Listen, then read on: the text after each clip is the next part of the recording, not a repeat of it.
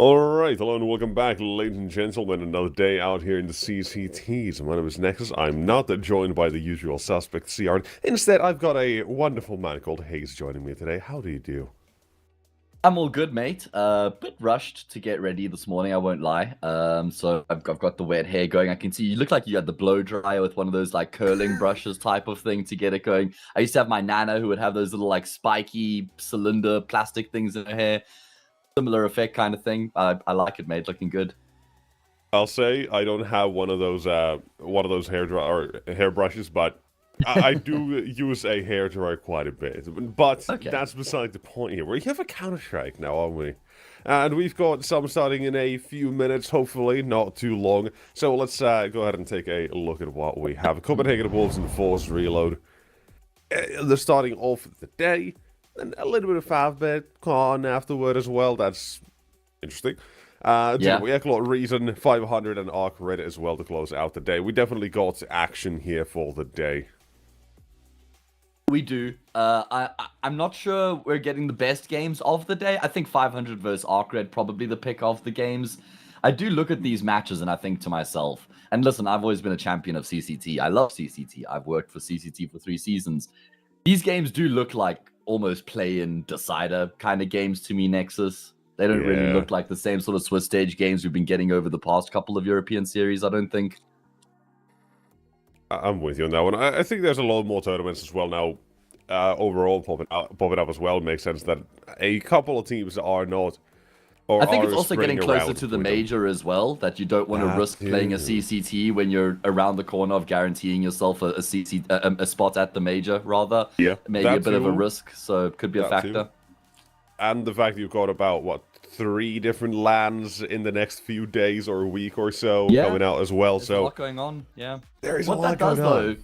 What that does is it completely opens up the playing field for a team like Copenhagen Wolves, Favbet to make a deep run in the playoffs. Like these teams who would normally probably fall short in the Swiss stage, the playing field's been opened up massively now. Now you can make those deeper runs, and you've got to take advantage of these opportunities. Absolutely. So you brought up the Wolves. Let's take a look at a little bit of the roster they have as well today. Because I'm not 100% sure if we do know exactly who they're playing with. If we have that information. Yeah, last time I checked, Krista was playing. And I made the assumption, probably today as well, that was the only win they had here. One win they've had so far. Both teams at the moment 1-1. Krista, an instrumental part of that third and final map they played against Eternal Fire. It was like 25 kills, 26 kills. An insane game he played as well after bit more quiet maps 1 and 2. What are your thoughts on the minus Jorko potentially plus Christo, at least, even if it is a just stand-in or a trial period at the moment? Do you have any you care to share? I hadn't seen a huge amount of Copenhagen Wolves before, but I do remember Jorko being pretty decent. Like he wasn't not contributing in any meaningful way. And Christo, and you kind of described him perfectly there with his contribution in the third map of that series. He's almost always good for at least one really good map when there's a 3-map series. But the problem is the stability and the consistency is where he does tend to struggle. So I'm not sure. I think that maybe Jorko, he's only 16 years old, Jorko, so there's a long road ahead for him. Going to face some adversity, obviously, with the decision that's been made to cut him from the team. There's some exciting pieces outside of that ARP conversation, though. You know, Matthias has been a up-and-coming prospect that's turned quite a lot of heads lately. Bielani, for me, actually been the best player on this team, I think. I think it's quite comfortable to make that statement. He is so strong on the rifle. Really enjoyed what we've seen out of him. He brings a bit more experience along with Tapeware in the roster. And then Nixon to round it out. So I feel like Copenhagen Wolves have just chopped and changed their team so much since they've come back to Counter-Strike. I'd like to see them just settle on a roster for 6 months. It could be nice. On the Jorko reasoning as well, from like official and Jorko's Twitter, apparently it was a lot of the fact that he couldn't find or couldn't get visa or such as they were going to go with this. So it's a little bit of the That's a weird traveling. One, he's from Bulgaria, and I've never really heard that being like a massive issue for Bulgarians. Yeah, before, I think it was visa, but I know it was like traveling at least that he couldn't. Or they had something coming up and then just agreed to part ways. Unfortunately, to end the stint, or not such a high, in a way. But it's not a you played really bad, get out kind of thing. Okay, at least fair enough. That's good to know. It is, but. We also have our next team to look at as well here. Force Reload, who I know of very little, besides the fact that these were the guys that stopped ESC's win streak on Nuke, and they've got 2 players from VP Prodigy that we have seen a little bit before. Actually, 3. No. 2? 2. Sorry. I was confusing Spirit there as well, if he was there or not, but yes. We've seen Kuzma and something in previous editions with VP Prodigy a while back. But I don't know much about this team. It's just a big question mark as to what these guys' skill level is, and even looking at the results, I was trying to figure them out, decipher a little bit. It's just a lot of back and forth and instability at the moment. I mean, this was the team that got everybody's attention. Oh no, I was thinking of VP Prodigy. You and I are both all over the place this morning in terms of who the hell is Force Reload roster is. The thing is, these guys have been in and out of a bunch of these teams together as well, so it does get a little bit convoluted at that point. Of course, Sweatsy, as he's come into the team a month ago, second highest rated player.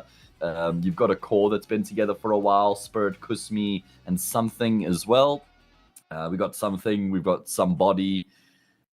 There's a lot of interesting names out there in the Counter-Strike scene, of course. There are a few players that they cut that I was quite surprised to see. I think Shady was one of them. Always kind of liked what I got out of Shady. And then this Dennis, is it like Dennis Zero? I think Dennis Zero is another guy who had actually been pretty decent in the past. But yeah, looking forward to just finding out something new about this Force Reload team and seeing what they're all about. Me too. Now, let's move over to what it's been done, shall we? Because we gotta know as well what maps we're playing. So, if I had to guess, we might see a Dust 2 for the Wolves, or at least let's slip it through. No, we don't. Okay, I'm happy. Okay, I was a little bit afraid that we might see Dust 2 picked against the Wolves here, just to correct myself, because it's been a slightly awful or a slightly off map for them. But the fact it's not amazing for... Well, Force Reload either, they're not really tempted. They want to stick with the more comfortable maps instead, and thus we start on an Ancient. And if you know anything about the Copenhagen Wolves in the last year and a half-ish, Ancient's always been a part of that conversation. Yeah, no matter from which edition of the roster, as long as Tapeware's been there, Ancient's been a part of that conversation. So, you know what's crazy? Should be simple enough. Both teams have a 22% pick rate on their opponent's map pick. Ooh. So they've actually got a decent amount of reps on each other's picks here, and Overpass obviously going to be that middle of the road kind of map that both teams are quietly content on. So I think we actually should have a competitive series here between these two teams.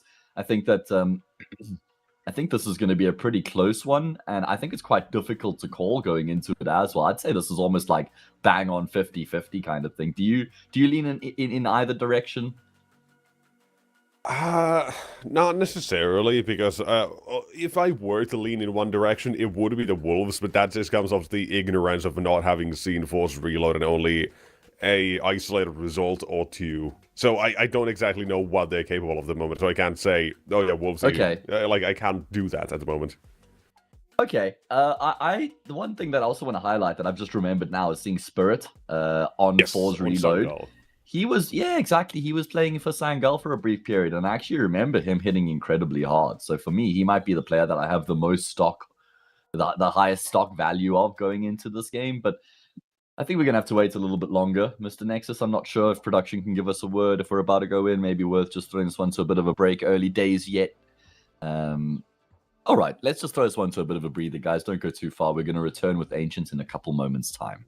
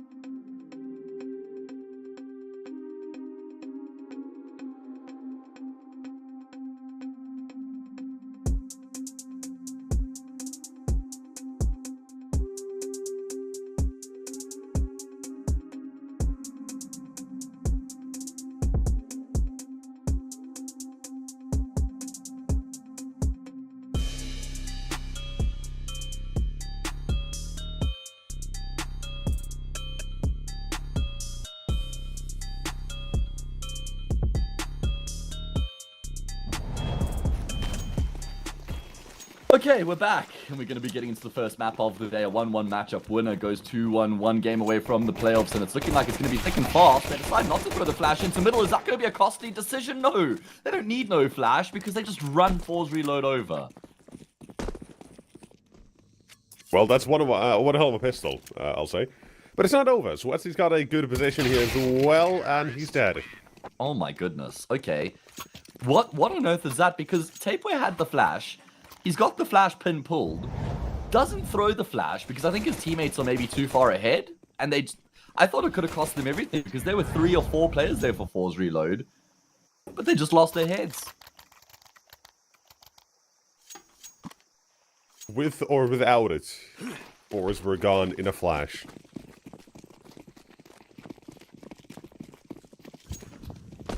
I like that one. That's a good one. That's one of your better ones. Would have been better ones. I only have good ones. All right. Yeah, sure. Let's move things along here, shall we? It's all about confidence, even if you have to fake it. Fair enough, mate. All right. Well, what have we got in store here? Not much. Store is empty for Force Reload. Like one of those apocalyptic scenes where they find a mall that's been plundered. Empty shelves. Ooh. In the back cabinet, they did find something though. Yeah, that's painful. That's for sure. Full one. Okay. There we go. Death by firing squad. Betsy left. Reload. I mean, he's Made him in. not going to be able to save here either. Oh, he's got this. Okay, the smoke grenade's going to help him get out of here. Run, Forrest. Oh, okay, he doesn't run. He actually doubles back here, lady. The one who goes through the smoke is what he'll pay with his life. And Betsy now looking to juggle all Galils. I appreciate the effort there, man. Decent attempt at housekeeping, but falls short only just. Yeah. I'm a bit surprised maybe that Tapeware doesn't give his Mac 10 over to... Well, was it Nixon there who went hunting? No, Bialani. But it's all good. Yeah. It's not a massive loss anyway. They still upgrade back to that. Back to that Galil. The only thing they lose is a single one of those and a Mac 10. So, no real loss here for the side of the Wolves in that round. That's just the mist smoke straight up coming out here. Okay, that's going to be a bit of a concern if that's happening in the future as well.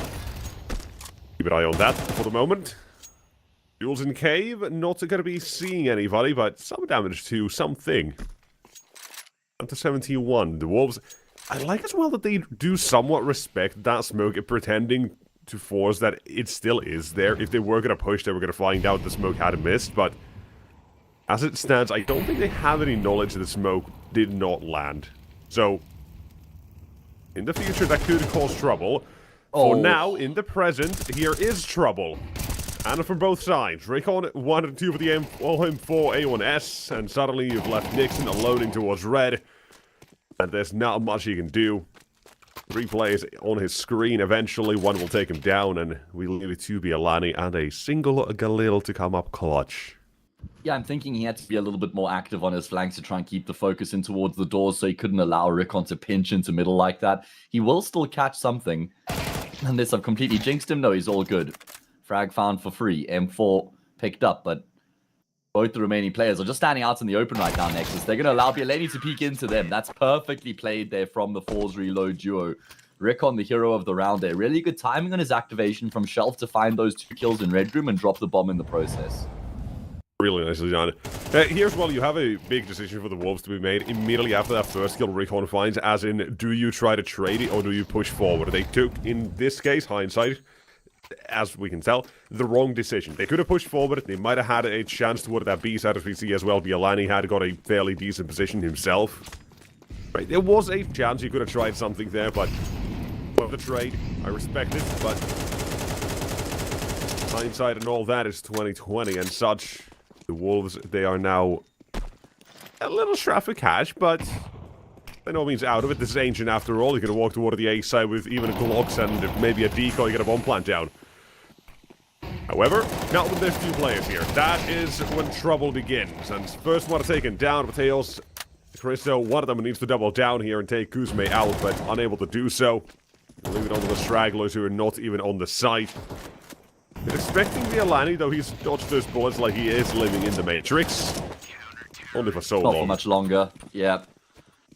Good work there from Force Reload to lock it down over on the A-bomb side. You can appreciate the attempt from the T side, the game plan, but Force Reload were all over it. They've now won the gun round, and they've won against the Force Spy.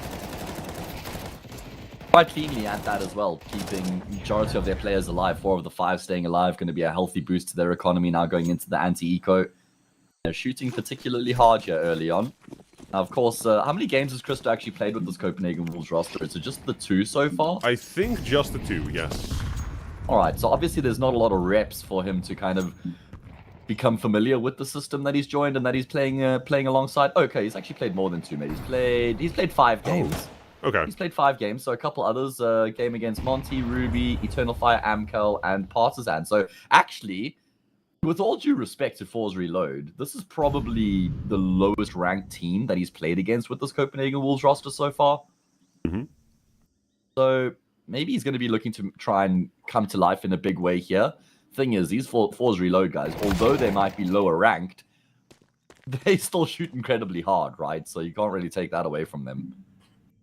They still had a couple of fairly decent wins as well, right? They beat Sinners twice. That's a lot of it, what it is. Eternal Fire, Betera, who've got their own. Yeah, you take that Betera things. win, man. That's for sure. Betera beat ESC, the best team in the world, yesterday. So, come on. We get to see the second best team in the world, Khan, later on. I'm excited. Oh, God.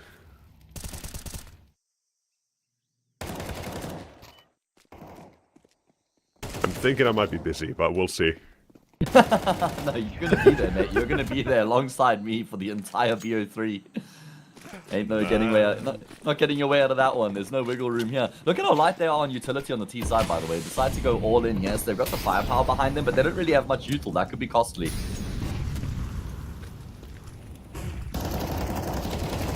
Here we go. Flash Brilliant. is good from Sweatsy, assisting in the kills of both Mateos and Nixon.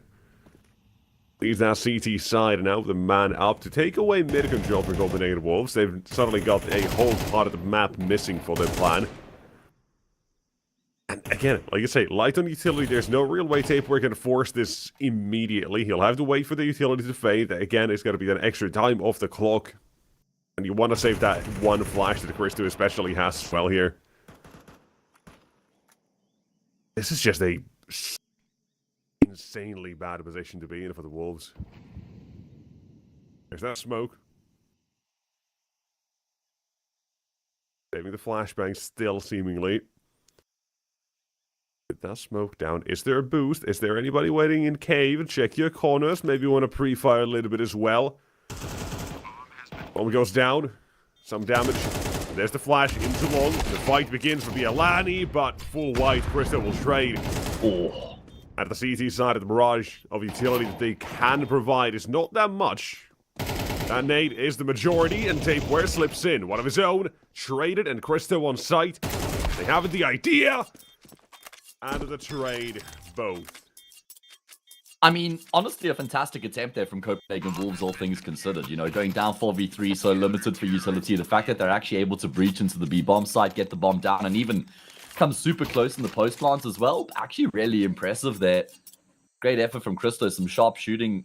I like the double peek with Tapeway, who gets a frag as well. They really did everything that they can. I don't think they made a single mistake there in the post plant. Just not enough juice to the squeeze. That's 4-2. 4 rounds in a row now for Force Reload on their opponent's map pick. Starting to tear ahead a little bit here.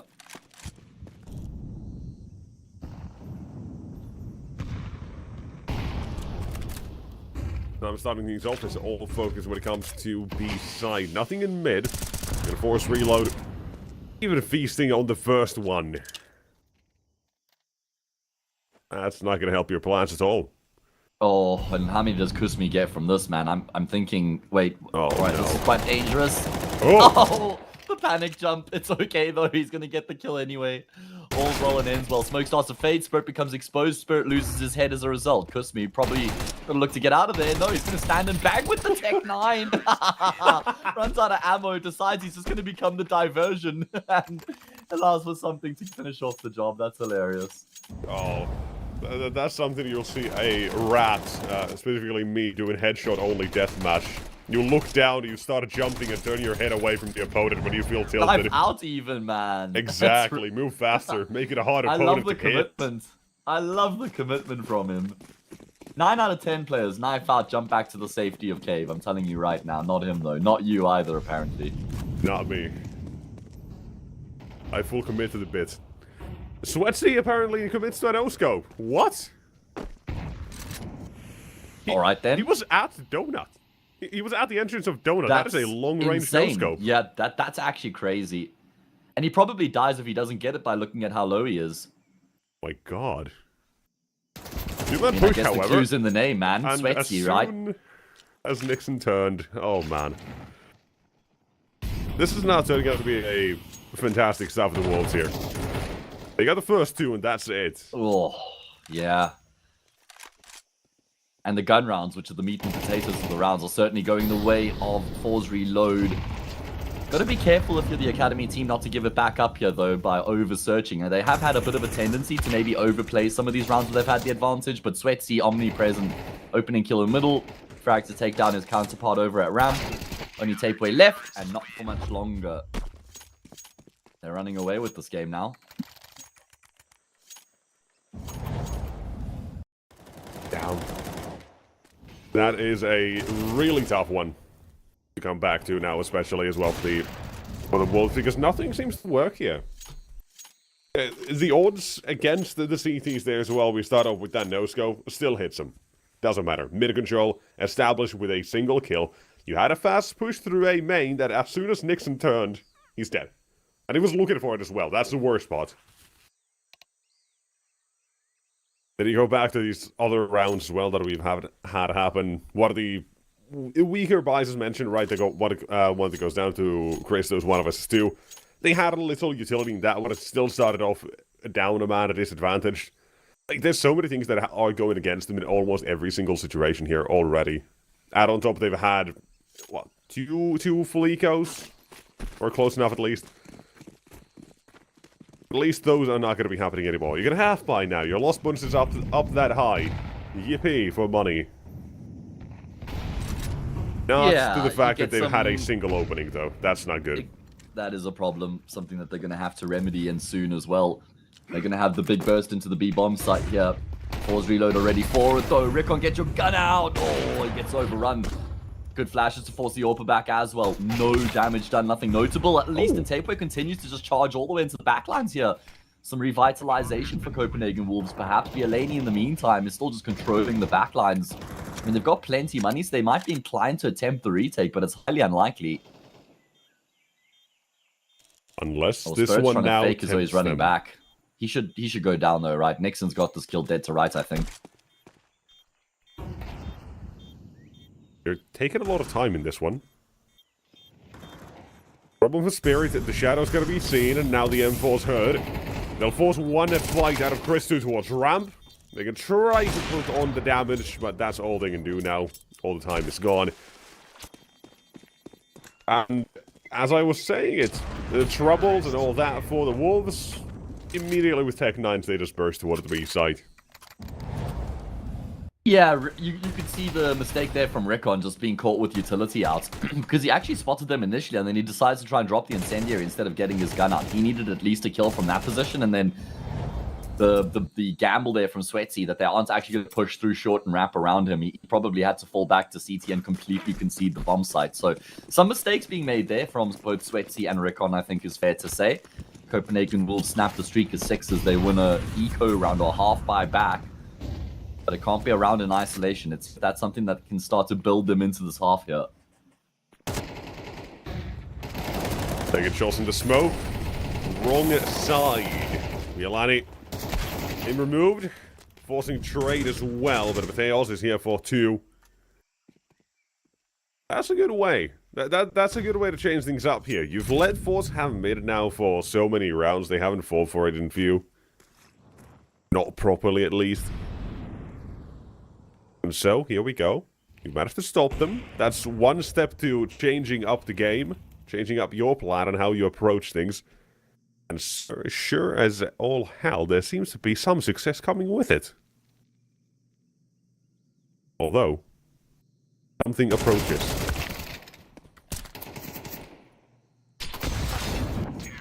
Oh my, okay. Well, that is a fantastic round out of Copenhagen Wolves. Just numbers in towards middle coming through from the CT side and just lose all the gunfights.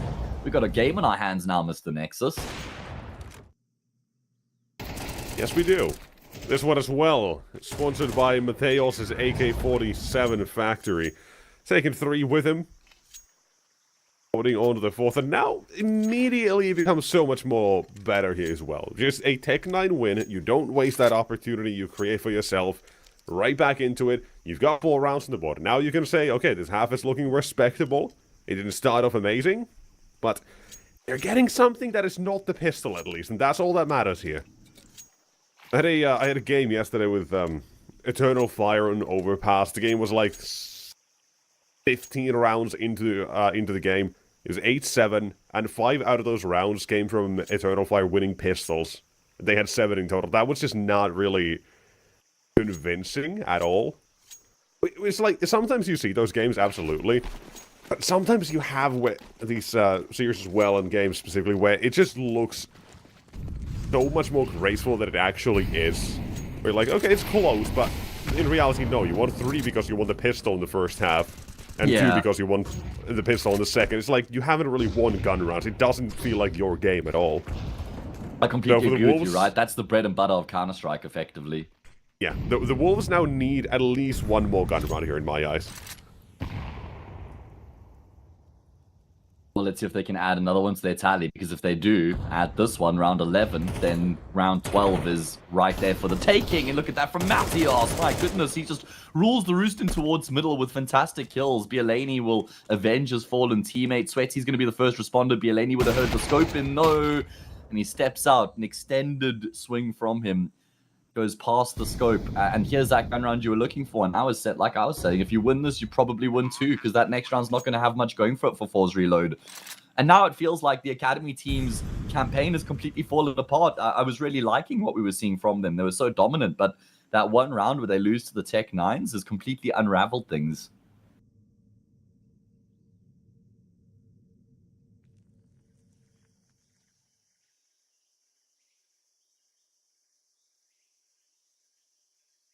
Good to Could you give me a small recap for the round? Sorry, I just had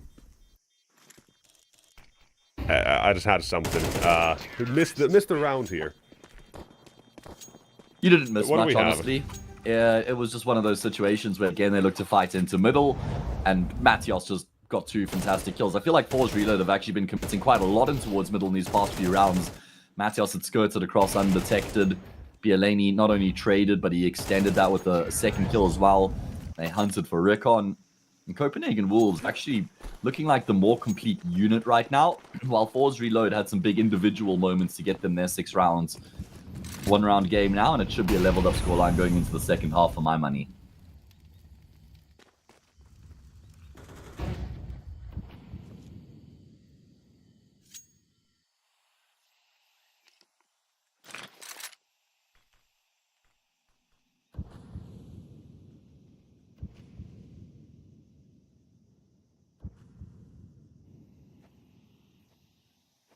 Does look like it's going to be a finish over towards the B bomb site here from Copenhagen Wolves. So not only on top of the box, but he's boosted up on top of somebody on top of the box. Does look like Force Reload have got a good idea of what's going on here. That's courtesy of the flank coming through from Spirit right now. They are going to cycle the smoke at ramp to try and buy some more time for Spirit, but that also means that he's being watched for right now. He's got to hold off the flank until the opponents fully commit.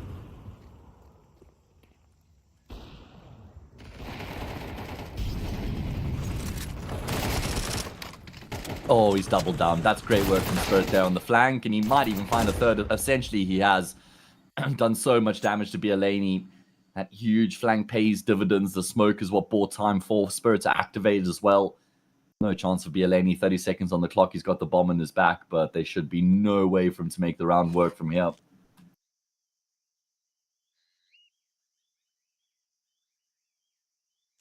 Well, I'd say Wolves still have achieved a decent enough of a T side here. They've got all the rounds to play with. And as much as I say as well, sometimes you have these games where you win the pistol and it feels like you're more in it than you are.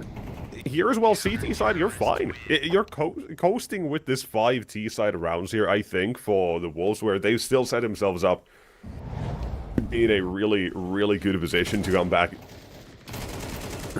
and win this first map outright as well. And you gotta keep it in mind as well, as to counter that argument as well, as you mentioned it, both teams do pick into the other's map pick as well every now and then when the mood is right. So it's not like Force Reload by any means are really, really poor, expected to lose this one with no T-side rounds coming out. Like, they're going to put up a fight here, absolutely.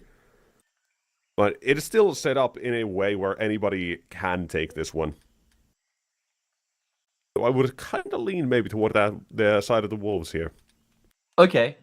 I mean, obviously the HUD is currently flipped, guys, so don't get it confused. It's 7-5 for Force Reload as we see them now switching across to their T side. I want to have a look at the numbers and see what the numbers look like on the CT side here for Copenhagen Wolves, generally speaking.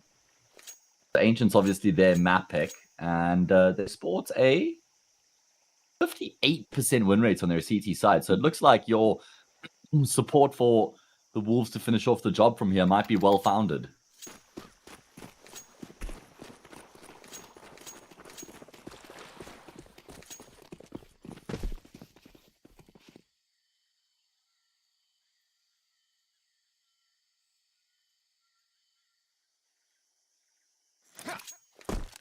Toward the B site is eventually going to go. Apparently, the smoke, the utility, not immediately. They'll wait out the one in cave.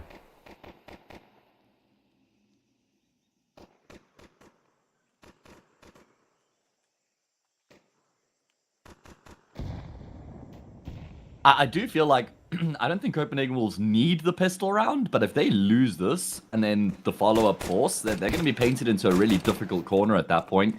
Recon will skirt on past that red room player, and there's now no resistance between them and that A bomb site. So Copenhagen Wolves are going to have to retake, and while they do have utility for the retake, they don't have any kits Nexus. This one could get tricky.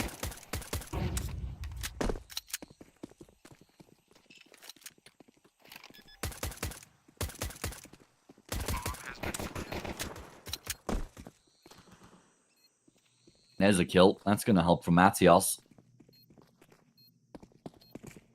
now see that focus shift in towards the A bomb side. Tapeware going to set up his teammates with the utility. First flash to get back deep into Temple. Then second flash to take control of the bomb site, but he's completely blinded up Nixon. Oh no. Unfortunately, couldn't really get the timing right on those flashes. He's going to commit forward into a crossfire. Matios, the last man left remaining. And while he is incredibly talented, this one is too tall of an order. Unless they offer him up the fights. That's insane. They've just kind of committed themselves to death in that sort of fashion. Crispy will make sure that there's no time for the round to be won by Matios. He'll die with the bomb, but the round goes the way of the Academy team as they go up 8-5.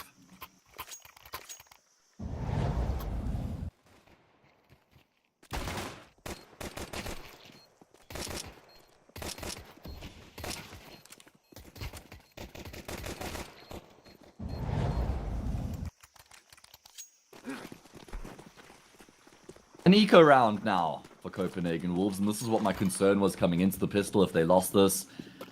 I guess all eyes on the next gun round. Shouldn't be much for them to get done here, unfortunately. Lack of an investment, couple P250s.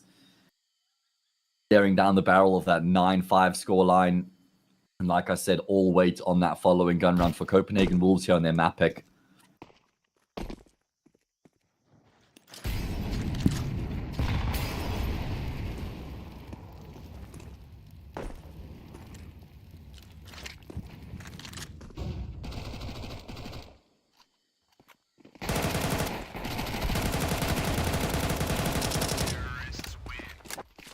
And that's as easy and clean as it gets there. Sweaty, Spirit again, Sweaty afterwards. Share the spoils between them, mopping up the pistols.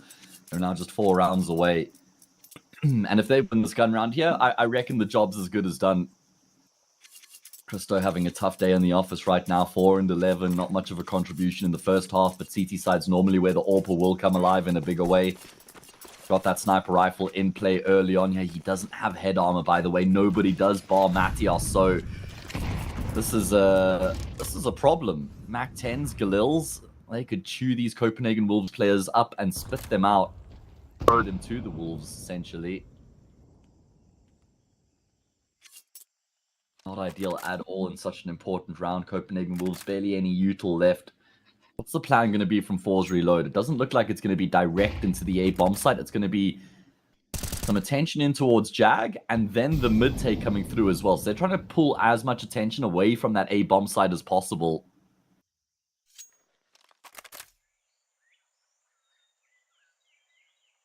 Wolves, though, pulling away from the wrong side of the map at the moment, but they've got double setup in Donut, and walking into it, you have 3 on the C side. The crossfire as well here should get something done here. However, not enough. Same with Tape Wet. Not enough for the boost once he's able to spot it out. Yeah, this is looking like it's as good as done. I'm afraid Copenhagen Wolves in such an important gun round have just fallen flat in their faces. I loved the way that Force Reload went about their business in this round as well with their utility usage. This was a very convincing round. And it is going to be double digits for the Academy team, just 3 rounds away from winning on their opponent's map pick.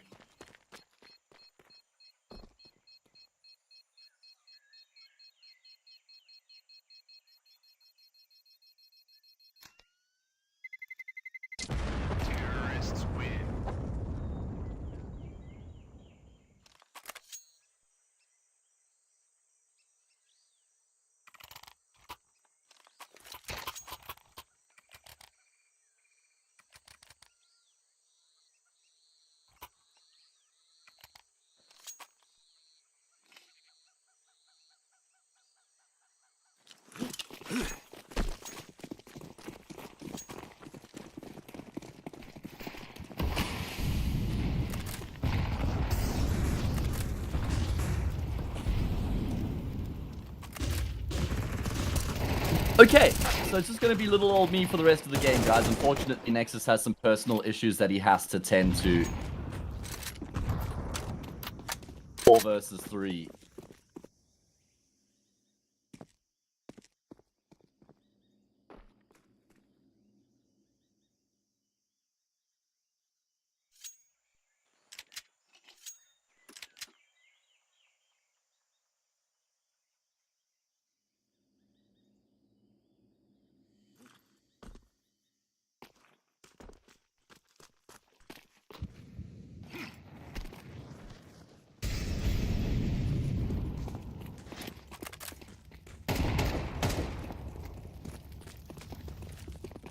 It is going to be Fours reload straight in towards this B bomb site.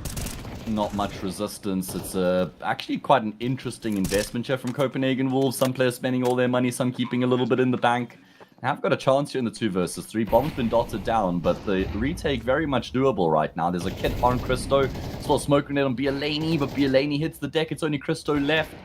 Had a tough game so far, but perhaps this could be the moment where he really sets the server alight.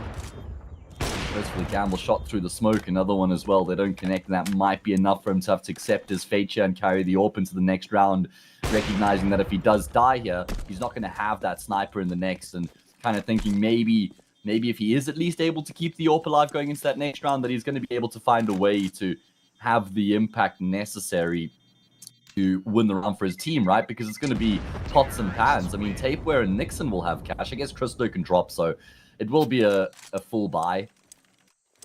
But Fours reload have been flawless here on their T side as they go up 11-5.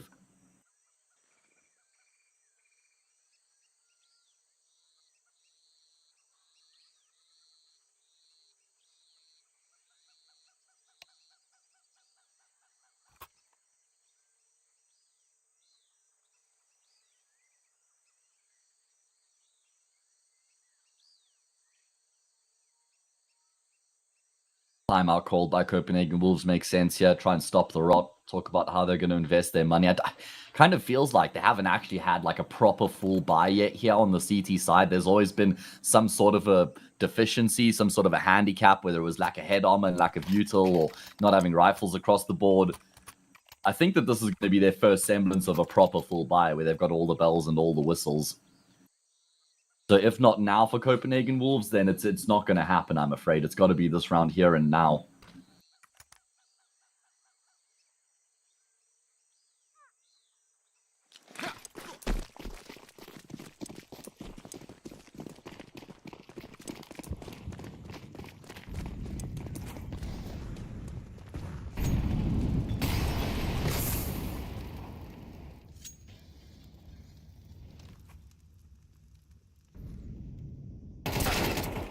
Going to go searching is Bialani, and that's going to work out against him. Something posted on the angle instantly hits the headshot, and Tapeware will follow suit. He was hoping that maybe he could catch something off guard.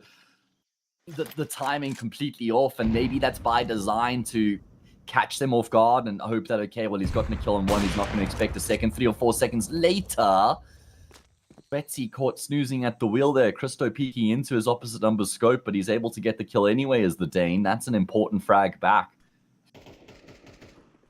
Try and claw their way back into the round.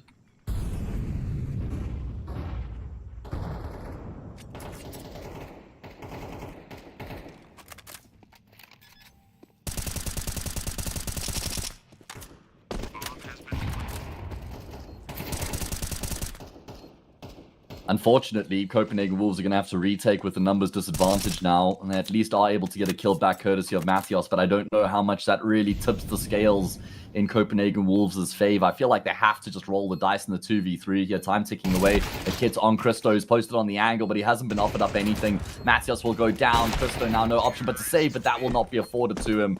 And Fours reload are running away with the game here on Ancients as they go up 12-5. The T side has just been pristine from them so far. Have not dropped a single round in the process. 12-5. 7-5 half coming into the second half. They've won 5 rounds in a row since then. They need one of the next 7. 7 opportunities to finish off the job, and none will be easier than this. Masters, MP9, M4, Kevlar, no head armor for the most part. This is their chance here to seal the deal and seal the fate of Copenhagen Wolves on their map pick. Rickon, straight through the fire and the flames, commits to the spray, but actually will go down. So maybe a bit of a reprieve in the round here for Copenhagen Wolves. Does look like Fours Reload are going to continue to commit in towards the speed bomb site. No, they've actually pulled the pin, or pulled the plug rather, on that plan to commit. I'm thinking the rotations may have flooded in towards the speed bomb site, and they wouldn't be wrong.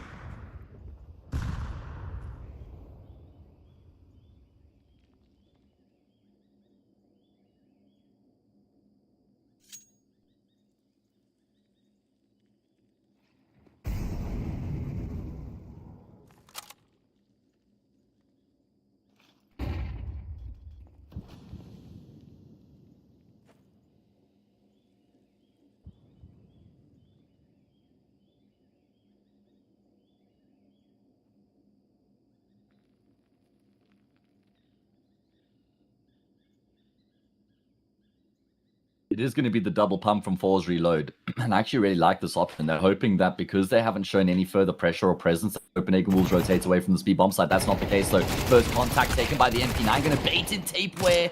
And then Nixon's able to swing back in with his SMG. Something super low on health right now. Nixon forced forward. That's going to cost him his life. In the meantime, Sweatsy is going to be able to get the kill on Christo. That's an insane frag out of Sweatsy. Because if he goes down there to Christo, then it's round over. Both himself and Something finding unlikely kills to give Force Reload a chance in the round. Sweatsy wants to finish it off in style, though. And he's thrown his life away to Matios, the one guy who has actually come alive on the CT side.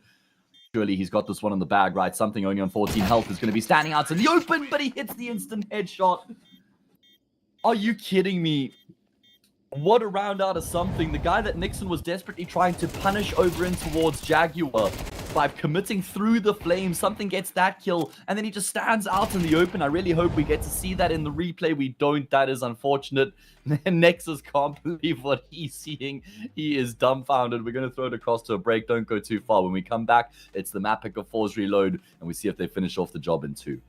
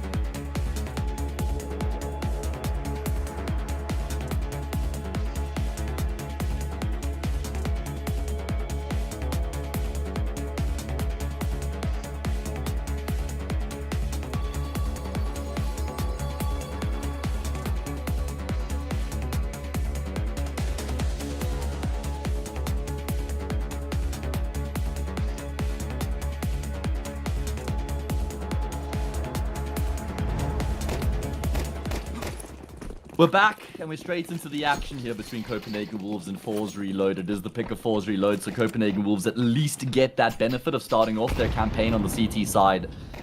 Nade to break open the squeaky door smoke into Mini, and then no immediate follow-up. They're looking to try and sell as though this is a fake, but because Bielani is pushed through ramp, Copenhagen Wolves should be pretty well prepared to deal with what's coming their way. There's no defense immediately on the bomb site itself, but this is where the crunch starts to come through. Matios, I thought he may have slipped the net. He will still find a kill, but gets traded immediately afterwards.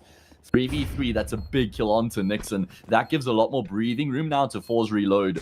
As Christo does drop down with the Julie, something seems to be aware of this. A bit late on the trigger, gets a kill anyway.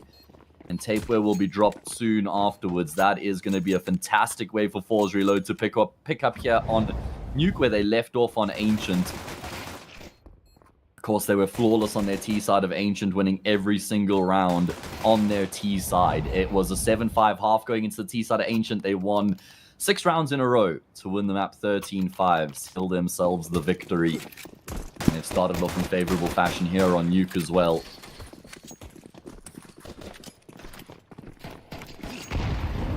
And it's going to be a full eco, as was the case from Copenhagen Wolves when they lost the pistol on Ancient.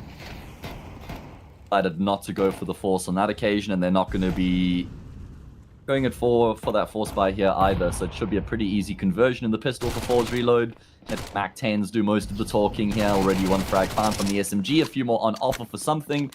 Backpedaling as they look to chase him down, but essentially they could just be feeding him here. Yeah, there we go. 4 kills out of the Mac 10.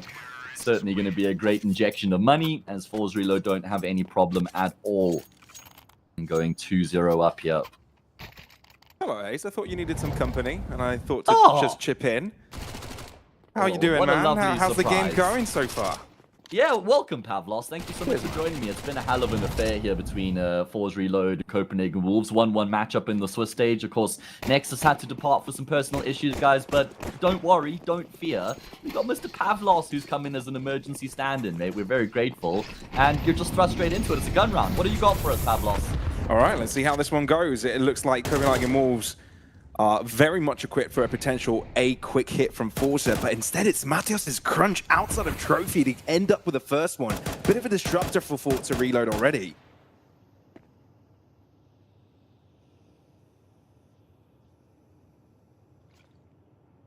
Yeah, good way for Copenhagen Wolves to start off in the gun round by getting that kill, because their T side certainly did struggle earlier on, so they need to make it work on the CT. Excuse me, their CT side struggled on Ancient. They got to get it going here on Nuke. Look at Sweatsy. He's already gone all around a roll. He's gone through Secret, now in ramp. Matos hasn't got a clue. It's insane how fast he's been able to cross. It's ridiculous. Walking up all through B, he's just given Forza Reload a lifeline in the round into the B site already. Copenhagen Wolves, this is a quick rotate from them, and Tapeware is so damn quick to react onto something.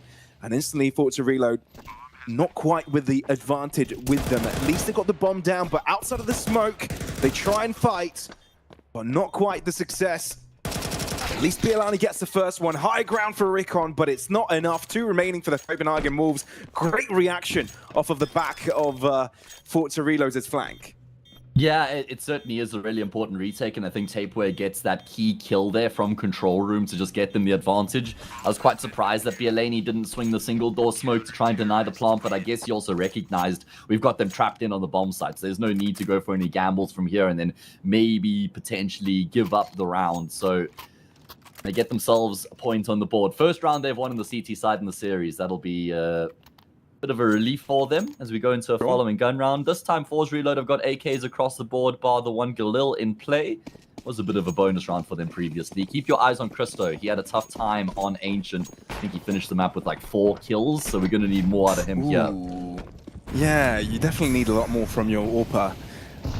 And on Nuke, getting your hands on that big green already. From now, round number 4, you're looking to have as much impact as possible. Now having the higher ground with Forza Reload, doing the tried and tested, what they are known to do, taking a lot of lobby control, and now for a potential poke and prod in ramp. Yeah, there's one player home at ramp right now. Matios is there, and Christo's the one who's looking to try and support him. Looks like it's some misdirection. It's actually going to be the bursting towards the A bomb site after taking the attention in towards ramp. It's only Tapeware who's here. Got a big job on his shoulders. First frag is good. He's actually dinked a second player as well. HE doesn't drop down far enough to finish off the job from Heaven, though, so the man advantage will persist for the T side in the post plant. Well, it's decent damage done, though, so not far off the pace here for Copenhagen Wolves. All they need is a pick, and they'll instantly feel that they've got something going for them. Though I do know it's got to be unconfirmed damage. You don't quite know the lengths you've been able to bring your team into this. Great flash from Christo. Nixon backs it up nicely. That's a double already. Onto the side they go. One backside, one hut. Spirit taken care of already, and Sweatsy trying to stay silent. And indeed, he does. The great surprising factor can't quite get the frag, but I feel with that kit available to the Copenhagen Wolves, the defuse will be a non-issue. Why did Sweatsy start to panic there? Did they spot him? Because it felt like he had gone unchecked and undetected up until the point where he started pushing forward. I think he might have been able to go for a bit more of a discreet approach there. Let's see here. We catch it in the replays. They had no idea he was coming through from the back of the bomb site there. I think he just panicked a little bit, you know? Very possible, very probable in that moment. Maybe, you know, it appeared on the minimap as there was a drop from the player on Heaven, and at that moment you think, oh, maybe there's someone there, guys, and there's a bit of a panic in case there's a triple, because it didn't take long, and it wouldn't take a lot for that clutch to happen. All three of the remaining CT players were quite low themselves. I'd love to take your opinion here, Hayes, because I didn't quite manage to watch too much Forza Reload. But here on now, when I commentate the games I do in the Tier 2 scene, all the different teams, often ones that are considered, you know, gatekeepers, are doing a very good job, just like ESC, for example. Forza Reload is the type of team that will bring upsets against these squads. And I feel like that's mind-boggling. Like, the potential for these guys to pop off is massive. It's just that they don't do it consistently enough just yet. Yeah, I think that'll come with the experience as well. It's something that obviously with an academy team, you've got a group of younger players here, and it's something that I expect will improve with time, is that stability, that consistency. I mean, the talent is undeniable, the potential certainly there, right? So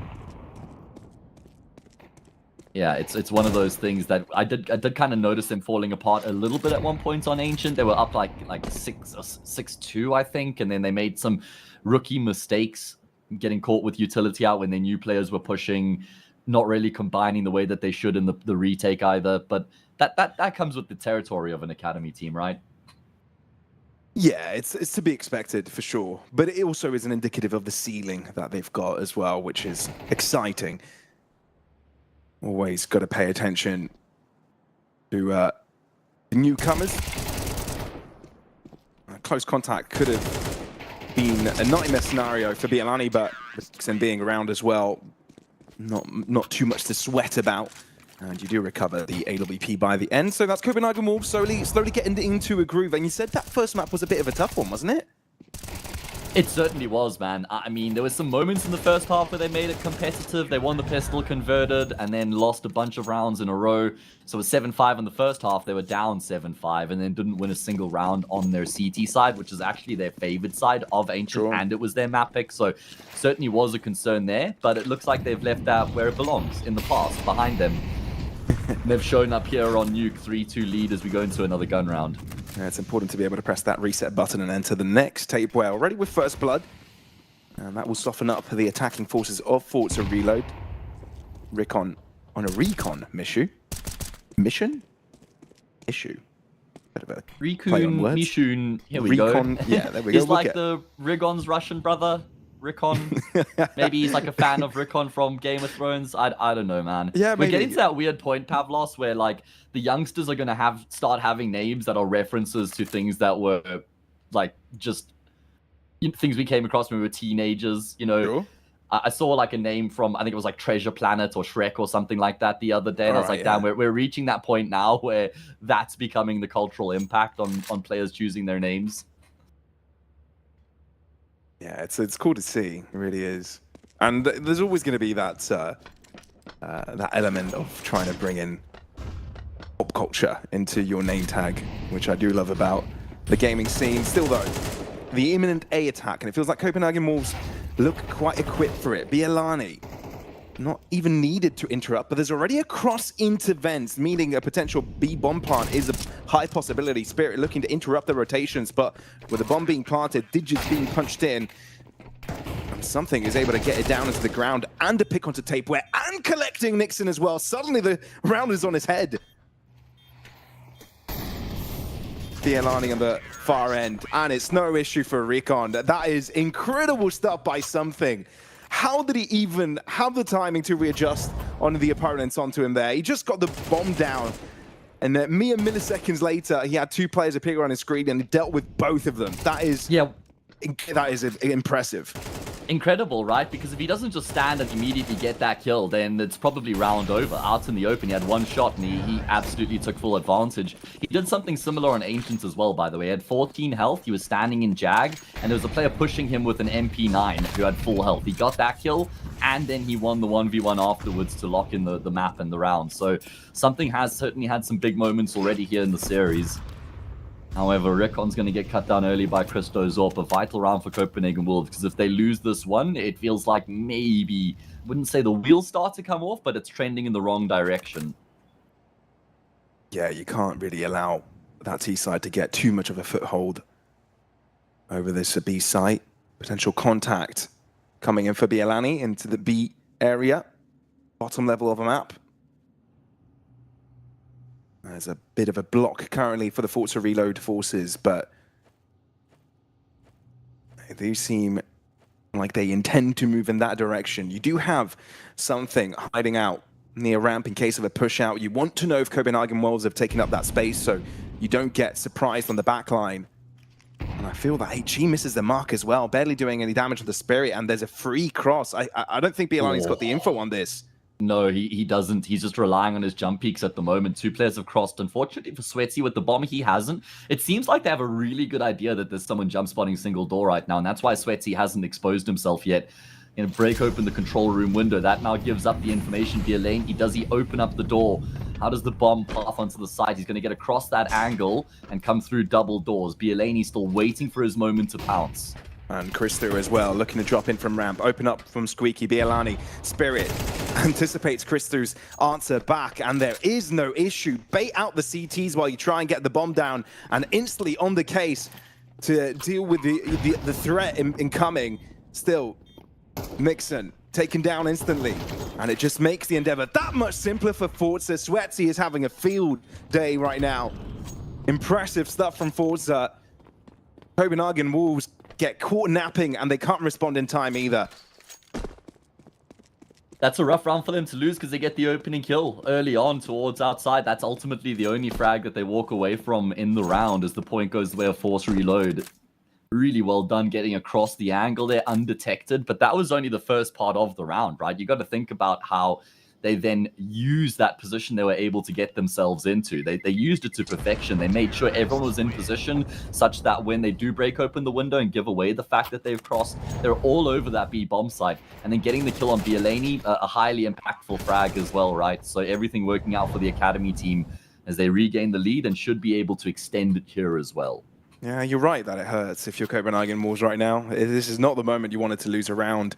And are now on the precipice of being diffed, really. A gap being created on that T side. A tactical pause. You can't blame them for taking a moment here as well. You need to collect yourselves. There's a gap on that CT side that has been exploded already on that lower level where the jump peaks. There are the rotations that get caught and you don't really go for organized retakes, and on the crosses, Forza Reloads always seem to have the first say. So there are issues that need to be addressed before heading into the next ones. If you allow Forza Reload to roam free, they're going to take care of you, and they've shown that already in map number 1, and Nuke is that different beast. If you're able to get outwitted by Forza Reload, yeah, then that is not where you want to be as a squad right now, as a project. Absolutely. I mean, of course, something we spoke about in the pregame, you wouldn't have been here for the conversation, but they recently benched Jorko and they brought Christo into the mix at Copenhagen Wolves. I don't think it was down to Jorko's individual, I'll say, incapabilities. Apparently there was some like out of the server problems. Nexus said it was like visa issues, so that really does suck if that's the reason that he had to get cut from the team. Of course, Christo was playing with Ecstatic most recently, and I think everybody did kind of look at that Ecstatic team and think, yeah, Christo, we've seen enough from him, and it's time to pivot in a different direction. I don't know how you feel about Christo as an AWPer. For me, he's like got mad, a really high ceiling, but his floor is almost equally. How do I phrase this, man? Like I feel like his floor is almost as low as his ceiling is high, if that makes sense. Yeah, I completely get it. It's just such a big range. Exactly. And that's what hurts, right? I mean, the goal of every tier 2 team, when you know they've got some sort of a potential, you try and limit the lower end of it, right? Bring up that floor. You always want to increase the peak, but bringing up the floor is where you are able to win events, right? Exactly. And it's winning events that give you the VRS points, the cash prizes. That's where you want to be. Mateos, lone man army for this one, as his teammates have already been dealt with. The only one with a rifle left, but not for long, as something was hiding in the shadows to deal with him. There you go, the gap we were talking about. But now's the time for Copenhagen Wolves to bounce back. You don't, and I'm afraid this series may not last long for them. Yeah, it does kind of feel like it's trending in that direction, especially if they can't win this gun round here. Like you've also noted, that B bomb site's kind of been a bit of a sore point for Copenhagen Wolves, whether it's through vent or down secret, down ramp, fours, reload, have been hammering home over on B. They've got a chance to really tear ahead and put some serious pressure on their opponents. Remember, this is the 1-1 game, guys, so loser isn't eliminated, but then you don't have any lives left remaining. Winner is 1 game away from the playoffs, and oh my goodness, Spur takes the attention of Nixon on the cross, and Nixon then gets dropped. However, at least there's an answer back through the smoke there from Christo to keep the numbers level. At least that's something. And if you're forced to reload, you haven't really gained too much space off the back of it as well. You don't have many smokes on you either, right? You've got flashes, you've got mollies, so outside is a non-factor right now for them. You've spotted Bielani, but he goes in for the peek again. That is so cheeky. And Tapeware, the timing of the customer is exactly where he wants to be. Suddenly forced to reload, are on the back foot. Now is when you need to get a little bit creative, but Mateos has got the answer. Side angle gathered from him. They had their opponents boxed in, and finally have a say on the CT side once more.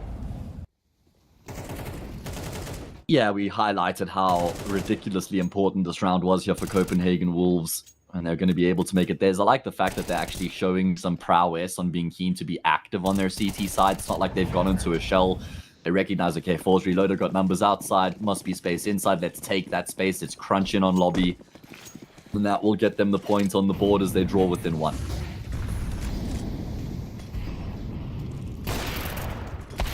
Great opener. And look at this, they continue to make moves, man. They do, and it's good to see that creativity from the start, disrupting the setup. It's crazy that Sweatsy was able to line up a shot through the smoke. It just works out for him. But still, Copenhagen Wolves doubling up early does give them some room of comfort. And they do have a great response for the secret passing as well from Forza Reload. 2 players on the receiving end. Bielani starting to bring up that score up of his. Now on that positive side, Sweatsy, the only player for Forza Reload to have a say in the matter this round. Tapeware forced off the angle, but he knows where the bomb is, so doesn't really want to give up all that pressure. Looks away from the flash, wing out, and with the Glock, he gets the win. 2v2, it's possible, but you need to figure out there's someone on your heels already. One in the vents, and that could get tough. And there we go. As you say it, bang on cue. Nixon is going to drop Rick on. If there was anybody you'd want in this 1v2, surely it would be Sweatsy. He's got the AK 3 kills in the round so far. Not a huge amount of time to work with. Is he going to try and burn down that clock and maybe hope that he's sold a fake, that he's rotated away from this B-bomb site?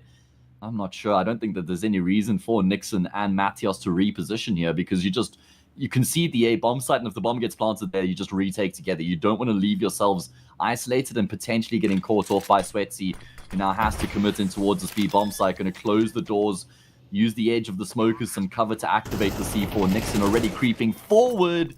Mateos takes a lot of damage, but will get across the line in the gunfight. And that's going to be the scoreline leveled up now for Copenhagen Wolves. I mean, I'm sure Copenhagen Wolves are relieved that one doesn't get out of hand, since they started it off so well. But it's one of those moments where you're wiping the brow after it, right? Because you know you're in a good spot and you nearly hand it off. Tapeware, I'm not sure. There are moments where you need to decide how risk-heavy you need to be and how risk-averse you need to be. And this was one of the moments where I feel like Copenhagen Wolves could have taken their foot off the pedal for a bit, try and take safer angles, have that cover. No reason to be in those off positions, even though they're great to surprise your opponents. But, you know, that could have gone wrong, and I'd hate for that to be the reason for it. Thankfully for them, they're able to recover. And Forza Reload on the pistols here. Might look to go for something quick with Tech Knights and Mac 10s in hand. Yeah, certainly would make sense. If this half ends 7-5 for Copenhagen Wolves, Force Reload certainly going to feel like they've left a few rounds on the table. If they can find a way to maybe rob Copenhagen Wolves of a round here, it doesn't look like it's going to happen. Not off the back of that double kill out of Bialani. Couple kills coming back from the Tech 9s though. Christo's missed a key shot. Sweatsy continues to be a madman. Bialani's the last one left. They should surely realize he's in towards the smoke, right? How can they... They have to have pieced this one together. He got 2 kills outside a squeaky door. It does seem like they've kind of realized what's going on here. They're going to continue to fake the plant to try and draw him out, but he holds a tight angle. Drops the player with the bomb and leaves Rickon alone in the clutch. He's done so much damage. The HE, does he thread the needle? Absolutely he does. What a round out of the pole. Kobe, how about that? Again, recovering around that. Really shouldn't have been that close, but...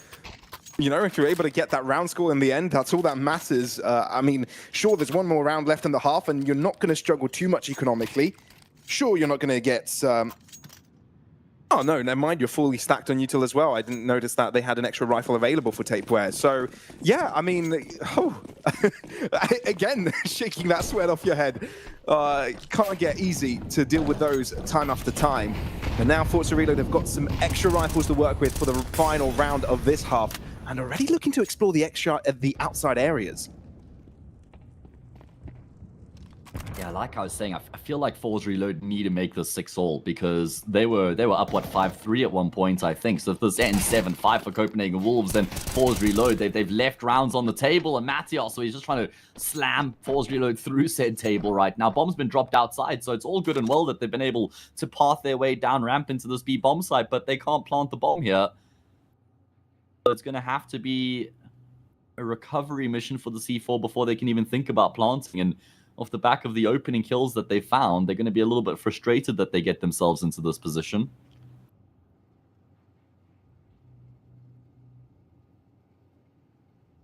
It's tough. But if you get the timing onto Bialani, maybe there's a way back in. You've taken a lot of health off of you. Here's something. And Spirit also doesn't have successes in his own engagement. Fully telegraphed position. The plan is clear. It's the bomb retrieval. That's something he wants to go for. Therefore, Copenhagen Wolves closing things out on a positive. But how happy can you be with 6th round on the CT side is the question. Is this enough of a leeway for Forza Reload to close things out when they get on the defensive side? It's a good question. I think that I'm going to back Copenhagen Wolves to actually finish off the job from here. I don't know. I mean, they've got that little bit of a lead. That might make the difference. Of course, Force Reload had that 7-5 half in their favor on Ancient. And now Copenhagen Wolves have answered back with one of their own. I actually want to check the numbers here and what they look like on Nuke for Copenhagen Wolves and Force Reload. So they got a 50% win rate, 49 to be precise, on the T side of Nuke for Copenhagen Wolves. Pretty damn good. 52% win rate on the CT side for Force Reload. It's not like they're setting the world on fire with their CT win rate. So I think the door to the third map right now is pretty open, actually.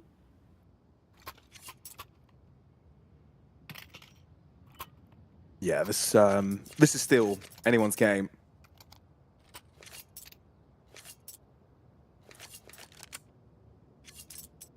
Let's have a look.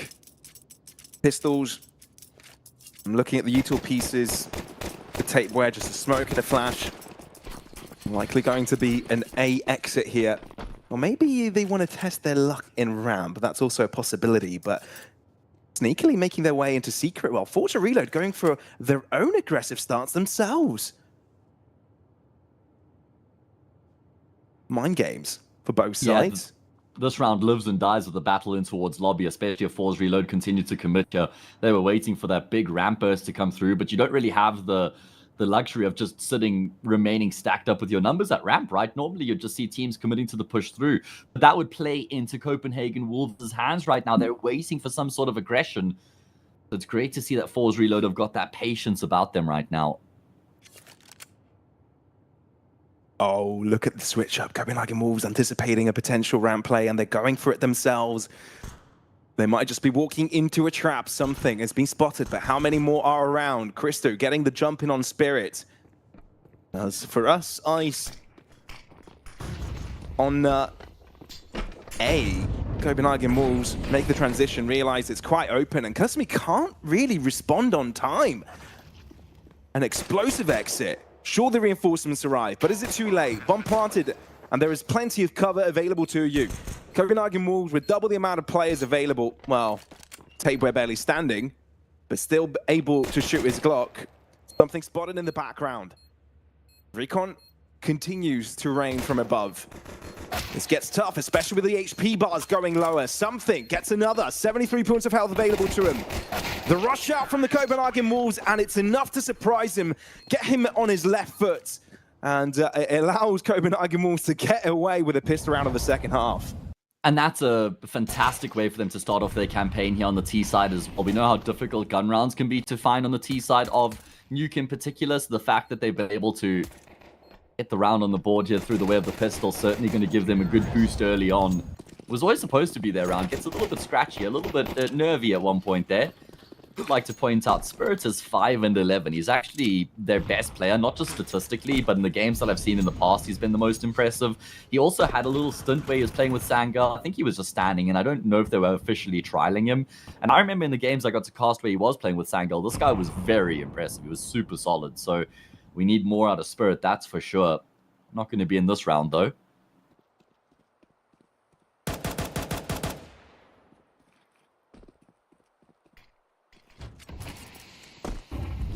Yeah, probably not.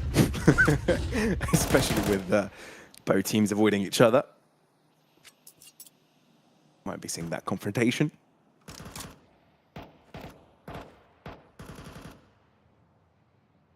Let's see here. A lot of having control. Mateos, if he loses his life, that'll be a Galil handed over. That's always what you got to worry about on the pistols. It's that first pick, is being close and having the weapon to give over. Yeah, that's true. It is one of those things that only if you're able to get an opening kill early on, then can you make something of the eco. You're right, the flash is perfect from Tapeware. Would have been a bit scary otherwise with 3 players stacked up there in heaven, but means he's able to get 2 kills before he goes down. It's a free path into the B bomb site. Job's as good as done. 9-5, the imminent scoreline. And for me, Force Reload have to win this next gun round, mate. If they lose the gun round after this, then I think Nuke is chalked. Yeah, it definitely does delay their buying efforts, right? One of the reasons why Nuke can be CT-sided, at least, you know, sure, not as much as it used to be, but the reason why it tends that way is that you can create so many blockades, the util available to you, you know, the long distances and the rifles that you can have, holding angles from their wider stance does favor you. And a lot of chokeholds as well that the Ts need to creatively maneuver. And when you've got a lot at your exposure on that CT side, it makes it a lot tougher for the aggressors to make sense of. But you're right, they lose this back into economical deficit. It's already 11th round on the horizon for the Wolves.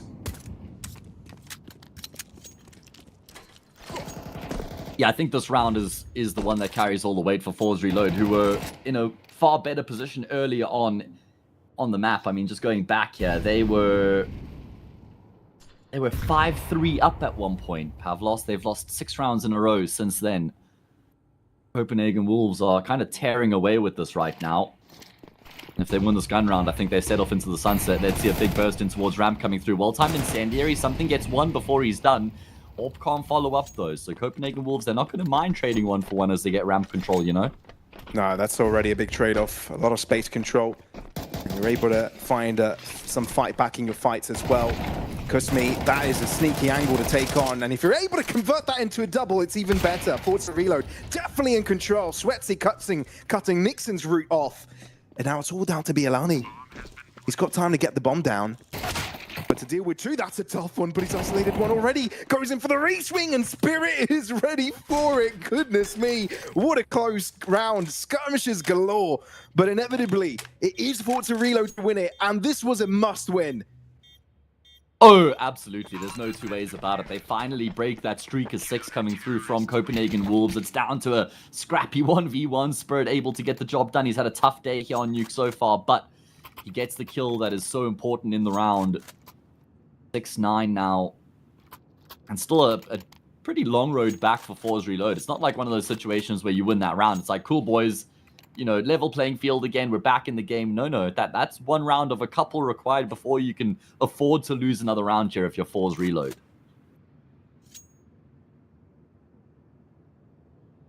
I mean, I like this from Copenhagen Wolves. Of course, take their time in a moment like this. Many moments when, you know, when there is input from the coaching staff or when you realize there's something wrong that needs to be pointed out, it's better sooner rather than later, right? No reason to allow your opponents to get away with any momentum. We know how important that momentum is for a team like Forza Reload. Copenhagen Wolves, definitely aware of that already in this series. You just want to make sure you've got control over the game.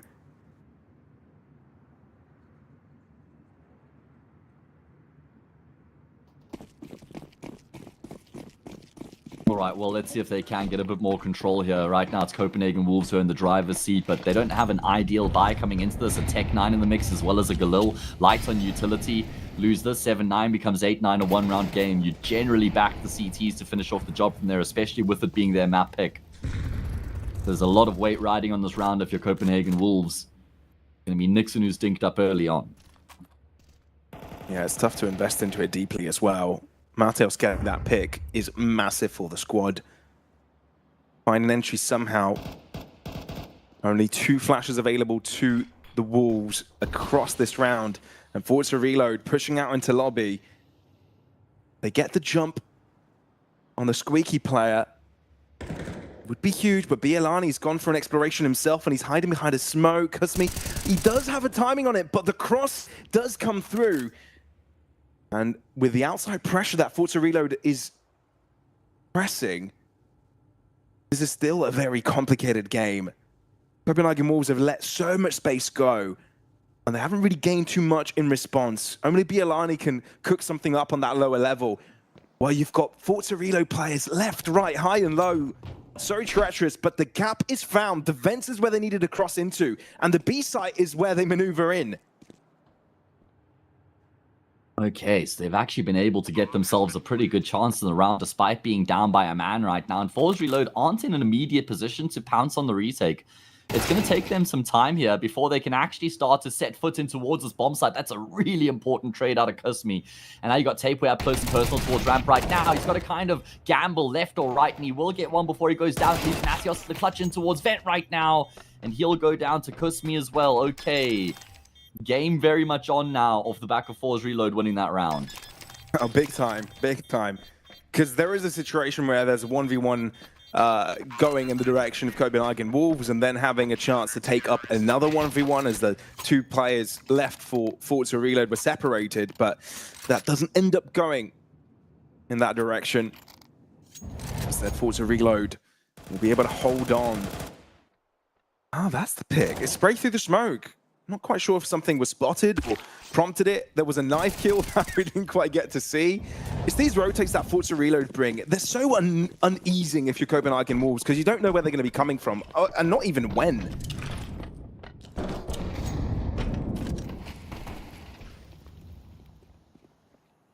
Yeah, it certainly was a tough one there. It seemed like Copenhagen Wolves had done maybe enough at one point in the round, but it doesn't transpire.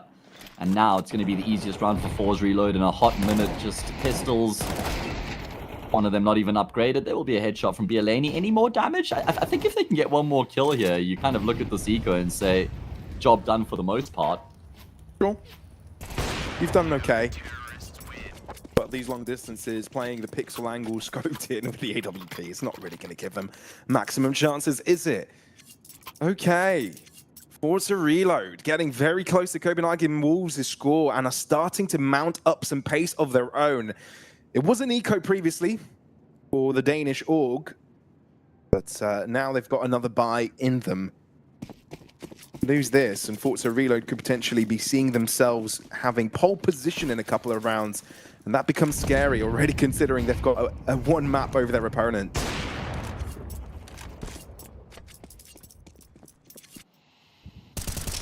Yeah, that would be worst case scenario. Quite obviously. Now I'm able to get an opening kill here, dropping Kusmi though, and it looks like it might force a bit of a move to be made here from Forza Reload. Don't have a huge amount of money in the bank, do the CTs either, by the way. I mean, I think that they've got enough for an investment. The defense towards ramp is going to be paramount, and they're able to just lock it down almost with ease between Something and Sweatsy. The two guys who have been the best players on the server so far for Forza Reload find themselves at the foot of the action there, where it's all going down. That's best case scenario for Forza Reload, and they get 3 kills between them. They've taken 2 damage in the process. And that's the scary part about Forza Reload. You think they're behind, but suddenly a bit of quality shows its place on the server. Mateos, he saw something miles away and wanted to punish the swing. Thing is, their friends around. But for the Copenhagen Wolves, they don't look too friendly. Especially Spirit taking down Mateos' teammate. It puts him in a lonely world, which I feel he's already made the decision to make sure that rifle goes on to the next round. Oh boy, Forza Reload, they've done it again, even off the numbers disadvantage, back-to-back rounds in a similar fashion. Yeah, and this was the key gun round, right? Copenhagen Wolves had a lot of breathing room when they were up 9-5.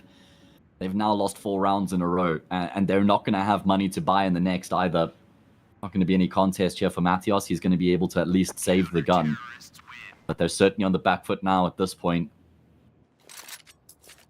Delaney, 22 kills to his name. Mateos with 17. Everybody else outside of that, kind of languishing on Copenhagen Wolves. So both teams have got 2 players who are kind of propelling them forward right now. And both teams are carrying a little bit of dead weight. So almost quite balanced in that regard. Kind of feels like whichever team's able to activate a few more players will probably be the ones to go on to win the map. It does feel that way. If you can rally up the troops, that could make the difference. That's a bit strange, I feel, for a team like Copenhagen Wolves. Usually it's all of the players firing on a decent and similar level. But some can't quite get there right now.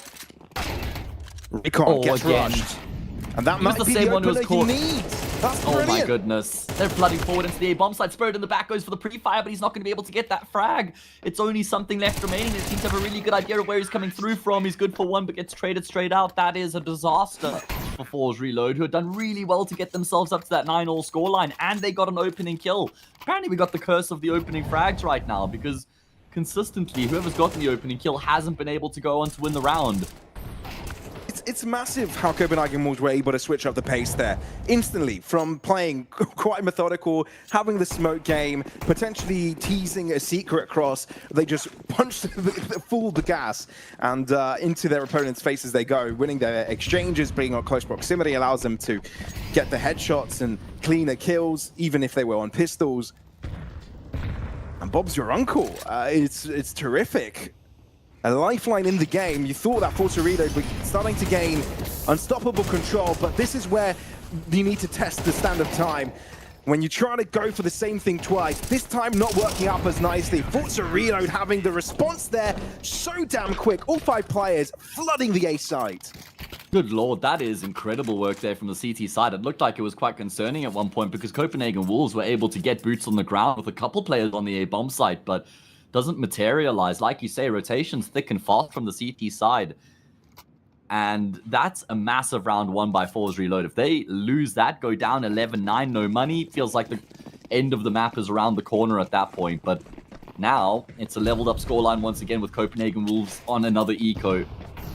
So almost back to the same situation we had 2 rounds ago. Chance for Forza Reload to get the lead.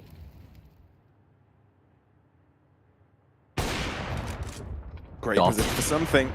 And the flick is even better. Second shot missed though, and has to drop back. Respect Copenhagen Wolves' flood. Paperwork. was able to make use of the solo rifle in the game, but something This is realizes scary. the best plan of action isn't holding out the big green. Relying on Kusmi to join in, but he's only good for the one. Sure, a couple of players from Copenhagen Wolves are low, but this is still dangerous territory for the reload side. Yeah, I'm really nervous for them right now. Recon makes his way down the vent. He's very low on health right now as well. Sweatsy with the AWP. Kind of handicapped trying to get back into this B-bomb site. Meanwhile, you got Bialani who's still on this lurk as well. They've got a couple smokes. They've got some kits as well. It's a lot of damage done onto Tapeware, but he's going to land the instant headshot there onto Sweaty and then just stand up on top of the reactor. Copenhagen Wolves have now won 2 eco rounds in the past 3. How? How do they do that? I mean, once, sure, it happens to the best of teams. Twice, amazing, great. 3 times, that's a level of consistency that you start to question, right? You're not allowed to be this good on these eco rounds. You might as well be better off not buying rifles generally. Odd piece for Tapeware. Mateos chipping in as well. And suddenly we've got a really impressive game on our hands, very close. Mateos picking up Rickon, Tapeware also making this a one-sided affair. Forza Reload you've got to rely on the individuals now to find multi-frag. Spirit taking advantage of the chaos within the smoke to have an answer back. But the bomb is down, A-site control. Copenhagen Wolves are not going to let this one go without a fight. I mean, I don't see how Force can even make the reload, the retake happen, rather. You got an AWPer trying to come up the ladder. You got a player who's just been smoked off freshly in heaven. You've got a smoking towards Hut. I think that they just have to accept their fate and call it a day. Yeah, it's exactly what they're going to do. They're going to have to play for overtime. I mean, Force Reload only have themselves to blame for the fact that they've ended up in this position. Dropping the ball against back-to-back eco rounds. I mean, they lost to an eco, won the gun round, then lost to another eco immediately afterwards. And it certainly has spelt disaster for them. 2 chances for Copenhagen Wolves to force a third. I mean, sure, you're able to save guns this time, so you're not really crippled economically. You've got some sort of a buy prepared. It's going to be less than optimal for a couple of the players. I'm imagining some SMGs being introduced, but you're right. At the same time, you cannot blame yourself in the game itself. You can criticize yourselves later, but for now, you've got to focus up. Copenhagen Wolves 1 away from making this one done and dusted and forcing overpass into the equation. Or if you're able to recover a couple in a row, then overtime comes to play. Sweatsy starts things off with a positive, as there's a default start here for the Copenhagen Wolves.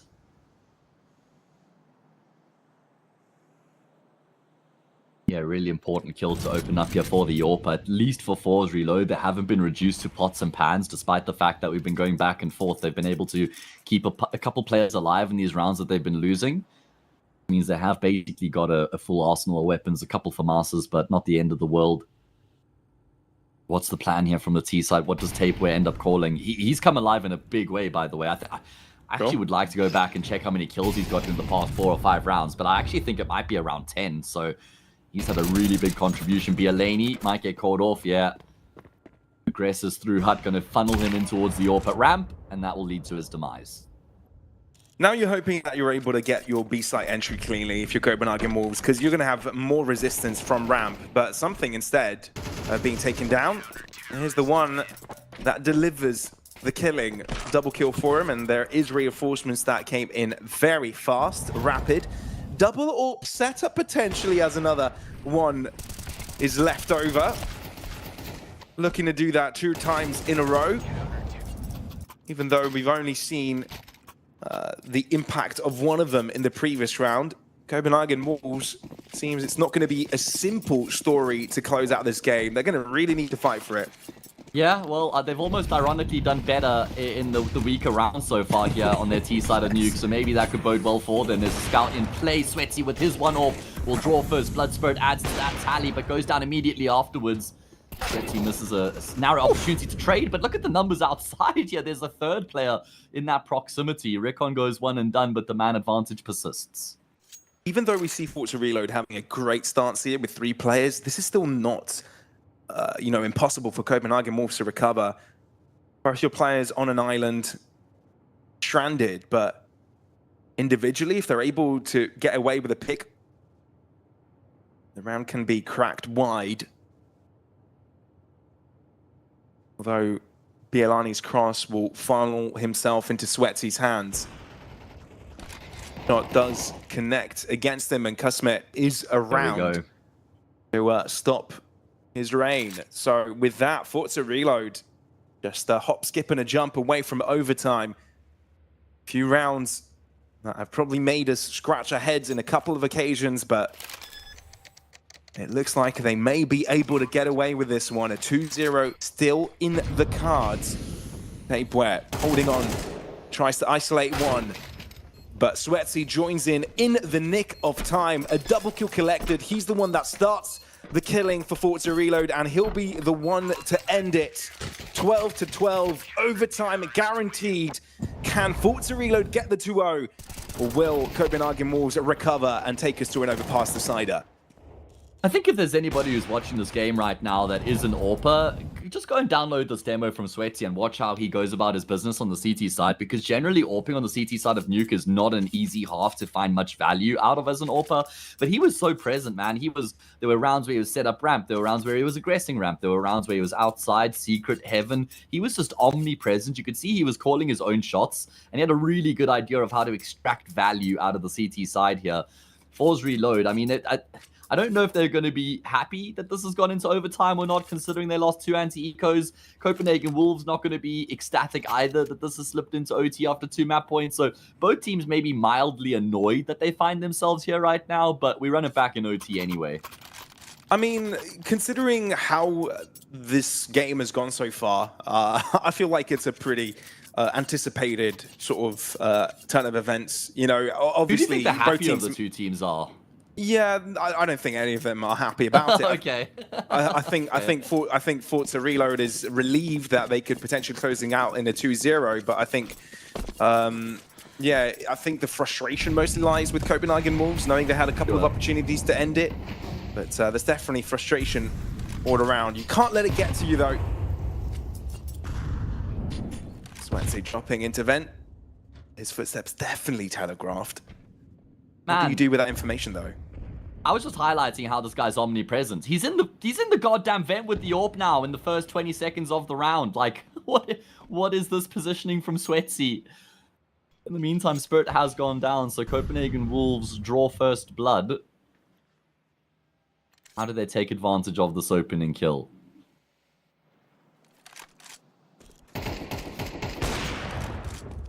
That'll certainly help. We'll be able to win that 1v1, and that's massive. Even though it wasn't really much of a 1v1, with having a couple of teammates holding your back. Still tough if you're forward to reload. Already pointed out that starting position for Sweaty, but you need to get yourself in an angle where a multi-kill can be a possibility, and something is unable to convert off the back of it. Sweaty's still stuck around. He knows there's a lot of commotion going on, sees ahead as well, but doesn't want to be preemptive with this one. Again, wants to get maximum out of this. It's a bit of a bait with Matheus being around as well. Nixon actually delivering onto Sweaty, but both CTs fall down simultaneously. A very, very clean round from the T side here on Copenhagen Wolves. 13, first to get on the lead on OT. Yeah, that worked out very nicely for them. I've been very complimentary of Sweaty so far here, not only on Nuke, but in the series. That round there is a nothing round from him, man. He's just got into the vents in the first 20 seconds, and he's just sat there for the rest of the round, eventually tried to go back up the ladder and just died immediately. He's gotten way more value out of actually like playing the map, massaging the round, getting a kill or showing presence, rotating elsewhere, continuing to find kills. More of that, please, Sweaty. Not what we got in that round where you just go straight into the vent. Bird goes straight into Bielani, who's fragging like a monster right now. That kill takes him to the top of the scoreboard on the server. Oh, that's nuts. He's really stepping up for the squad. That is massive. And now, Forza Reload find themselves yet again on the back foot. They've had a couple of moments on the CT side where they're able to change up the pace, but I feel like this round can't really be one of them. Let's see, in Trophy Room, hoping there may be a lobby cross, but that is not where Copenhagen Wolves are entertaining to cross. At least that's information to allow the rest of Forza Reload to focus in this area. Recon. Great flash by something. Allows him at the one and sees that there's still plenty of players around. Spray down. But there's barely much left in the chamber for Cusme. 3 versus 3. Copenhagen Wolves are trying to sprint their way into Secret, but they've left the one player behind. Christu wins his 1v1, importantly, keeps that bomb crossing afloat, but with Cusme not able to find a second, means that Sweatsy's all by himself now. What a shot coming through from Tapeway. I was talking about how sharp he's looked in these past 6 or 7 rounds. Are they going to try and go back up? They are straight into Sweatsy's ult. Oh my goodness, up the ladder. Avoids the trade. He doesn't know that Christo's right there. Christo's hoping that he commits down. Eventually, he'll just drop the flames to guarantee himself a bomb plant 1v1. Christo's also traded his ult for an AK here. Try and improve his chances. Sweatsy sells some fake audio cues as though he's going to rotate in towards the double door. Get your goddamn gun out. Christo's on the other side. And Sweatsy doesn't expect that. Kill comes through. Christo keeps this flawless run in overtime going for his team. Oh boy, goes down to the wire. If you're forced to reload, that can get a little bit frustrating. Getting so close, but so far. It seemed like it had the right read when it came to the outside cross. A potential for it to punish, but again, Copenhagen Wolves, great with their disruptiveness, right? Pushing through the smokes. They had a couple of good flashes in there and targeting the right positions. And it's getting a bit scary for Forza Reload, allowing this Danish org to get a hold of all 3 T rounds. We'll put the names in the bucket for this one. Bristow, another one. Spirit can't really do much more than just the one. Sweatsy having to get forced off the molly. Cusme, desperate times call for desperate measures, and it actually works out. This might be the saving grace. Gets 2, and now he's just swinging around with them, waiting for his teammates to approach, and they may just have come in time, but they are a bit disjointed. Doors broken open. Sweatsy low, has to fall back through the flames, but both players in the 1v1 are so damn low. Out again, but Bielani ready. 3 consecutive for Copenhagen Wolves, but that was messy. My God. I mean, really good work from Copenhagen Wolves to kind of keep tabs of everything going on there. Solid attempt from Force Reload in the 5v3, it must be said as well. I love the way that Cusme doesn't fall back through the smoke into single door after he gets the first frag. Like you said perfectly, desperate times call for desperate measures. He doubles down. He gets that second kill. Unfortunately, it doesn't transpire into a round win. 15-12. Copenhagen Wolves do not drop a single round on their T side of overtime. Sets them up splendidly to force us into a 3rd map. I mean, they've got 3 opportunities to do that. And again, Forza Reload got so close to getting a bite of the pie, really, but instead that pie gets smashed into their face. And there isn't really that good taste left over to, you know, to go for that lick. So it's not a fun world, Forza Reload, right now for them. Forced back so much. And we saw a bit of struggle as well on their team side. It wasn't particularly, a one-sided one, right? There were some chips in the armor. I mean, sure, they were able to exploit some of the gaps, but I don't feel like it was a 3-0 worthy T side. Which almost makes it that much more impressive in a weird way, that they weren't kind of handed those rounds on a silver platter. They had to grind them to get them across the line. There was a clutch in the mix there from Christo, a clutch from Bielani. There was a number of really fine margins to get the round across the line. They could finish it off here, and now Mathios draws first blood spurts. Tough day in the office continues. Gonna have to be a 5v4 for Force Reload to keep themselves alive here on Nuke. And Tapeware just makes it easier for his squad as well. And this T side from Forza Reload struggling big time. That's me trying to break the curtains open. Find the crack his team can exploit.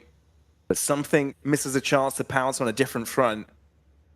And on that 1 minute clock, Forza Reload, all they can do is wait for a miracle. Someone to appear and give them a gift.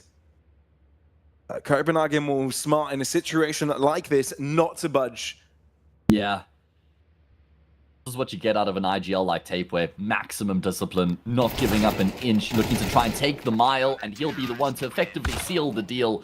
And there you have it. Copenhagen Wolves will win on their opponent's map pick in overtime. Despite the fact that it was Force Reload who forced it into overtime, Copenhagen Wolves do not take a step backwards, man. They continue on their merry way, and that'll carry them all the way into this 3rd and final map.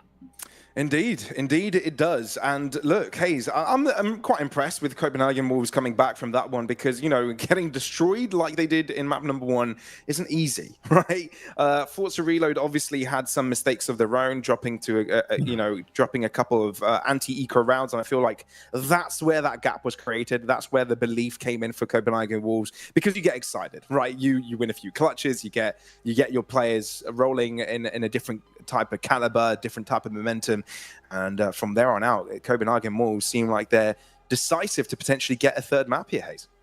Yeah, and it's going to be Overpass that's waiting in the wings, about to take center stage here between these two teams. Winner goes 2-1 in the Swiss stage, loser 1-2, where you end up with your backs against the wall. Not ideal at all. We're going to have a short little break, and then we'll be back with Overpass.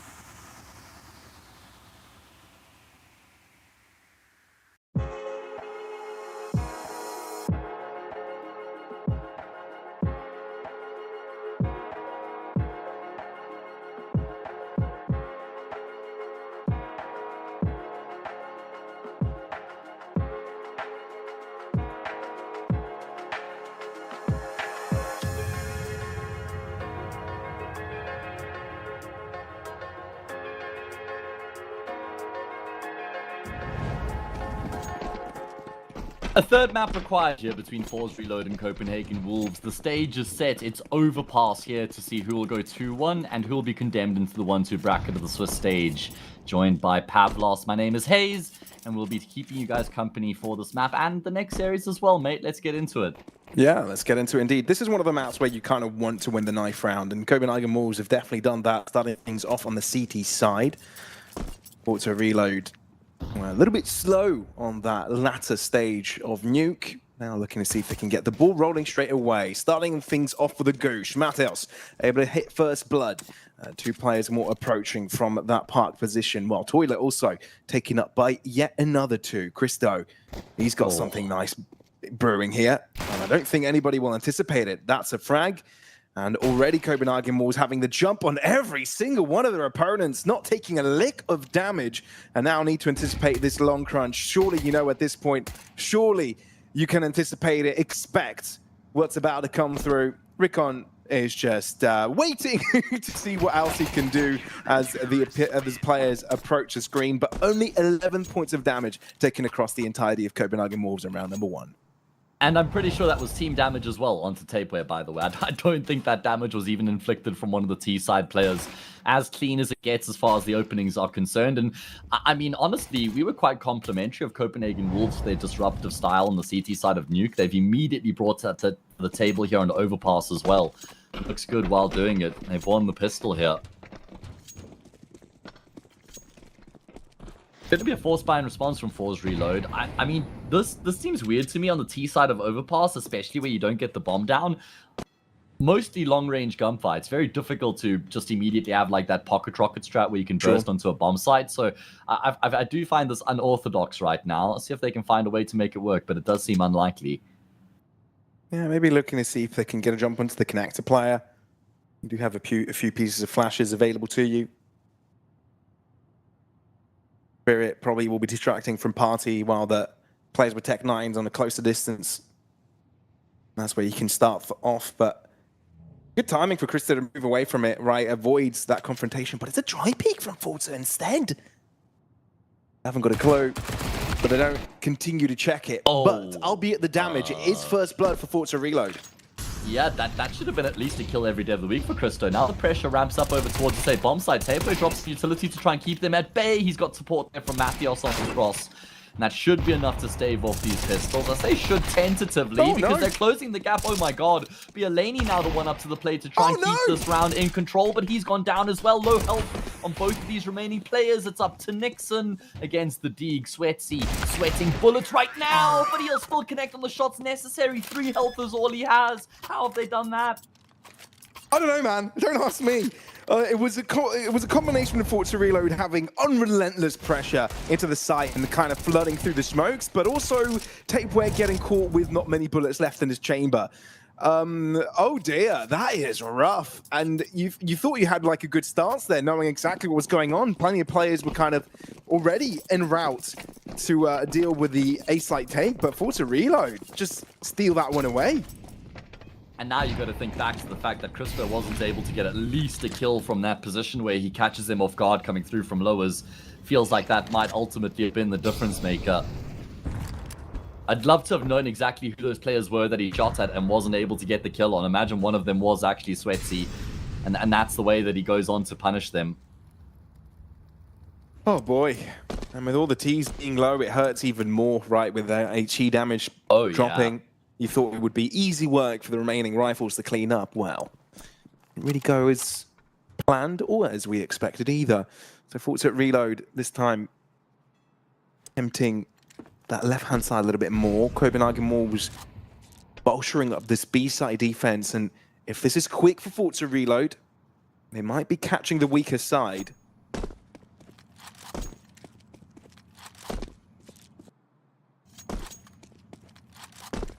What an opportunity now for Force Reload as they go up against the Force fight. Going to be a strength in numbers approach from them as they look to crunch in on the safe bomb side. It's only a scout to try and keep them at bay. A scout without armor at that as well. Tapeware misses a couple of shots and they will now pursue him. And I think the call here for Copenhagen Wolves is just to accept their fate. You're never going to retake this. Never in a million years are you going to be retaking this round as Copenhagen Wolves. And I think just guaranteeing keeping all 5 forced-up weapons in play going into the next round is the best option available to them. Yeah, you're hoping for a pick, especially with a drop of a flash and a flank, but you're right. It's more likely than not you'll see them try and save these. Also reload, also not willing to go for the fights themselves, knowing they've got more to lose in this instance. Just some chip damage of the spirit, but that's about it. As clean as it comes, and indeed they do choose the right site to pressure. At least Bialani gets himself a bit of an upgrade, running away from the bomb explosion. 2-1 for the Forza side is not what we expected after the very clean pistol round delivered by the Copenhagen Wolves. Certainly not. At least they are able to get out of the round on the CT side with all 5 of those players alive, so they will still effectively have like a force spy to work with here, even though it's an eco round.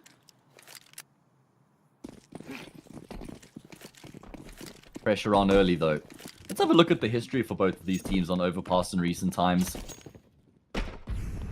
Both teams having a pretty decent return on the map. 7 times played for Copenhagen Wolves. They've won it on 3 occasions. A couple narrow losses in the mix there as well. They beat Sinners 13-3 on this map a week ago.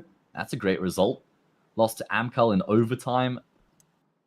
As for Force Reload, I mean, their form was pretty good initially on Overpass, but they've lost this map 4 times in a row against teams like Moonlight. I wouldn't fault you if you didn't know who they are. I don't. ESC, K27, Unity. So Force Reload looking to try and break that streak here against Copenhagen Wolves. Yeah, they started to get close to winning that map. 11-13 in the previous and 12-16 in the one before that. Unity and K27, respectively. But yeah, they're looking to get themselves a first win in a while. Last time they did win it was against Eternal Fire, and it wasn't just too long ago. It was just a couple weeks back, 9th of September. They're looking to make it rain in a dry spell. And Copenhagen Wolves wanting to continue with the win-loss ratio they've been having on this map for quite some time. Yeah, it's quite a lot on the line here, because if you lose this, you go down 1-2 in the Swiss stage. And it's going to be, I mean, it's certainly still doable to reach the playoffs from there, but it means that you've got no more room for error. Yeah, Laney with the Deagle, actually going to be able to take 2 to the ground with him. Eventually does go down, but finds some kills in the process. And then Loser, like I said, sorry. Yeah, exactly, right? Loser goes 1-2, winner 2-1. They've then got 2 lives to reach the playoffs at that point. Gives you a lot more breathing room. Also, a point that I was making earlier on with Nexus is that, obviously with the amount of competitions going on at the moment, and the fact that we're nearing that closing date for the major invites, means that this is actually a bit of a weaker field in the Series 7 Swiss stage. I mean, let me read out some of the invited teams. You're looking at teams like Monty, Sashi, ESC, Cybershock, GG How. These are no like Fnatic, big, you know, Parivision. Like these are teams that you would frequently actually see in the Swiss stage. So this is one of the more open-ended competitions for the lower ranked teams to actually make a deep run and get some good points. 100%. And this is their good chance to make it into playoffs, essentially. Spirit having a good crunch onto Mateo's position, as he was already distracted on this mid-play. Now, 4 versus 4, though. This game, this round, is still wide open. And a minute on the clock, you've got a decision to make. You do have that wide lurk from something on that right-hand side, considering breaking through Monster.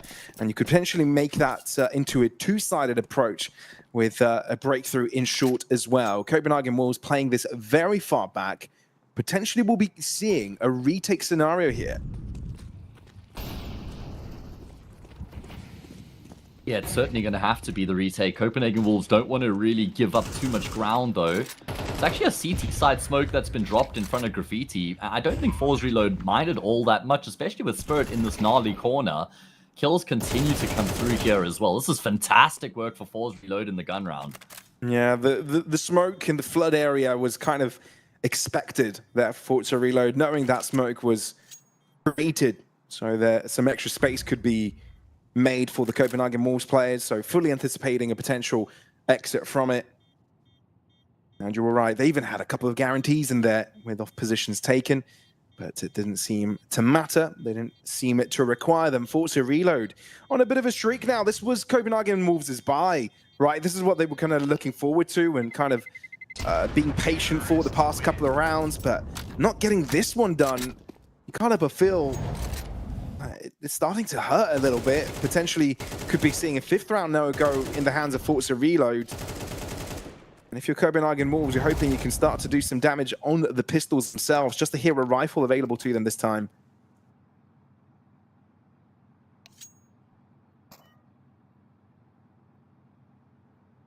Yeah, this is a bit of a concern now for Copenhagen Wolves to open up with the pistol. They get an opening frag from lowers in that round as well. It's a couple times we've actually noticed Force Reload getting caught off guard by a player emerging through from lowers. It happened in the pistol, happened in the second round as well. They weren't really punished too much in that second round, and it happens here in the gun round as well. So maybe something to keep an eye on. I mean, this time they were bailed out by Spirit, who gets that trade quite quickly.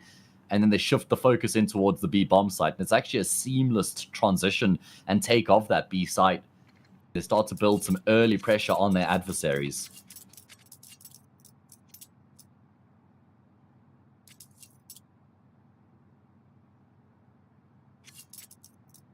I wonder what you adapt here as well, right? Because I feel like you haven't really had a solid chance to respond. It doesn't also feel like Forza Reload are going for anything particularly complicated either.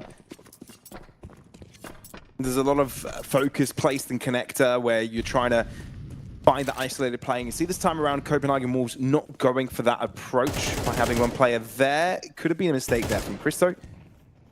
Staying on that high ground for a bit too long, but instead he's able to run away with only 33 points of health, leaving him. But the pyramid play in short seems to have given Copenhagen Wolves a bit of fuel for this round. Oh. Matheus wins his 1v1, and suddenly Forza Reload might need to do some special things with the two individuals left on their team. A 2v2 currently. Rifle potentially could have been found, but it seems that Forza Reload have gotten themselves back on track.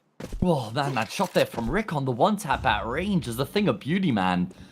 What a kill to bring it back into the 2 versus 2. It was a 4 versus 2 before he was able to have his say in the round. Getting the kill on Matheus and then finding that frag at range. Some time to work with, but not a huge amount. Rickon continues to just take heads here in the round. A one-man army. Needs to make sure he doesn't get ahead of himself here. He's got no support from Cusmy. He's not expecting Nixon in the bomb site because of what an advanced position the player in bathrooms was in at that moment.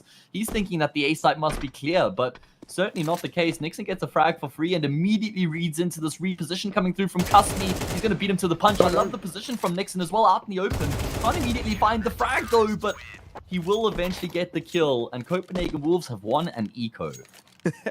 Yeah, well, you win some, you lose some. And this time, Copenhagen Wolves will win it. It's crazy. I mean, to be fair, one of the reasons why Nuke was so competitive and why they were able to, gain the lead in the second half was due to a lot of these pistol rounds, right? It was due because they had so many players capable of hitting these pistol shots, these 1Ds, and this time it wasn't completely down to that individual level, right? You did have a trap play in short that paid dividends. Sure, it absolutely helped that your park player could hold his own and trade his life out. But that numbers advantage was created in short and was sustained thereafter. Forza Reload had a chance to create themselves quite the streak, but interrupted now, meaning this game could get closer than we thought.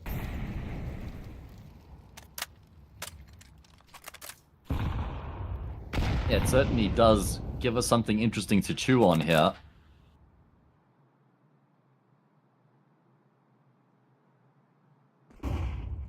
Because now you go into a round where both teams don't have any money in the bank. So this one's basically worth 2.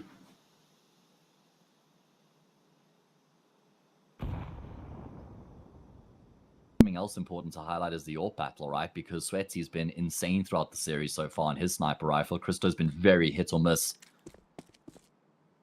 And obviously, overpass quite often just kind of decided by which team has the better AWP. So Christo's got a lot to deliver to go up against Sweaty.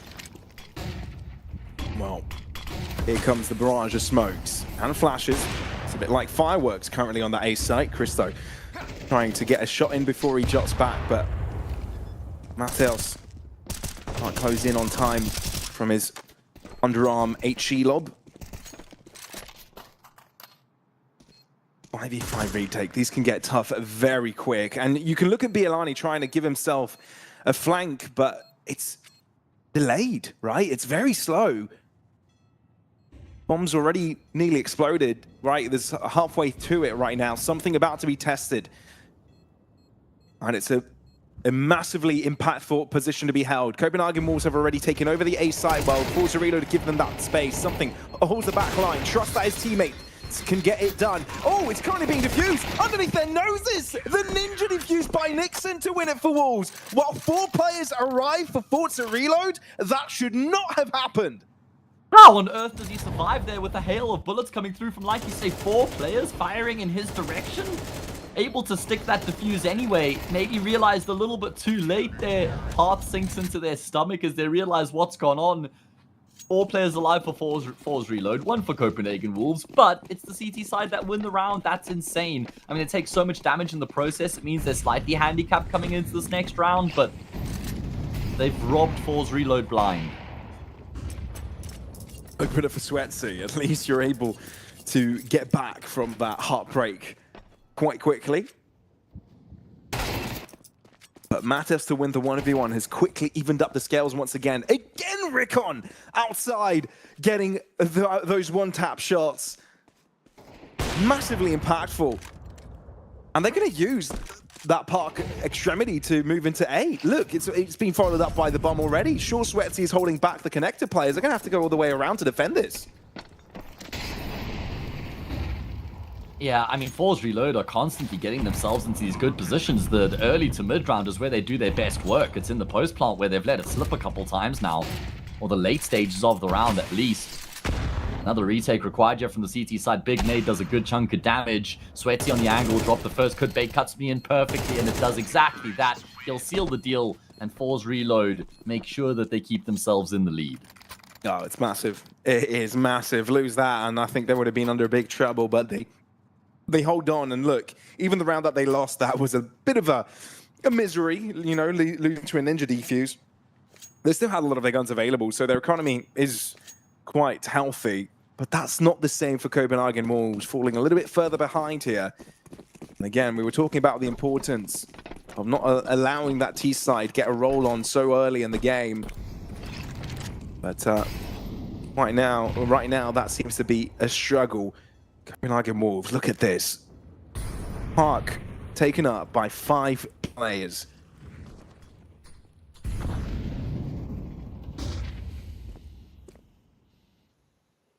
Yeah, this is, I guess, Copenhagen Wolves thinking, well, we know Force Reload are thinking they're going to be playing against the Eco. Probably going to try and exploit the long-range fights. Where would you want to do that? Well, maybe the part of the map that's called Long. I guess the clue's in the name there. So they're setting themselves up for a stack over on that side of the map, but Force Reload not really venturing in that direction at the moment. Just Sweatsy who's posted on that line.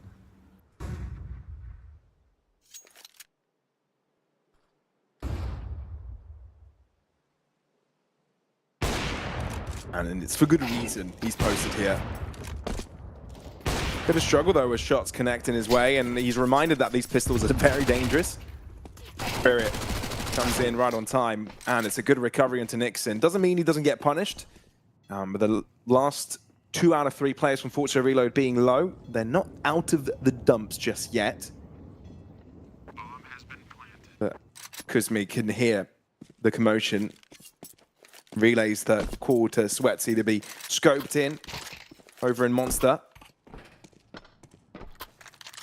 There's a delay with this play, and it feels like Copenhagen Wolves may indeed think about saving rather than going for this fight. They do end up with a pick, but again, very far from this B site, so not going to be contesting this one. Forza Reload destined a 6th round here. I mean, full eco, 3 kills, couple AKs recovered as well. That's more than you could kind of bargain for going into a round of that nature. Cool. Certainly will take it. Not guaranteed to keep all these weapons though. Bialani's been spotted. Yeah, that wall is paper thin. At least they deny one of those AKs being carried across. As Force Reload continue to extend their lead here on the T side. 6-3 up. One more guarantees them a lead going into the second half. But I mean, already being up to 6 rounds on your T side of Overpass, you were highlighting how Overpass is a great map to win the knife round on, so you get that luxury of starting on the CT side, but hasn't really worked out that way here for Copenhagen Wolves. And that's a problem. Yeah, it is becoming to be quite a problem, isn't it? We'll see how it progresses from here on out. Short play for Forza Reload, quite pacey. Sort of anticipating another long push. You can see two players kind of posted in that position. Sweat C slowly trying to clear that ground as well, but that's not what Copenhagen Wolves are going for. It's a triple B stack up. So the A players need to be a little bit more cautious about their positions, and Christo moves out just in time. Rickon slowly closing up the distance. There isn't much help around, so I don't know how far he'll want to be pressing this. Wouldn't it be wise to do it alone? And the bomb heading towards the right-hand side of the map does mean that Copenhagen Wolves have got the right idea in terms of setup. Still could change at a moment's notice, and Christo getting that pick will mean that Forza Reload will probably want to stick by the B-site idea. Yeah, it's probably going to prompt them to get a move on as well. They have been able to find a frag. Lots of damage done onto Bialani as well. Stuck in the corner, 38 seconds. Are they going to shift the focus away from this B bomb site here in the dying stages of the round? I'm not sure they have that luxury. Time of the essence, still two players in position, Tapeway and Bialani, and it's a really good angle there from Tapeway to guarantee a kill on Cusmi creeping forward, and I think that's enough to just force Reload into a situation where they're just going to have to save their guns. There's a small microplay that we just saw between Bialani and Tapeware, playing very well off of one another. Just a simple bait and switch. And it gives them a nice advantage on the short approach from Forza Reload. And, you know, it's those things that you want to be seeing from this squad, right? Having your players finely tuned with each other. And that's how you get minimal advantages. There you go. As Spirit was distracted by his Bialani swing to the right, Tapeware just jumps into the left. Just simple stuff, really. Here we go. Tactical pause here for Forza Reload. They lose one and they decide it's better to be safe than sorry. They were quite stale at the start of that round, to be fair, and gave an opportunity for Copenhagen Wolves to start things off with a pick.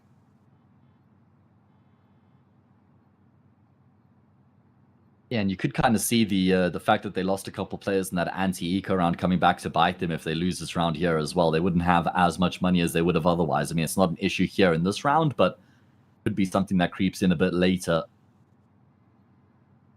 Let's think about some of the rounds Copenhagen Wolves have won here. 3 of the 4 are completely unreplicable, but they still get the points on the board. The one is a flawless pistol. Okay, sure, fine, I guess that's fair enough. Then they win a round where someone just ninja sticks the defuse in the smoke when there's 4 players shooting at him. There's the other round where they win the half-buy, sort of light investment, if I'm not mistaken, I recall correctly.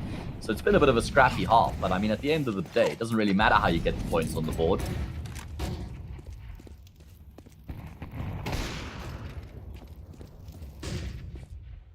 Well, Swenson gets on the board with an AWP shot against Mathios as he tried to play aggressive this round. Tapeware is also down to 30 points of foul, so that doesn't do wonders to his confidence in this one and how he'd be taking up the fights.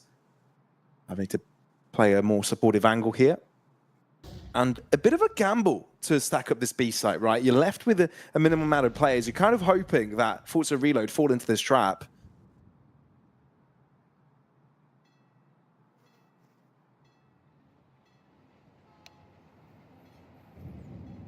Does look like Forza are going to be going in towards this B bomb site. So like you say, at least for Copenhagen Wolves, they're going to have the ideal defense over towards this B bomb site once the hit comes through.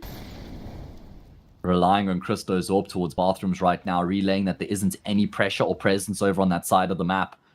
No reason to rotate off. They're just going to gamble that there isn't anybody coming through from long, and it's the perfect read as things stand. Just waiting. And now contacting into short. Bialani needs to be patient here. Ends up with the first pick back into cover. Tapeware also brilliant stuff on his individual fight. Cusme can't quite punish in time. Tapeware and Bialani both doing brilliantly on their own fronts. Kuzma left now in the 1v2 and barely any time to get this on the road. Gets both. A simple spray down. They line up for him. Signed, sealed, and delivered. Kuzma saves the day. Oh, how on earth has he done that? It looked like the job was as good as done here in the 1v3. Look at how low he was. We're not going to catch that last sequence of kills. in the clutch, but he gets that 7th round on the board. That one looked like it was dead in the water. He pulls it out of absolutely nowhere. My goodness, how big could that be in the grand scheme of things here as we continue to play out on Overpass? Oh, it could be massive here, Hayes. Absolutely. You were talking about earlier about the ramifications of the previous round and the butterfly effect in terms of their economy. Well, we won't get to see that right now because they've kept themselves afloat and potentially have got more fight in them to end up with an 8th in the half. That is huge. Yeah, that is incredible, man. Oh, Mathios, big moment here. Oh, it's messy. Tech9 comes out on top. That could have been a big kill for him to find, but doesn't work out that way. Forces the defense to shift. Tapeware undecided as to whether or not he wants to commit on the stack over towards A. Falls reload with plenty time to work this round out here. Big moment between Christo and the long player for the T side. Yeah, Christo low on health is always going to come off second best. Bielani, the next man up to bat. He's also poking and prodding here, hoping to catch False Reload off guard, but they seem so prepared as things stand. Great pick. Healthiest of the 2 players. He's the one that the team would rely on. But the cover can't work in favor of Tapeware. That is Forza getting back-to-back rounds and an 8th overall in the half. Very, very impressive. And for Copenhagen Wolves, so many close but no cigar rounds for them. You got to feel it gets a bit frustrating. And you take it back to this round as well, Hayes. I mean, look at the connector cross. Mateos had more health than anybody else on the team. You're already a player down, and he goes down to a Tech9. Already an unfortunate event. And he had Tapeware and Christo with less than 10 HP on them. So whatever fight they were going to take, they would be on the back foot, no matter what weapon they were up against. And there you go. On to the next half. You've got to put a lot of importance on the pistol round. You lose it, and I feel you're making your lives so much more tough. Your chances so much more less in getting back in this game here. Yeah, I'm right there with you. I feel like it's basically a must-win pistol round here for Copenhagen Wolves, and even then, that's like one of many objectives they have to check off the list. You still have to convert. You've got to win the first gun round as well, for my money. So there's a long road back here for the CT side. As for Forts Reload, 5 rounds away here from sealing the fate of Copenhagen Wolves during the spot in that 2-1 bracket here for the Academy team. Of course, just the first game of the day, everybody. Action-packed day already. Got Favbet versus Khan coming up after this. ECLOT against Reason a bit later on. Then to round out the day, we'll have 500 against ARCRED. I think it's kind of difficult to actually pick the best game of the day out of the lot. And not for the best reasons either. I think you made a really good point earlier, Hayes, is that a lot of the teams that used to terrorize the Swiss stage have actually been given a chance into playoffs already, as you know, the big organizations don't seem to have made it into that one this time around. So, you know, the likes of ESC going to be solid there, not having to face them at that upper level, and a lot of the other ones as well. It gives a good chance to many of these struggling teams to get some deeper runs. Absolutely. Good for their confidence, good for the VRS points, good for the prize pool. Got to take advantage of the opportunity that presents itself here with the slightly weaker playing field. Anyway, here we go. Second half is live. Map 3. Forts are going on to the favored side of the map, and they lead 8-4. I mean, surely that equation balances out with them winning the map from here.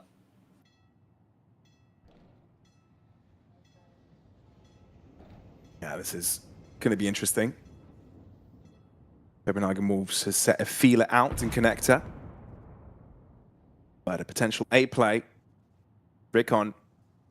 He's got a balance between 2 different positions here. And not only did Nixon get the first pick, it gives information on Rickon's whereabouts. And Copenhagen Wolves are going to try and exploit that to cross into the A site quite quickly.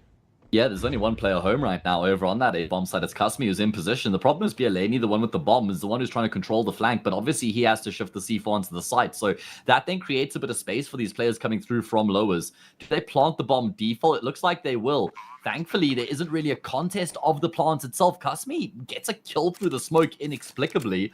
And that means it's so awkward for Copenhagen Wolves. Look at this, Pavlos. They've got no room to work within the post plant. They're fully committed right now. They're just going to have to stand and fight. That's the only option available to them. And Mathios will get a frag, but he's got no room to try and play a bit more of a conservative style. He will just get the kills necessary, though. Himself and Bielani stand their ground and make sure Force Reload don't stand any chance. Oh, it's massive what Mathias was able to do in that post plant. He was dancing around the site, picking up picks left and right, and somehow, without even cover, getting most of the picks. I'm glad we'll get to see some of that again, because that was quite chaotic. Okay, just the end of that fight. But yeah, Mathias was able to do is huge. Currently leading the charts now with 13 kills in for Copenhagen Wolves, and on the server overall as well. We were talking about this is the first step of many for Copenhagen Wolves to get right, and they found it.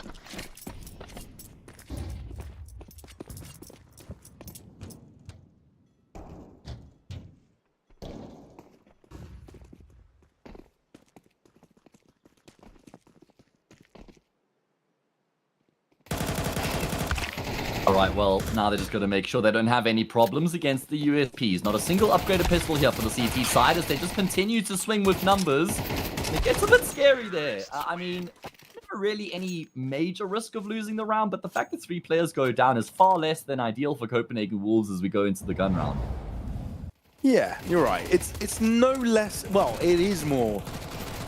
Okay, let's rephrase this differently. Forza Reload, they won the second round after Copenhagen Wolves won the pistol, so it is better than that, right? Than the previous half. But you're right, it's not optimal heading into the next. It makes them a little bit more malleable in terms of economy and the follow-ups. Forza Reload is their first buy though coming into this. Sweatsy with a deep nade, but won't really be catching anyone. Short play again. Looking to see if they can get some damage off from the traditional boost area. Blocked off by Smoke and Molly on the 2 fronts so far. Such an important gun run for Copenhagen Wolves. You were talking about how the pistols must win for them. They managed to check that off the list, but I think that the gun round is almost equally as important here, especially with the damage they took in that previous round. Because if they lose this, then it's a force. Lose that, 10-6, eco 11-6. Game's almost completely gotten away from them at that point. There's a lot riding on this round right now. Also Reload debating whether they want to go a little bit further forwards on A. See if they can gain more information.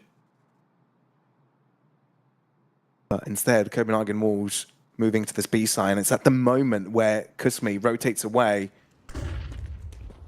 So a bit weaker on the defensive side here. Something gets caught in Toxic.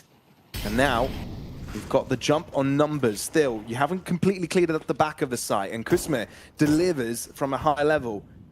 Spirit, without being cleared, is going to be difficult. But Bielani sprays across the smoke and connects his shot. But Spirit continuing to be a menace will now slowly start to close up the gap, finds the open on the side of the smoke, and as it fades, everything clears out for him. Rickon, last player standing. God, it got close, but Forza Reload recover.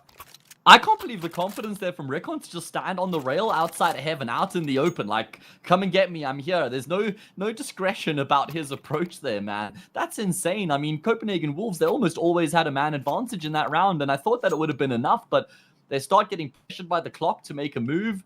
Spirit does his job to perfection there and towards water as well. The fact that he kind of stays alive as long as he does and continues to chip away with kills, that's insane. Great work from him and Rickon. 9-6. And like I mentioned, that this is the worst case scenario for Copenhagen Wolves now, because even if they do full save, they're going to get $1,900 going into the next round. That's not enough for Tapeway or Bielani to get AK armor. So I'm sure they will eco, but there are implications.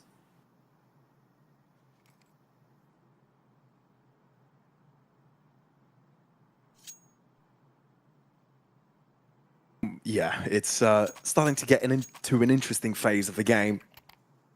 So Reload, no, not too far off the pace of closing this game out. All they have to do is just chain few together. Copenhagen Wolves are going to look to do what they know how to do best and be disruptors. And they've got a lesser buy available to them. Basically, aka Pistol Demons. Yeah. It's going to be difficult here for the T side. They've actually decided to go all in. I'm surprised by that. I thought the eco would have been the better option. 3 of the 5 would have had full buy in the next. 2 of them would have been on Galils. Is this worth the roll of the dice on the T side of Overpass? I don't think I can get behind this one. Well, they can make us get behind it by winning it. That would help. So far, so forth. Unchecked in long. Ooh, I don't think Recon has the timing on Christo's cross. Or maybe he does, because it has made some of these Forza Reload players start to maneuver over to this A side to bolster up the position. Smokes and flashes, mollies as well. It's going to make it a little bit more complicated, but this angle held by 2 players of Forza Reload is huge. Nixon tries to disrupt through the smoke, but being a buddy system available to them means that there's a quick turnaround here, and it's just 1 casualty for Forza Reload as they disrupt their opponents' force. I mean, is that now the end of the map? I feel like they put all their eggs in one basket by going for the force buy that just ultimately falls flat on its face. And now they're going to have to eco 11-6. How on earth do you come back from that position on the T side of Overpass? It is going to be really difficult. You've got everybody who's online for Force Reload as well. I mean, you've got 3 players on 12, Vicon on 15. Something who's actually been their best player by some distance throughout the series, taking a bit more of a backseat, but even he's had his moments as well. As for Copenhagen Wolves, I've already highlighted the plight of Christo. Mate, he's 3 for 13 on Overpass here. And they've just been completely mowed down. My goodness, Blinky would have missed it. Force Reload with a flawless anti-eco. And Copenhagen Wolves with 1 last roll of the dice. I think it's exactly what you just said here, Hayes. It's a roll of the dice. See how fate has set things. Force a reload should be in control. And you can see, look, they've got economy to buy up into rifles, but they know this is a long game. Sure, they don't win this one, but they've created a bit of a buffer for themselves. There's no reason to overcomplicate. Add more risk factor to your game. And they start by forcing their opponent's hand, inflicting a lot of pressure from the get-go. But the short answer does net Copenhagen Wolves 2 picks. Suddenly Forza Reload on the back foot, and you need Sweatsy to do some heavy lifting. Yeah, this is exactly what Copenhagen Wolves needed, man. I mean, Force Reload looking to try and play on the front foot there. They get punished for their transgressions.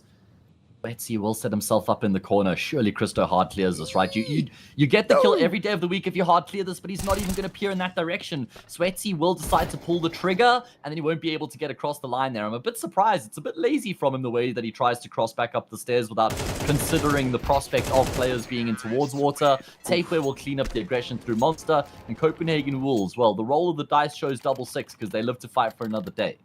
Well, that was clean. Very clean. Copenhagen Wolves couldn't have had a better job dealing with that one. Started off with the 2 short players. Tapeware closing out with a double kill from Monster. Forza Reload,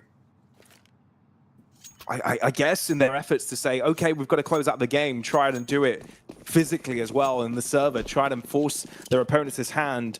Well, up until this point, it felt like Copenhagen Wolves were providing them all the answers they needed. All they had to do is react. They try to do something different, and it just doesn't pay off. But given they didn't buy in fully the last round, it means that they've got reinvestment available to them. Not the end of the issue, but Copenhagen Wolves winning. This could put them right back in the game. 2 for 2. B-side could be opened, but Forza Reload still sending players left and right. I mean, it's actually pretty well done by Copenhagen Wolves. The fact that they've been able to keep this in a level playing field, and now they've got the man advantage courtesy of something trying to go through a smoke grenade. I don't know about that in the 2v2, man. That's way too much of a gamble. Trying to be the man to finish off the job in style, but actually costs his team quite significantly. Now Kusmi has a decision to make. How does he set himself up here? Plenty time to play with as well. Initially, the storm being weathered by the T side, and now they're the ones who are bringing the fire. Forza Reload. Familiar territory to be unsure how to close out a game. But if you've got to become mature. It's me looking to see if he can be the man to be relied on. Spray shots, the first couple do not connect. Therefore, Mateos has enough time to line up his shot precisely. Copenhagen Wolves back-to-back rounds, and this has put Forza Reload on the back of the wall. It's pushed them so hard that now attack pause is required to recover. It's given this Danish org a chance to step back in the series. Yeah, you're right. It certainly has. They're kind of prying that door open right now. I thought that maybe their fate had been sealed. They still continue to fight tooth and nail right now. Honestly, I'm surprised that they actually managed to come out on top of that exchange in the early stages of that round, at least with even numbers. It was really well done by them to find the trades necessary. And now, a simple anti-eco, right, Pavlos? Just nice and easy. Nothing to worry about here. Yeah, nothing to see, nothing to worry about. We haven't seen any ecos go wrong today at all, no. No, not in this game. Not in this series, nah. Hasn't happened. Is what we would say in a normal world, but this isn't a normal world. HG, ooh, it does connect. It's actually the molly that does damage onto Sweatsy. Actually, so much shit damage going towards Forza Reload that it makes it easy for Matos to clean up there. What is the end destination, though, for the Wolves? Oh, these shots are getting dangerous. Bilani and Christo dropping to less than half of their health, but, you know, having double the amount of players available to you should net you the round win, especially when the site control is given on a silver platter. Yeah, job's done. Christo, gotta be careful not to lag behind his teammates here with the bomb on his back and being on slightly lower health as well. No threat though, so thankfully not going to be an issue. We're going to have a 2-round game here, Pavlos, and it's a gun round to follow. Copenhagen Wolves win that gun round. They're up to 10. Force Reload have to eco. 11 all. I mean, is this... I'm a little bit shocked right now that we've gotten to this point. Thought that the shop had been closed. Thought the job was... I thought the deal had been sealed, but evidently not. Copenhagen Wolves not letting go of this one without a proper fight. Yeah, I don't blame you there, to be honest. I mean, the stars... it was written in the stars that Forza Reload would have been able to close it on from there, but it's proving to be a little bit difficult. Copenhagen Wolves definitely holding on for dear life, and at this point in time, getting themselves to a 9th round, arm's length away from their opposition's score. The economy facilitates another buy here for Forza Reload, but lose this and it could be neck and neck. There's been something about today's Overpass T side that both teams have been enjoying.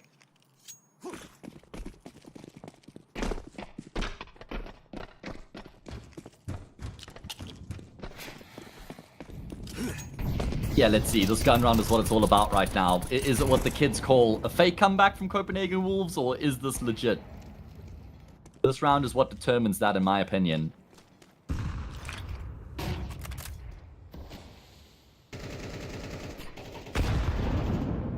Well, both sides not being shy about their monster presence.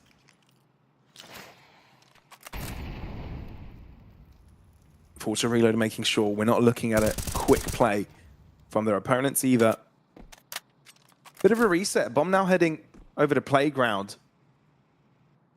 I wonder how much you want to invest into taking up the space. There are 2 players available for Forza Reload. They've been on this setup for the past few rounds.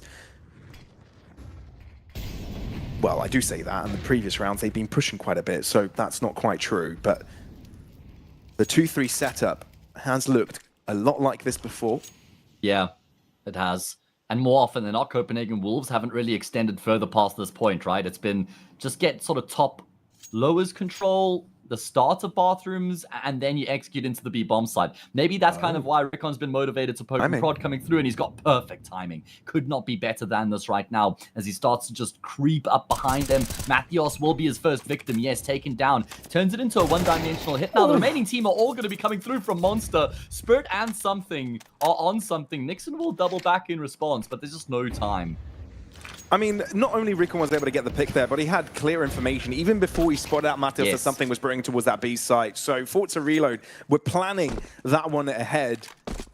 The timing just couldn't be better. And you had 3 players spraying when Copenhagen Wolves was simply in a conga line. Not fun if you're Copenhagen Wolves, especially when you've fought so hard to be back in this game, to fight for the series win.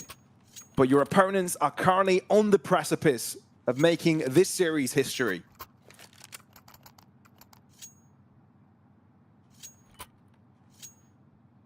Yeah, 3 rounds away. 3 opportunities to finish off the job. Copenhagen Wolves have done really well to actually even get themselves to this point, but it would all be for nothing if they lose one of these next 3. Wouldn't be the end of their run in the competition, at least at the minimum. It's not the worst case scenario. Look at this from Tapeaway, the way he's actually passed through the smoke here. Oh, he's actually undetected as he's able to get himself underneath Sweaty's scope. Is that going to lure Bialani in as well? Maybe a bit of a false sense of security? Oh, I'm frozen. Okay, I'm back. We're good. He didn't get the kill. Everyone's still alive. Yeah, no one connected. Although that shot was very, very close. Of course, the wall prohibiting that bullet from going into his opponent's body. Although the fact that Copenhagen will try to go for a boost themselves doesn't quite go to plan, as the spray down makes them low, and inevitably Mateos cleans up. Sorry, Kuzmi cleaned up there. Mateos did find the trade. I'm observing the map right now, and Christo's position is the one that could get a little bit alarming. 45 seconds on the clock, though, and even though if he does indeed get a pickup on A, there's not much the Copenhagen Wolves will be able to do. They are completely all in on this B site take. Yeah, and the fake has been sold perfectly. Even Rickon is being pulled up away from the B-bomb site. Oh my goodness, how have Auto Reload completely committed? Rickon not going to be able to catch them off guard either. Round over. Round absolutely over. No option but for the CTs to save their guns. And Christo might even make a bit of a menace of himself here as well. Yeah, Kuzmi's been felled. And Copenhagen Wolves have got some life left in them yet. That's massive. Copenhagen Wolves realize that Forza Reload are a little bit jumpy right now. You could try and go for these fakes, and it's working. They did get a little bit worried about that one. Look, I mean, you can't blame for Forza Reload overloading some of these sites, right? Trying to make sure that they've got multiple players available in case of a quick crunch from their opponents. It worked that round ago, right? When there was a B-site push. But that was off of clear information, right? There's a difference between knowing where your opponents aren't and where they are going to end up. And there's a difference between being fed signs with util, with one player's placement, and fully committing into that. And right now, having difficulty to separate one from another. What's concerning for me is that they had 2 players in towards bathrooms, and there was just nothing going on there at all. Then they had a 3rd guy on the site who was controlling long, and then a 4th rotating up as well. I mean, eesh, that's just way too much there. That's quite concerning how much they over-rotated and committed in towards the A-bomb site there. Now they've got a decision to make. I mean, surely they're going to save around this M4. They've got, what, $1,900 going their way if they lose this round? I don't think they've built up much more of a round loss bonus. Oh, they would have, right? Because they lost a couple preceding them getting up to 12. So round count was up to 3. Lost 1. Excuse me, 1-1. Just lost a count. Down to 2,400. I think that they have to save here, is what I'm saying, because they will be able to afford a full buy in the next. Yeah, that's definitely the plan. But it's cutting it close, isn't it? Moments ago, you thought you had it in the bag. Copenhagen Wolves, though, slowly but surely gaining ground. You put yourself on that point. But truly, it's just 2 opportunities, not 3, right? It's just 2 buy rounds you had available to you. So a bit scary right now, and you know, for a young team, it's hard to deal with situations like these. And Copenhagen Wolves have got the types of players that have experience, that know how it is to close out from here on out. And look, obviously, tech pools, you can't really be thinking and talking. Well, you can be thinking, but you can't really be conversing between your teammates. You can't be talking with your coach. You've got a time to kind of breathe in and take a moment and figure out how you want to be doing this. Yeah. You know, honestly, on a personal level, I hate that rule. I think that obviously it's there to stop teams from exploiting fake tech issues, that they can use it as a tactical timeout. Sure. So I do understand why in practice we need it, but I do just wish we could live in a world where we didn't have to kind of account for those sorts of things. Anyway, just my own little personal gripe, nothing more than that. Are they spending their money here, Pavlos? Because he's down to 800. Oh, they got 2,400 coming their way in the next round. I guess he's just trying to bolster the firepower slightly. Yeah, no, he's decided to sell it. Good decision. Oof. got a little bit concerned there, not going to lie. Copenhagen Me Wolves too. looking to go with a rapid B-side approach. Was a reload clearing out the opposite side of the map, and they would quickly understand. No one's around, no one's home. They're just knocking on the door, and there's just no response. Maybe they'll try and barrage from the back door, but by that time, and by that comes the shove, Copenhagen Wolves will take this B site for themselves, make it their home, and make sure that bomb, that C4, sees its very end. Okay, well, we're going the distance. We had overtime on Nuke. It was a 12-10 scoreline there for Copenhagen Wolves. It was Force Reload who forced it into OT and then didn't win a single round in overtime after that. Copenhagen Wolves are the ones looking to do exactly that here. Maybe not follow the same sort of recipe all the way to the end of the map, but certainly as far as getting the game into overtime goes. 12-11. One round between overtime and the 1-2 bracket of Swiss stage for Copenhagen Wolves. Which way do you go, modern man? No, this really could go either way. This game's life hangs in the balance. Oh, thankfully an AK is saved here from Kusmi. With the way that the map has played out so far, I feel like Copenhagen Wolves have actually just kind of scrapped their way to this 11th round, and that's perfectly fine. You still got to be able to win maps and be competitive when you aren't at your best, and with all due respect, carrying dead weight, Christo 4 for 17, that's just so far behind the pace of the game right now. So the fact that they're one round away from overtime is actually marvelously impressive. Can Force Reload finish it off, though? For my money, they've been the better team, but it doesn't matter who's been the better team on paper, just the numbers at the top of the screen.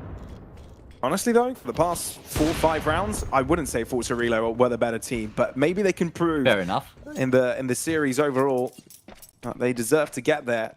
First blood is already theirs, numbers advantage. Copenhagen Wolves, what do you do without Bielani? Yeah, good question. One of the chief destroyers on the map so far, right? So not having him certainly is going to be frustrating. Swice's got the right idea here. Barely misses the timing. Ristore, but they win the 1v1 against Sweat C. Finally, answering when he's most needed. But this A site is being sieged, and Forza Reload might be a little bit too late to the party. A retake may be required, but Kusmi says no to that. And I think he's avoided attention. They don't know he's here. You can hear the bomb being planted, but his gun must have been visible. Mateos just shoots his head, and instantly Copenhagen Wolves in control. That is ridiculous. On the brink of forcing it into overtime now, and off the back of that kill, the job's as good as done. It's only something left remaining with 70 health and a dream. He's got a kid, he's got some utility, but he doesn't have a head. And that will be Copenhagen Wolves forcing it into overtime after being down 12-9, after being down, what, 11-5, 11-6 kind of thing? They've wrestled it all the way back into OT. That's insane. Fantastic work from them. Oof. And it did start with Christo taking down Sweatsy there in the AWP battle, in that AWP 1v1. Going over long boost. Obviously, we didn't quite get to see that kill, so there may have been some sort of a distraction as well from one of his teammates. But still, it created a gap into the defense, and Forza Reload caught on the wrong side of the map, really, and they try to rotate there on time. You can understand why you wanted to interrupt the plant from going down either way. I think it was Mateos to try to get through. But got a little bit too close and gave away his position. And from then on out, you're playing basically without any legs, 12-12. Last time we saw overtime in this series, Copenhagen Wolves won every single round, 4 consecutive, and closed out the map. That was in the previous game, though. That was on Nuke. Now, we're on Overpass. And we'll get to see how this one transpires. Forza Reload, albeit their amazingly good start to the series with a 13-5 on Mirage, things don't seem to be following the way they started.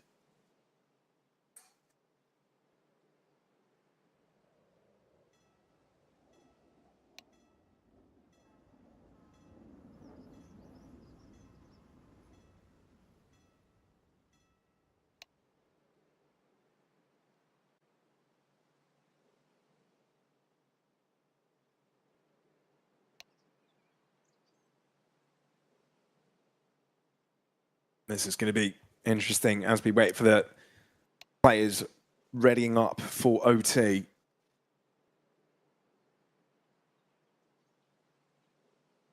Few strange rounds at the end as well. You've got some criticism per side. Forza Reload getting a bit angsty, a bit disjointed in some of their efforts, trying to go for heroics when they don't really need to go for them. And you can tell nerves are starting to kick in.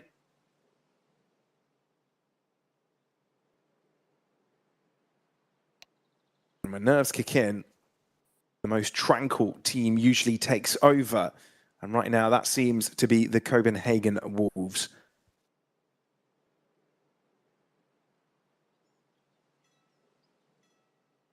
Had a few ticks on the server as well. Don't quite know what that is all about.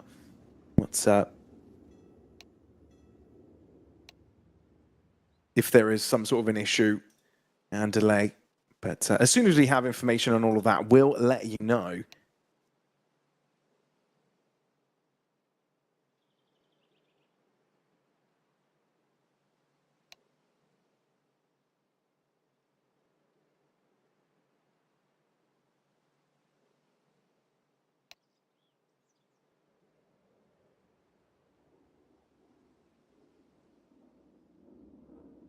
All right.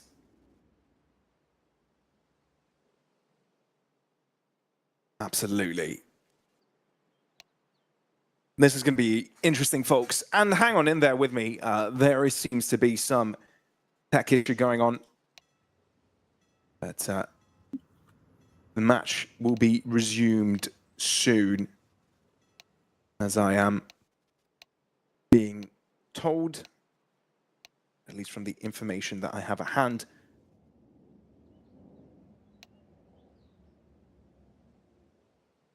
All right. Well, coming into this one, it started off with Hayes and Nexus casting it. Nexus, unfortunately, having to drop off as some personal issues came to shove. Same thing happened with Hayes, unfortunately, not the exact same circumstance. Yes, it is me and you, chat, me and you going through the action until another replacement comes in. All the commentary, but overall, Forza Reload and Copenhagen Wolves head-to-head. Close one. Oh, it looks like Rickon needs to reconnect here. That may be one of the issues at hand.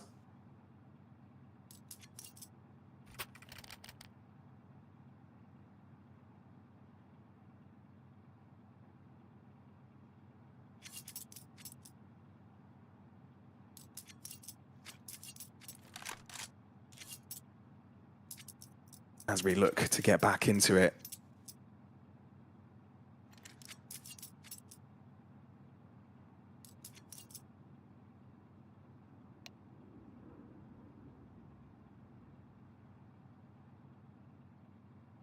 It's been an interesting game. We've had a few players pop off here and there, right? Matheus doing a solid job. And Tapeware, Bielani also having some brilliant moments. We were talking about a little bit about Christo. Christo not quite stepping up with the rest, which is a bit unfortunate on their end, but it looks like we're ready to go. Recon rejoined the server.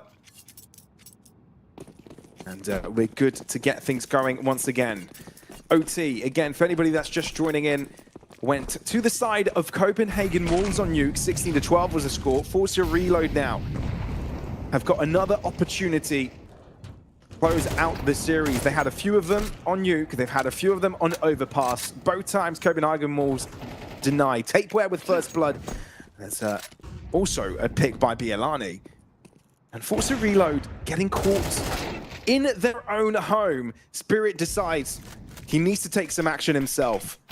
Goes deep outside of B, and that's the right position to be in, given that Forza Reload thinking of that B cross themselves.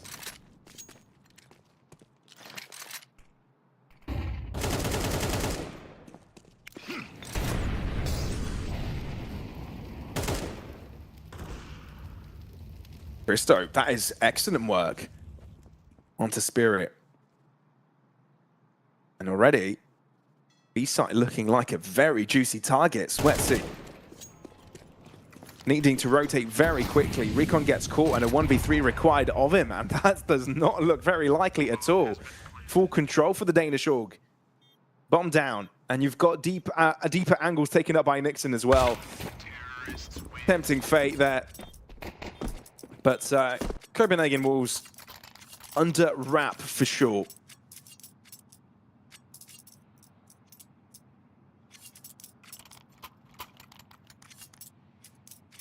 It's one of those things that if you force a reload, you just hope it doesn't happen again. Dropping the ball on the final mark. You've had difficulty in closing overpasses before, right? I mean, you look at their scores against some teams. Unity, K27. The scores were 11-13, 12-16. They're not known for taking down OT situations. And Copenhagen Wolves, on the other hand, today are on form in these clutch positions. Positive, though, for the young side is that they get first blood.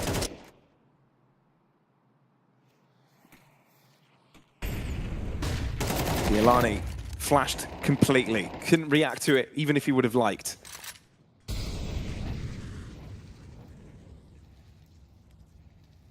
So, the young CIS squad looks to get a move on now towards victory, get themselves a 13th. The Copenhagen Wolves trying to see if they can break into this A site.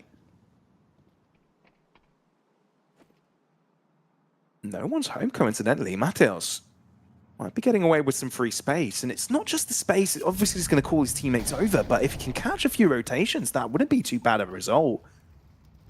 Thing is, Connector is fully watched. And Copenhagen Wolves kind of blocked in the position. You may want to use Mateos as a distraction and break the back lines of this B site. So the squad can start moving in. Instead, into Connector they go. And they're making a lot of noise, so Sweats is going to be prepared. Don't go through to him, but it doesn't even matter. Sure, some damage comes across, but it is not enough. Forced to reload have got their response. Round number 2 of OT.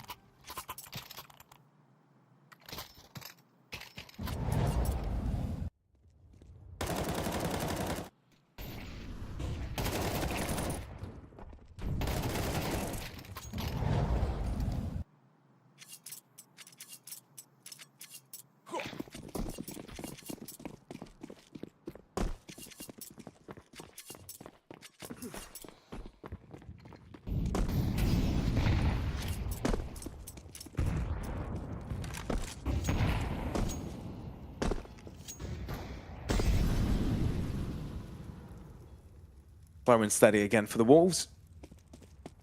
Nothing out of the ordinary.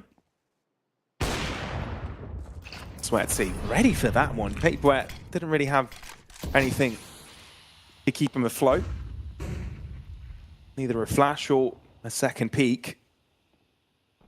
Copenhagen Wolves taking advantage of the situation where Sweatsy drops back so they can swiftly move in and get closer to the safe site.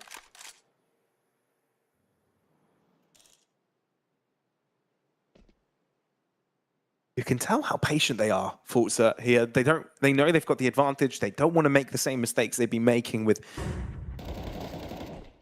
being overzealous and taking fights they really shouldn't.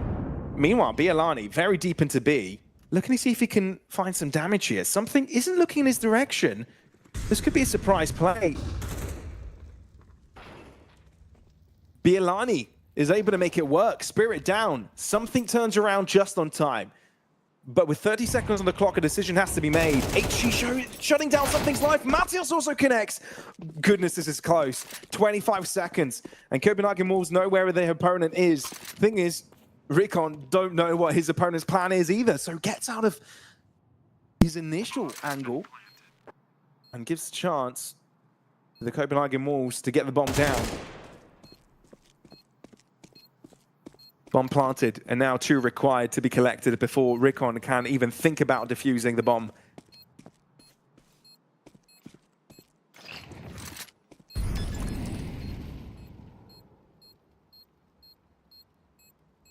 Yeah, Copenhagen Wolves aren't falling for it. Know that Recon is going to go for the peak. and try to deny the player that is shooting upon them. That is massive for Copenhagen Wolves to recover.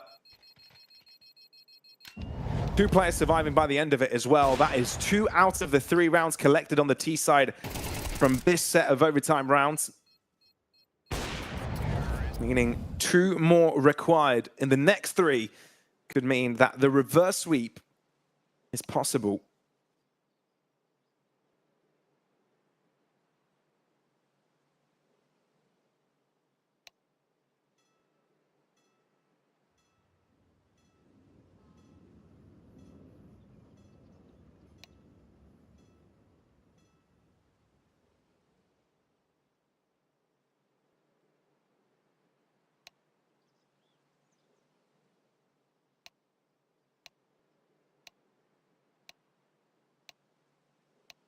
Pressure's on. Force a reload. An all too familiar position.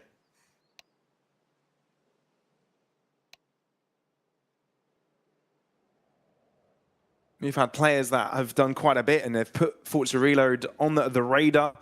Spirit, insanely good this past while, but not do heavy lifting enough to keep Forza Reload alive. It's more of a, collaborative situation for them right now. They've gotten wins against some excellent teams, right?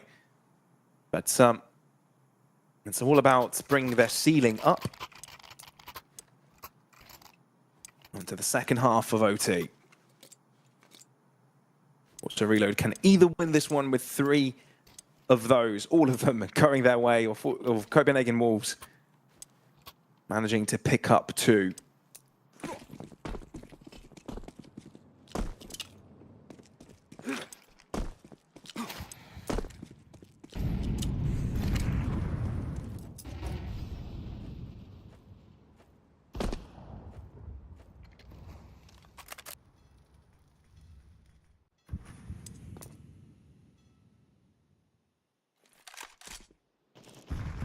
We've come accustomed to the starts of the T side for Forza. Not willing to play deep too quick. Also, making sure that Copenhagen Wolves don't go for any exploration of their own, because they've been quite tempted to do that from time and time again.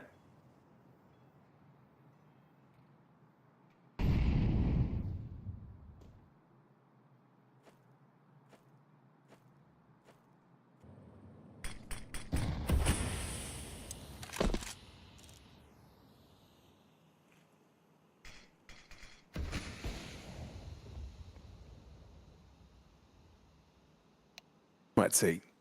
First blood onto Mateos. That's a huge first response. As Forza Reload have managed to group up together, 4 out of 5. They're going to pounce near A. Or Connect is still an aspect to take care of. Christo's position realized. Can you punish him on his attempt to drop back? Indeed, you can. Corners cleared. A site opened up. And destination and target found. Can they stick the landing? Very important. Tapeware, that is a huge pick to collect. Just stabilize a little bit for your squad. Interrupts the bomb plant. And that's just on time. Copenhagen Wolves win because Tapeware interrupts the bomb plant. That is insanely huge. That must hurt so much for the young CIS squad right now. I don't know if we'll get to see that again. Paper gets one, repositions. Chip damage done from afar. Round denied, and currently map and series point for Copenhagen Wolves.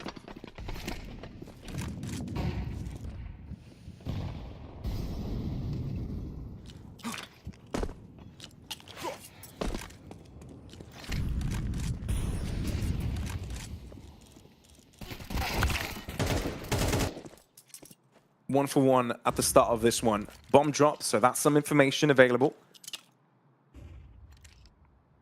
But at this moment in time, the defenses of Copenhagen Wolves are polarized. Won't be very quick responders if it's going to be an explosive one. Bianlani, how does he adjust so quickly? But fortunately for Forza Reload, Kuzmi is there to be the first responder. Start to wonder what the next steps are, and Nixon denies those from unraveling. Matheos as well winning his 1v1, and it feels they've just set this one in stone. Forza Reload with so many opportunities to close out this game. They rely on Rickon to hold on for now. Matheos closing up the distance from behind as well. That molly giving Recon enough space to plant the C4. There is a world where he can isolate them. Matheos, though, will win his duel, and it's a cumulative of 2 for the round. 16-13. Copenhagen Wolves have done it twice. 2 maps in a row where they need overtime to assert themselves as the ones in charge. And they'll get that one done. Ladies and gents, we've got more series to follow later today. My name is not Hayes, my name is Pavlos, but yeah, this has been a really, really interesting series, very, very close all across the board.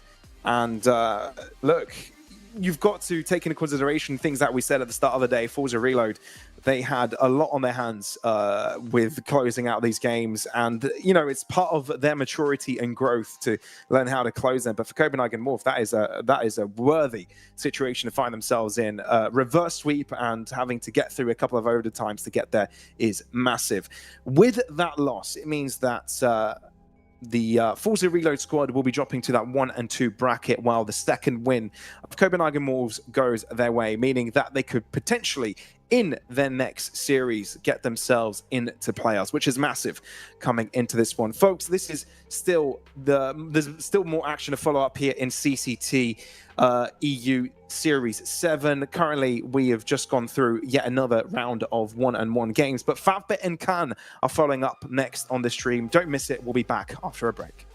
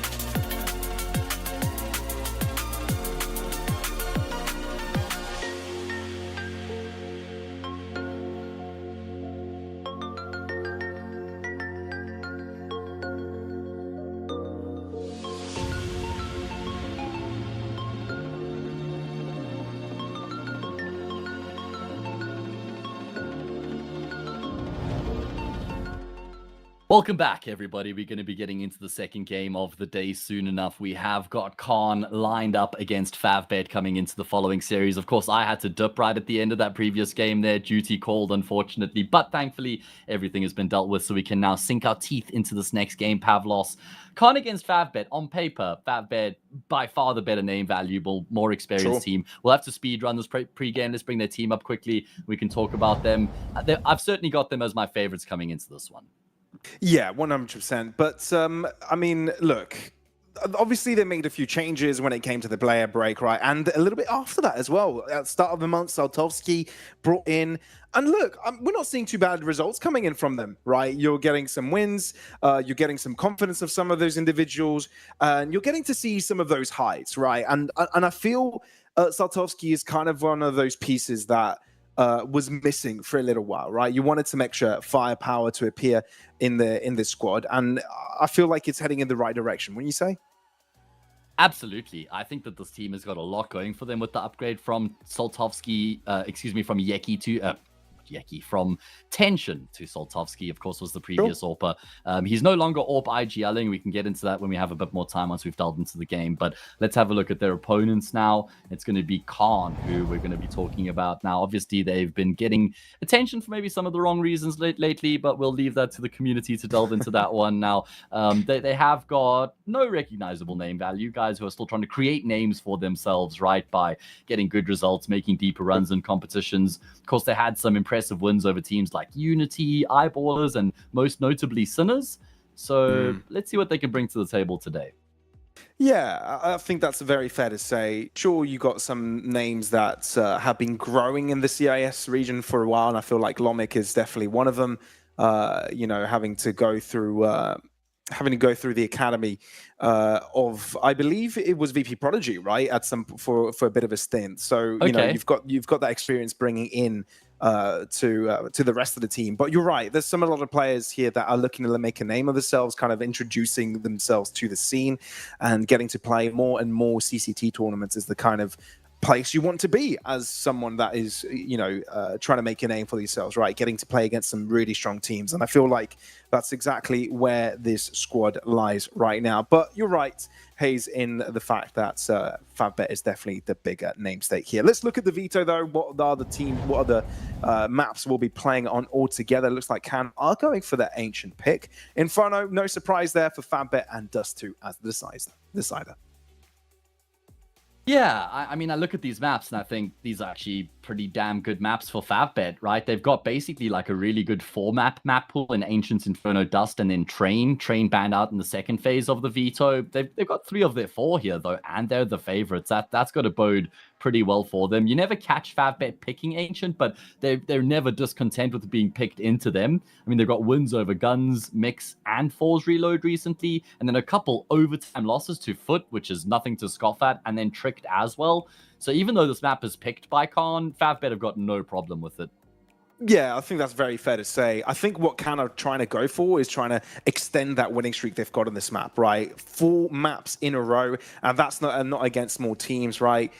Unity is in there. Sinners is the most recent one. That was a bit of a struggle, though. 1917 was required from them, right? A few rounds of overtime having to get that one going the right direction. But against some of the smaller teams, I guess, in this scene is where they've been able to find most comfort.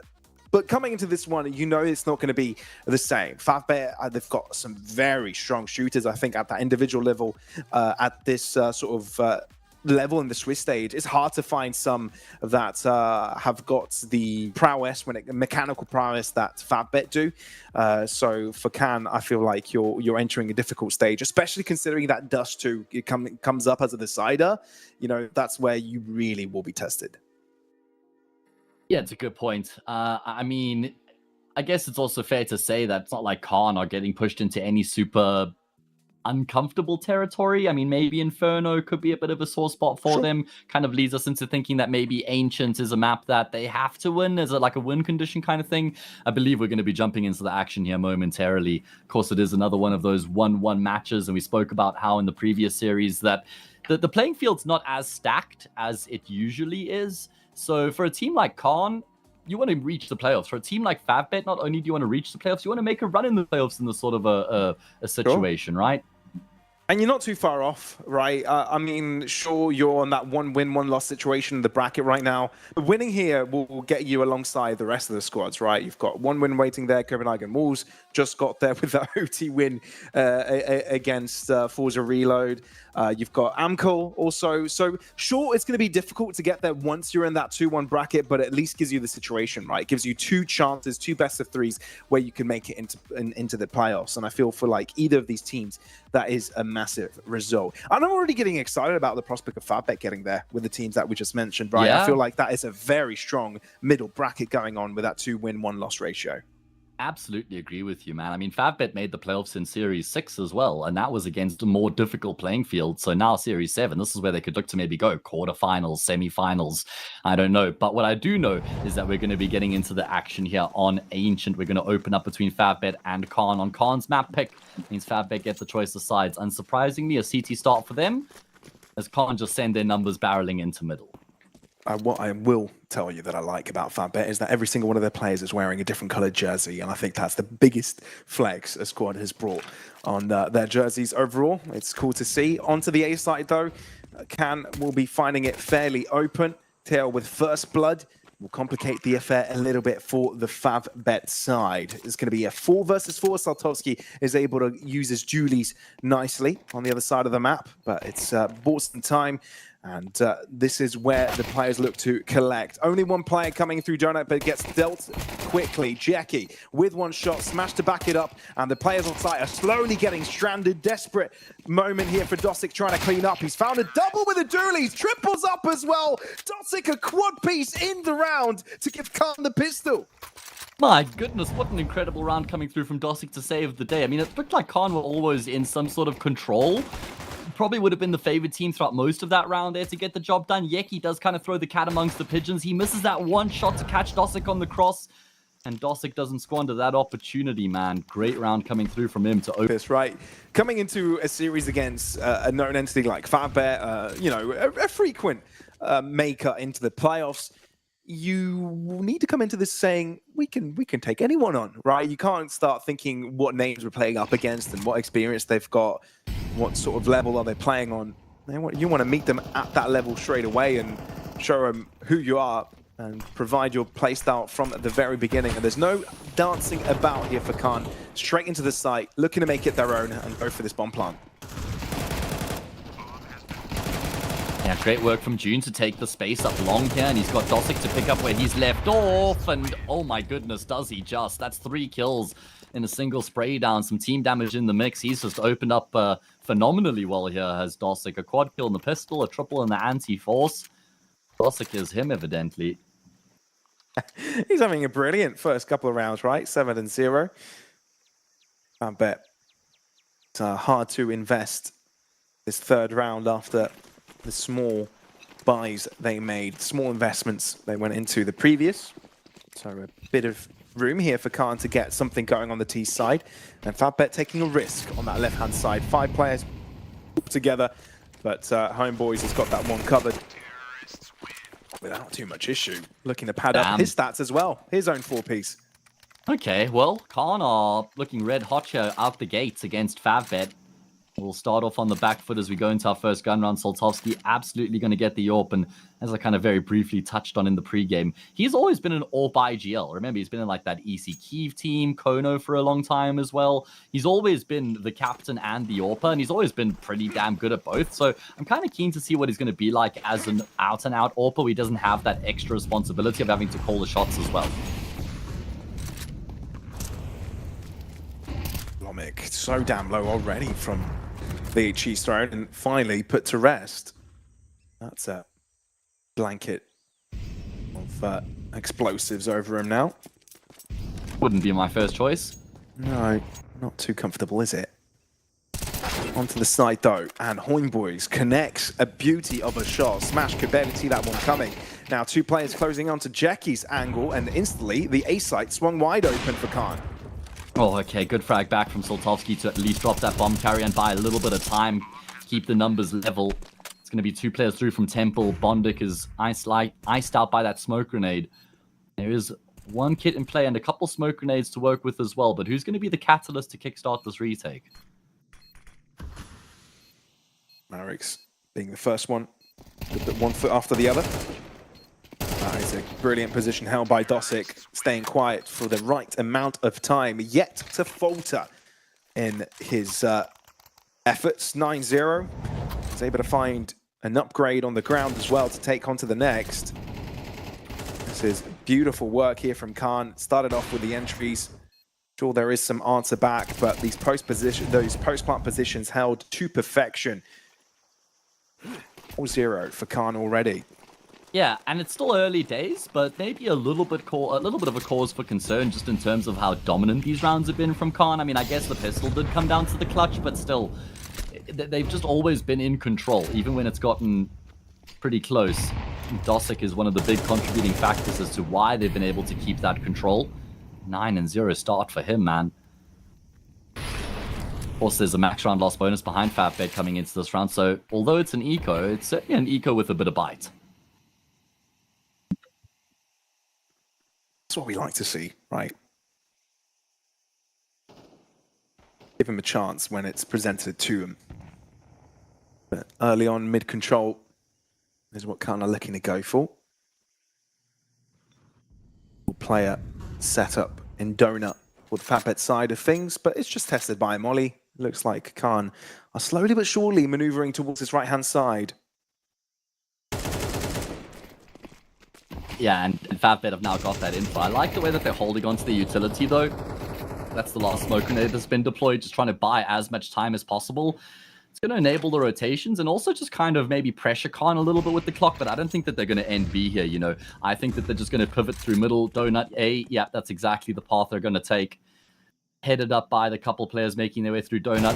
Pavlos, welcome to the CCT experience of an unknown team where we don't have any player pictures for them. So on the minimap, you just end up with 5 black dots. It's a fun guessing game, man. We observe them from time to time to know what their positions look like. But you know, what's interesting about Khan is that they're able to level up their play quite quickly, right? And sure, there is noise in the background to reasons behind it, but it's structurally as well, right? There is structure to what they bring. You know, they're a lot more well-tuned when it comes to their setups, their timings, when it comes to their post-plants, their hold. It looks a lot cleaner from them. They don't look like a team just starting out. Yeah, I think for me, it's just like how quickly they've improved is what catches me off guard, because I remember casting this team when they were Delta and then Marius at the start of the year. Right. And these guys were just like the free win for anybody going up against them. With all due respect, it was kind of that elementary. And that's no longer the case. I mean, look at how sharply they're shooting in the server. To their credit, they have made a couple changes since then, like Teo and Lomik coming into the team. So that also certainly could have been one of the contributing factors. But yeah, this gun round's going to go quite a bit of chip damage. I think for the most part, unconfirmed. If FatBet don't win this gun round here, then I think we're probably well-founded to hit the panic button at that point. Yeah, not a button that FatBet would like to press. Might have to. God damn. Solo A-site defender taken down. And panic stations, everybody. Yeah, at least Bondic able to get one back, though, to keep the numbers level. And there's also no smoke grenades left remaining here for Khan to try and guarantee a bomb plant. FatBet know exactly what's going on. They got the big flank coming through from T-spawn. They got a couple players in towards middle. They're giving up a lot of space and respect to Khan, though. So bomb plant's not going to be the issue. It's more the post plant, because they're going to be limited for positions. They'll have Donut and Temple, though, I suppose, which should be enough to make it work. Let's see. Shot. Whoa, massive from Jackie. FatBet in pole position here, but they're a little bit slow in terms of the flank being created. Lomik lining up his shot. Does get traded. June staying quiet for the right amount of time. Does get traded back from Saltovsky, but if you're FatBet, you need to get a hold over this round and quick, and Homebows is going all the way around. All he has to do is interrupt Saltovsky with staying alive at the same time, and that he will! No time to defuse! Straight to the task at hand. Homeboys gives Khan yet another win. Oh, worst case scenario there. Felt like they'd done everything right. Felt like they'd checked all the boxes. 2 versus 1. They even knew where Homeboys was coming through from. great decision-making from Homeboys not to actually just tunnel vision on the fight that was given to him. Yeah, he crosses paths with Bondik, knowing he's going to die, but if he can get the kill before he does on the diffuser, that guarantees the win for his team. It's now going to have to be an eco for Favbet. Khan are tearing ahead here. It's definitely scary if you're Favbet. Khan leaving the bomb behind here to just do their initial setups. Just to condition Favbet in case they try and go for an explosive start. The follow-up rounds.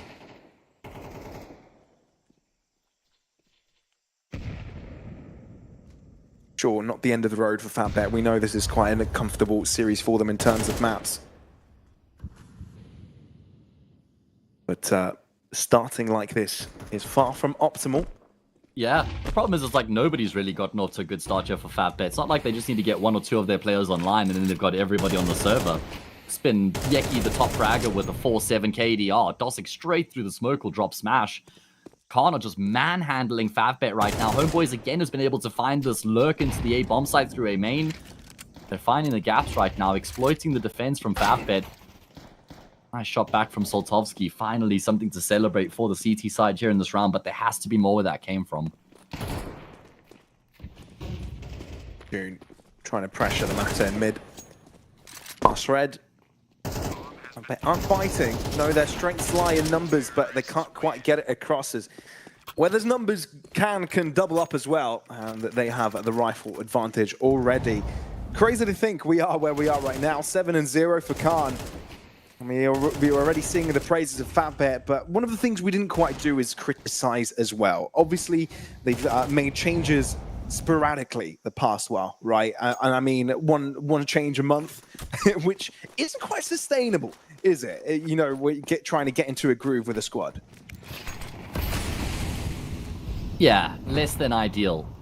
And that nade, certainly far less than ideal as well. Smash just catches that to start off this all-important round. For me, like I said, it's not the end of the world yet, but if they lose this gun round, then I'm seriously concerned for Favbet's cause in Campania and Ancient. Bondik will be able to draw first blood through the smoke there. A rare opening kill combined with the frag over on Homeboys, who attempts his A-lurk one too many times. Yeah, finally Favbet are able to get things right from the get-go. If you're Khan, you might even be considering respecting your opponent's efforts. Not that you don't have an investment for the follow-up rounds, but Favbet have taken so much map control. They've got a clear idea of what their opponents are looking to do. 2 pairs of eyes set out mid-breakaway. Although, at the same time, A-site is quite open. If Khan are able to find that gap, potential bomb plant could come underway for them. But other than that, you probably have a Favbet equipped for everything. Not anyone playing anti-flash there, which allows for a quick collection. And a 3v4 doesn't seem impossible, especially with an open A site. Oh, I mean, it's quite concerning, like you say, with the fact that there aren't any boots on the ground over on the A bomb site itself. A single smoke grenade will get Khan control. Gonna break that smoke back open. Enough time for Khan to wait for it to rebloom. Dosik drops Bondik. Not like this, Favbet. This is worst case scenario. Look at how much damage that nade has done as well. They're guaranteed the plant, and Favbet have to retake. Patience for Khan is amazing. Immaculate. And now Favbet are the ones left scratching their heads. It looked like they had everything under control, but little by little, Khan are able to take over. Soltovsky and Jackie moving in as one. Marik's from the other end, but complete quiet for Khan. Oh my. And they just get out of their positions in the nick of time. Dosik does it again. 14 kills he has already. This is ridiculous. And Favbet got the closest to winning here. This hurts the most. I mean, Favbet across the board have got, I think, 17 kills between the 5 players. Dosik is up to 14 all by himself. That's ridiculous. And this was the round they had the 5 versus 3 as well. They get the opening kill B ramp. Cool. Then they get the frag A main. And it's not like Khan then get map control or an immediate trade off the back of any of the players who go down. No, that was a standing start 5v3 where they don't lose another player. Worst case scenario for Favbet. This is now getting away from them way too quickly. And if they're losing that round there, just gets me very concerned about their cause here. The thing is, you can't let it get to your head, right? You can't let it consume you. You've got to be able to hold on. And Tio, oh, look at this timing. Falls under the radar and takes care of both back B-side players. That's ridiculous. Bombers left behind. Khan have gotten ahead of the source. I wanted to take the fight to their opponents. Oh, it's crazy. They don't care about getting the bomb to his side. They're going for the chase. That is mega disrespectful, but at the same time, no response coming through from FatBit so far. And that's a clean start for Khan, 9 in a row. I mean, we were highlighting the fact that Dosic is now 15-1, but Homeboys is now 14-6. They've got 29 kills between them in 9 rounds. They're averaging just over 3 kills a round between the two of them. I mean, that's just not sustainable. But the problem is, they've managed to get Khan just 4 rounds away from finishing off the map. Tech pause called, but there's more than just tech issues for FatBet right now, that's for sure. Oh boy. The thing is, you lose again, FatBet, and you've got yourself a terrible first half. Because, you know, a loss here means another economical collapse. Khan already will be getting double digits, and I'll be fighting for an 11th. That is already the reset button pressed if I'm FatBet, right? Thinking about Inferno already, your own home ground, your own map pick.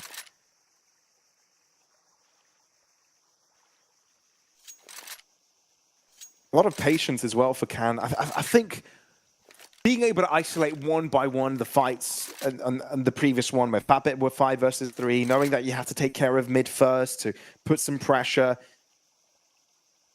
was the right idea. But then again, it's not without FatBit having their own mistakes, right? A simple flash completely nerfed that attempt, and then you're forced to take on Jules, which kind of been on fire in terms of those mechanics, right? Yeah. I mean, it's tough. I mean, I've cast quite a few Khan, Marius, Delta, whatever you want to call them, games over the past few months. I have never seen them looking this sharp. This is certainly a completely different look as far as what I've seen in the past, and credit to them, man. How far can they take this? I mean, 9-3, the best FatBet could eke out of this first half. Even then, I've got some serious concerns. I mean, quite obviously. All right, well, it has to be here and now, Pavlos. 9-3 for me is kind of like the old 12-3, where you need that at the minimum. It doesn't matter what the map is. If you can get 12-3 at least, you still feel like you stand the slightest chance. They have to deprive Khan of double digits here. Yeah, fair enough. Was it 12-3 for you back then? For me, it was 12-5. I feel like no, I meant like was the a bit halftime scoreline. I thought like 12-3s were always the rock bottom bare minimum that you could feel like you're still like, have like a 1% chance of being in the game. Absolutely. Yeah. 13-2 was a done deal, I thought, Yeah, I guess you're right, because for me it was like, okay, 12-3, but I believe once we won the pistol and the follow-up, that type of thing. Gotcha. Fair enough, yeah. I'm on board. All right, now, let's see. Homeboy's already taken down. A good start for FatBet. The majority of the Khan utility has been expended already. You've only got a couple of flashes. Well, you've got plenty of smokes to take this on, but no one checking K for now. Could become an issue.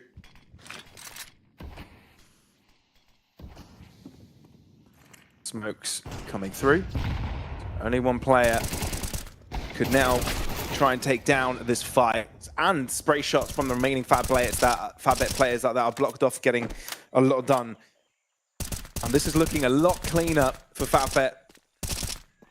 We said this was a necessary round for them to get, and it looks like they'll be getting it without an issue. June looking to stay alive for a little longer, but with a bomb dropped, with players behind and 2 in front, not much can be done about that. I mean, you say that, but there is some sort of like weird parallel universe where he swings long, sprays both those players with headshots, and then has like a 180-degree turn and finishes off the clutch. Could you imagine? That would have been one of the craziest rounds I've ever seen, but it will just live on hypothetically, as here in reality, FatBet do get the trade, and they get their first round on the board. It took 10 rounds of play for them to get 1 on the board. They have to follow that up with a couple more here out of their first half.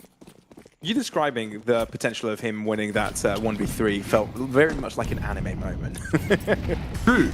Yeah, that would have been one, right? That would have made for a crazy clip. He is him type of thing. Yeah, for sure. Alas, Itchy could hurt. one gone with the wind, and it does kind of tickle June down.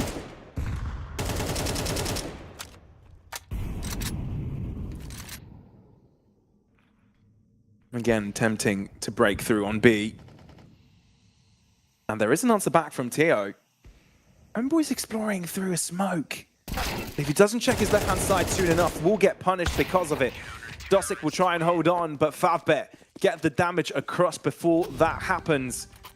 And 2 in a row now, starting to say that they deserve some respect on this map.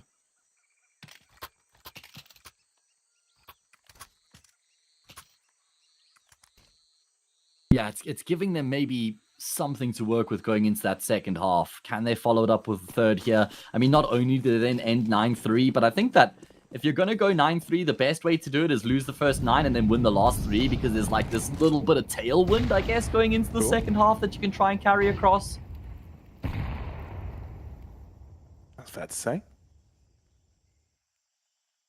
Smash holding the position where one of the Khan players are looking to cross into.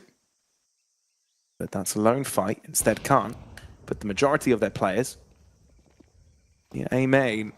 Jack is checking. Accounts for the Molly position. Drops a little further back, and the fact that Fatbet have thrown in Mollies of their own have made this a little bit more difficult. Here comes the spray down. Can't get caught. Theo having to deal with not only hot lead, but with explosives to his thighs. Barely holding on to life. Eric's as well from the back line. Theo is in trouble, and Fatbet able to close out the last 3 rounds of the half is what they need to stay in the game on Ancient. Yeah, and I think the double AWP setup actually contributes to their success at the tail end of that first half. Certainly was a way for Smash to try and find some kills a little bit easier. Getting those kills at range. 9-3. Man, it's still such a long road back here for Fatbet, but they've at least given themselves the bare minimum to work with here. Flip the script time for the T side for Fatbet. Let's look at the numbers here. So Khan on their CT side of Ancient, they played the map 15 times in the past 3 months. Okay. And they sport a pretty equal win rate, around 50% on both halves. So for me, those numbers suggest they should be able to finish off the job from here. It's not like Favbet have got a dominant T side. In fact, Pavlos, they got a 60% win rates on their CT side and a 40% win rates on their T side. Those are not great numbers considering they're down 3-9 going into their less favored half. I was about to say, wait, that doesn't favor them at all. Yeah. Maybe they're here to change that trend. On the other hand, if you look at Khan's context in regards to the map performance, been pretty equal, right? Consistently 50% won on T and CT rounds. Oh my, this round lives and dies with the fights in middle. It's no longer about a bomb site, a plant, a post plant. Whoever wins the exchange here in middle, guaranteed to win the pistol. It's going to be Yeki to open up. They know there's another player on the angle here as well. He's been forced back by the utility. Not going to be able to fall back any further. Homeboys, it's time to stand and fight he will. 3 frags found, that's outrageous. Weaves in and out of battle, can react quickly to the A crunch, and there is a backup to that play as well. It's ridiculous. You knew that the Fatbet players were jumping into Donut straight away.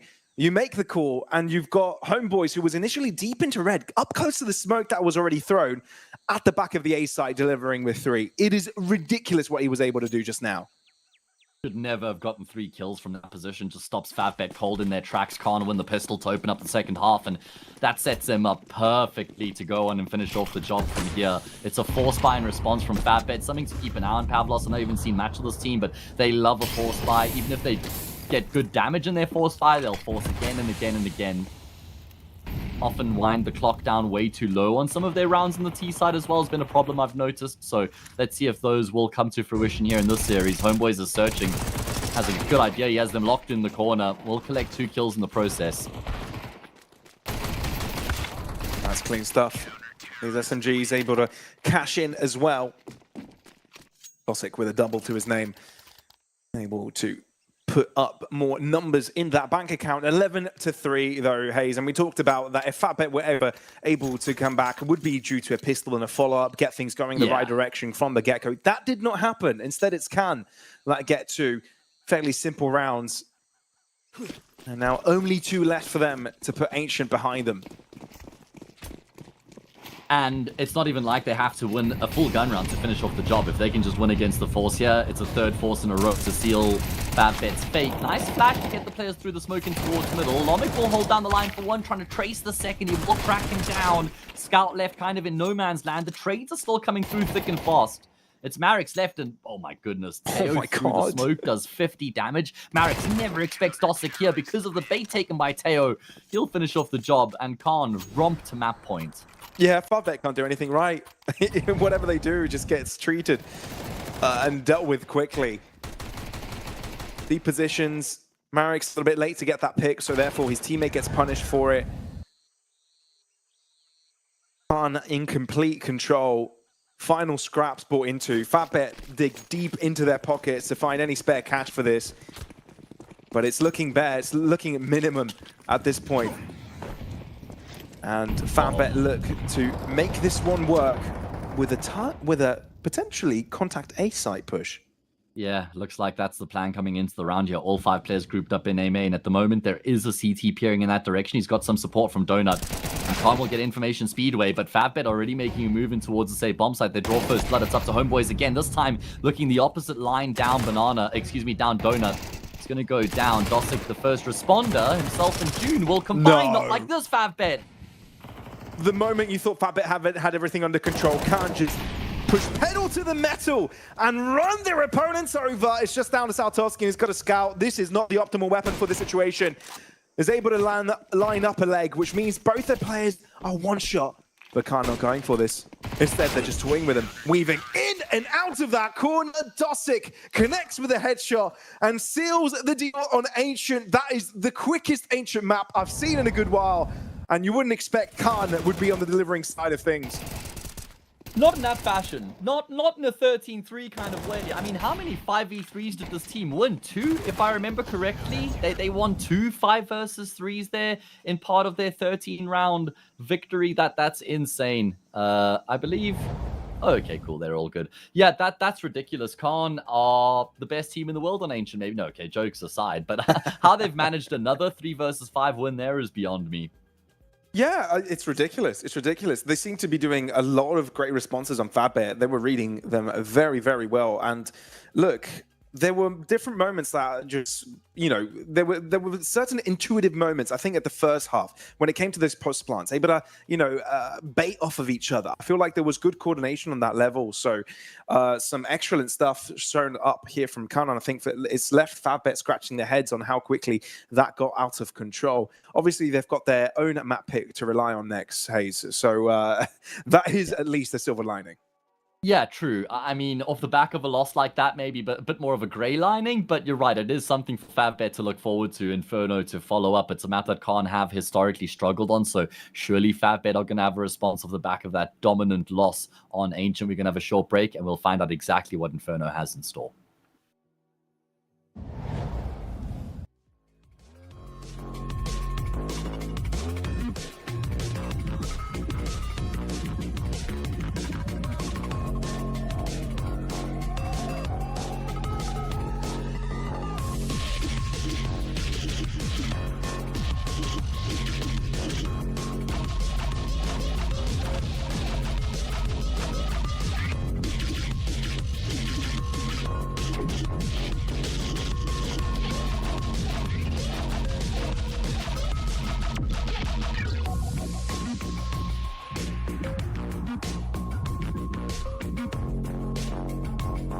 For them, it's like, again, as the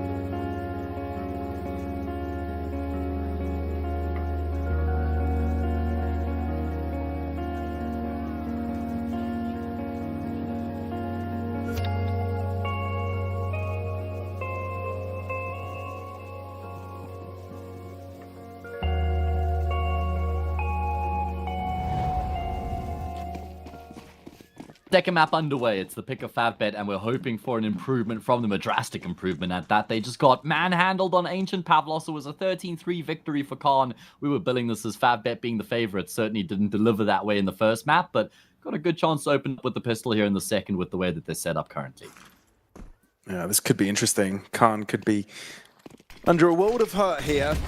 Homeboy's about to get smoked off. He's been brilliant on the pistols, but won't have a chance to blink on Favbet's entry into the B site. Digits to be punched in, bomb getting planted, and a 5v4 now on the post.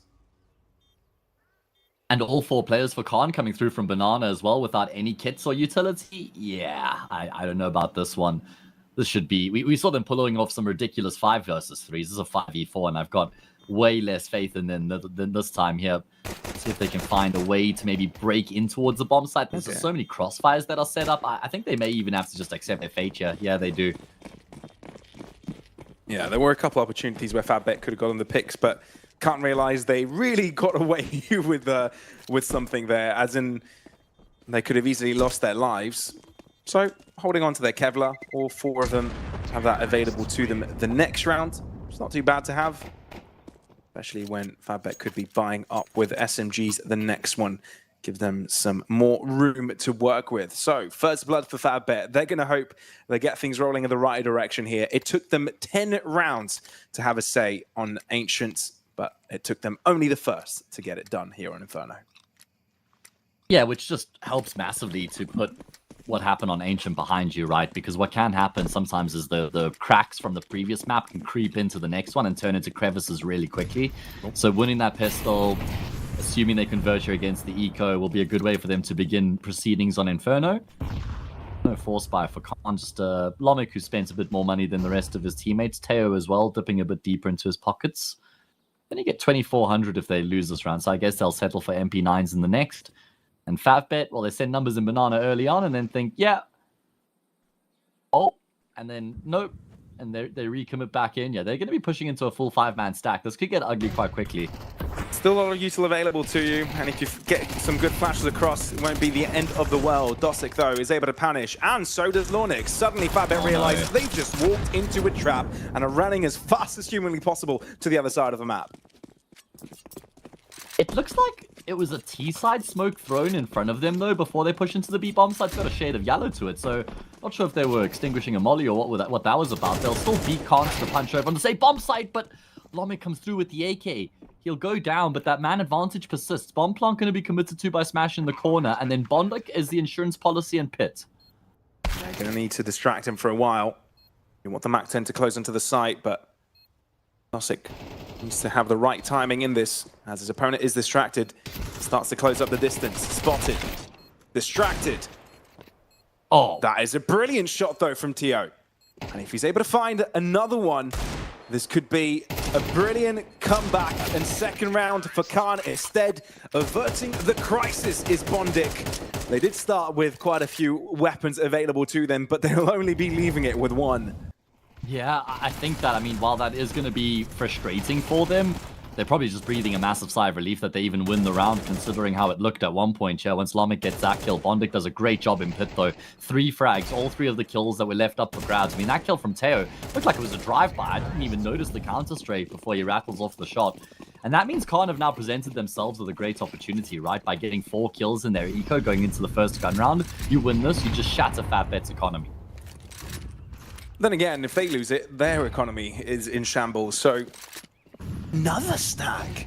3 rounds in a row where Can have decided it's best to have most of your eggs in one basket. This time FabBet toying with Banana, but they have had no resistance, so they're just walking and crawling closer and closer to the site. Finally get blocked off. But I don't see them backing out from the Banana play at all. Yeah, I'm just shocked that they're all in on the stack right now, even after the pressure that's coming over towards this B-bomb site, that they haven't felt like they need to poke into middle to see what's happening. As for FabBet, they're just going to group up with numbers, and they've even cycled the smoke in top mid. If there were any players that were going to look to try and push top mid, now they wouldn't. It doesn't make sense that you would stop them from committing into your stack anyway. In the meantime, one extra player has rotated across to this B-bomb site in timely fashion, excuse me. Oh, it's a brilliant moment to bolster up the defense. And FabBet, a hint, and realize maybe it's the right call to rotate away. Smoke coming through, baiting out the incendiary. But the push will come in towards this A site where there's already a stack available to this Khan defense. June, Teo, and Lomik, all 3 get damage across. Smash outside of apartments. He's found the breakaway. This is where you can plant the bomb. This is massive for FabBet. Now it's a 2v2 though. Yeah, it is indeed. Why is there only a USP on Homeboys? Oh, okay, he's going to recover AK top mid, fair enough. Attention firmly fixated in towards Library and Archers, which is where Dosic has kind of drawn those crosshairs. In the meantime, Homeboy's creeping his way up. Nothing on offer for now. FabBet have done really well to actually get themselves in this 2v2. It's a neat shot there from Soltovsky, but that's not guaranteeing the round. Molly will force him forward, and he'll finish off the job at that as well. Soltovsky holding his nerve when it matters the most. Okay, Soltovsky, that was impressive. Just peek out for a moment's notice and get a double kill to close it out. And we did say this would be quite the interrupter. Khan had the right plan, but no one to cover apartments, which was inevitably the issue and the place where FabBet were able to exploit their entry into site. So It's a completely different flow than we got used to Ancient. Fatbet are the ones in complete control, as Can are dropping back onto their pistol efforts.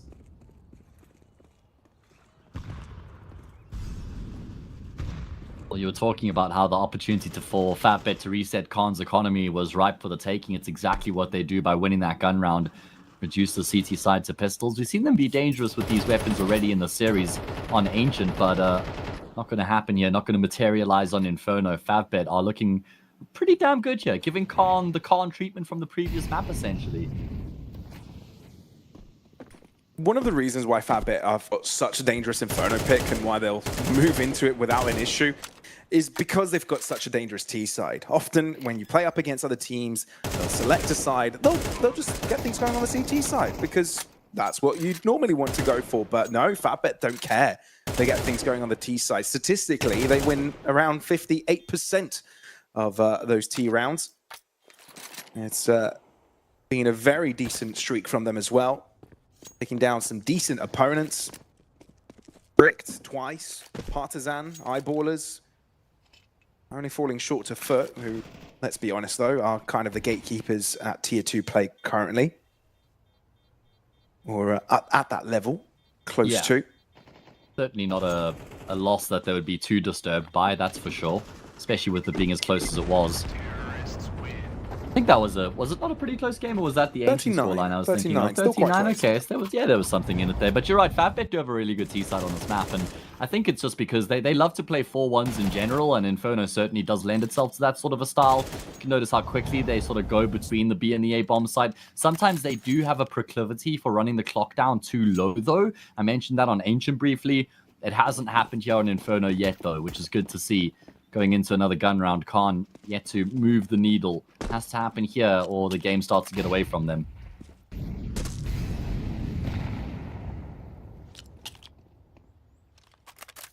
We've got a sense of something brewing in A. Mid-push. And it's Tio that crosses outside of apartments. Gets a peer in, and Fatbet's attack is now a little bit weaker. Jackie barely hanging on as well. And with Khan positioning a couple players deep in Banana, you've been given a lot of control, a lot of information now. The first round, we've seen them actually get deep Banana control as well, so it certainly is going to be a big contributing factor in the round, although Marix is looking to just wrestle control back in his team's favor. He will go one and done. Dossick gets the trade. He's also hanging around just as brave from Dossick. It was reason. How has Dossick managed all three of those frags by himself? Usually when you're isolated on B, you got on the pick, you just drop to site and call for reinforcements. Delay. Not Dossick. No, he just went straight for the fight and it paid off. No one anticipated it. And for that reason, Can coming out on top and finding their first round on the board on Inferno. Yeah, ridiculous work. Like you said, the playbook, the flowchart suggests, okay, last man top Banana, you got the trade, you fall back and you keep control of the bomb site, but Dossick plays by his own rules. Really glad we get to catch the replay here from Dossick's effort as well. We didn't see it in the round itself, but that was how he managed that impressive triple to get Khan around on the board. If they win this here, no money left for Fatbet. Khan would be alive and well at that point.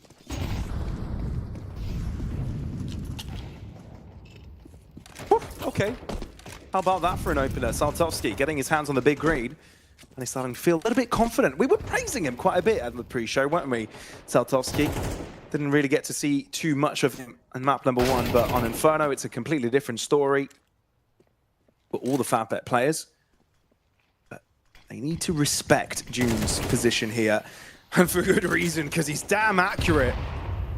Bondik able to break out from a different direction, but they've left the bomb behind and the smoke to stop June from finding his opponents' heads. You've kind of left this round in Homeboys' hands. But you wouldn't think that saving at this point would be too bad of an idea. Oh, certainly not. That would be my go-to option. I mean, Homeboys was throwing hands on Ancient, but he hasn't found his hands here on Inferno, unfortunately. He's sticking around. Yeah. I think just maybe looking for some exits. Yeah. I don't think this is worth it at all, though. I think that this sort of a situation, you just got to guarantee saving your own gun as the CT. The risk of going down here, not worth the reward. And where's bro going?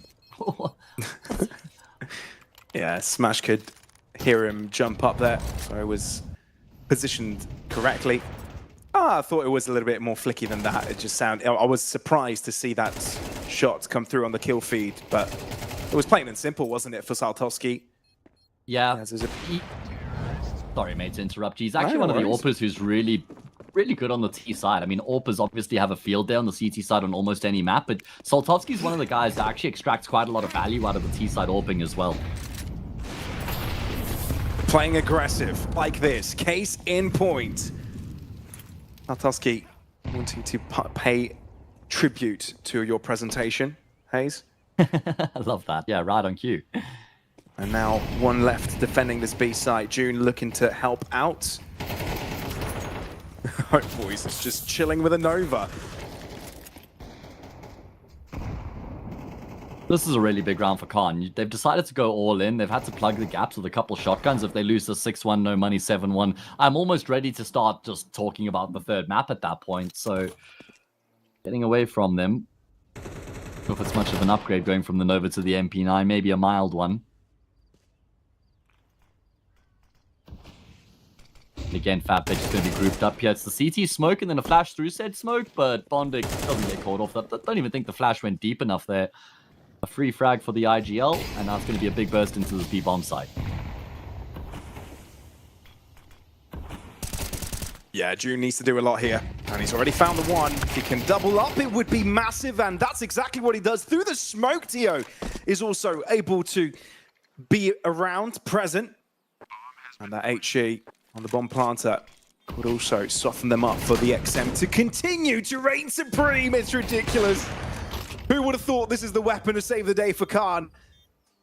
Saltovsky looking to drop back into dark, but thinking that it might just be wiser to play a little bit more aggressive, switching up his position completely. Tio expects it, anticipates it, a flying XM shot landing on his opponent's head. Khan back on the board.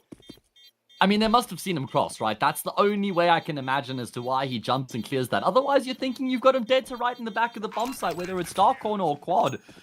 That is outrageous on the jump clearance, the headshot. Teo with 2 kills through the smoke as well. I mean, I know that Alligator clears out the smoke massively with each shot that you fire, but that's insane out of him.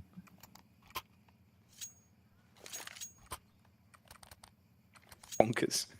We saw 3 kills with an XM, and it wasn't him holding a corner waiting for them to arrive. How about that?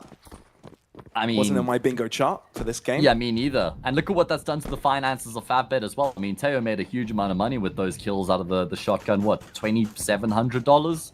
900 kills, $900 a pop. And now Fatbet have to force buy. This is not territory they would have expected to find themselves in at this point.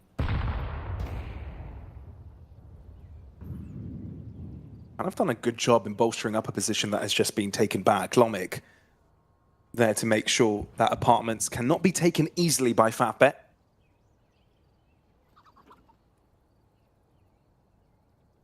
Again, it's those situations playing off of each other that we've been talking and praising Khan about. As there's definitely been a lot more of this than what we've become accustomed to in the past, right? But they're creating a new era for themselves. That's what you want to see.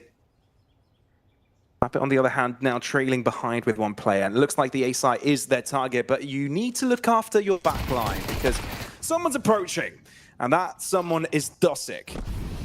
2 players now left, and they're dropping right into the Lion's Den, and instead of taking that Lion down, they have their heads ripped to shreds. Khan, 2 back-to-back. Exactly what they needed to try and actually get something going here out of the first half as well, and also just take advantage and capitalize on the ridiculous round that played out before that with the multi-kill coming through from the shotgun, because if you lose the round immediately afterwards, it feels like that was just all for naught, right? So great work coming through from them to actually follow that up with another good round. And this is what I was telling you about Fatbet going for another force buy here. For me, this is the first one I can't get behind because the Savior would have gotten them a full buy in the next. Yeah, and that gives Khan an opportunity to close things up completely, right? And if you're Fatbet, you don't want that particular case. Give them confidence, because they'll take that confidence and use it against you. And we saw that on Ancient Tio. First blood, and it's with the UMP. Even though he's got cash, he's stuck with the UMP and he's making it work. How about that? I mean, this guy and getting value out of less than ideal weaponry, name a more iconic duo, right? Like, he is just, doesn't matter what gun he has. When last did you see a UMP? And when last did you see a UMP get maybe an ace? Quad kill coming through from eventually. Soltovsky puts him down. The force buy for Fatbet falls flat on its face, and Soltovsky not long for this world for much longer either. This is brutal. Oh boy. Put an age restriction on this. Okay, sure. That is a beautiful thing, Soltovsky. Making it dangerous. Making Khan sweat. Making Khan respect them, which I also think is an important thing. If Khan can continue to play with a no-respect style, that's when they thrive. But you're right. That full spike hasn't really given Fatbet too much. Instead, another pistol incoming where Khan can close up the gap entirely.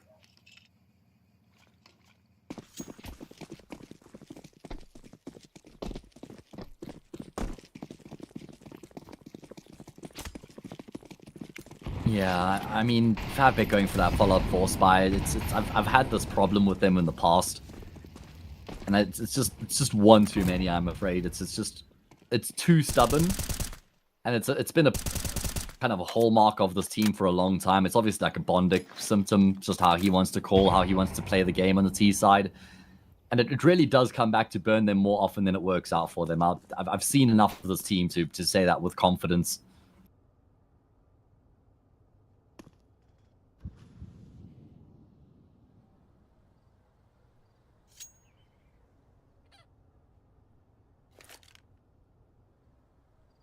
So what's next here for Favbet? Of course, your strength here is what you provide in numbers. So it's a grouped effort to move into the safe side, but Can having a great idea. You've got someone that can freely swing in and out of that banana position. No one is around, so gives the call to his team. It's perfectly fine to stack up A.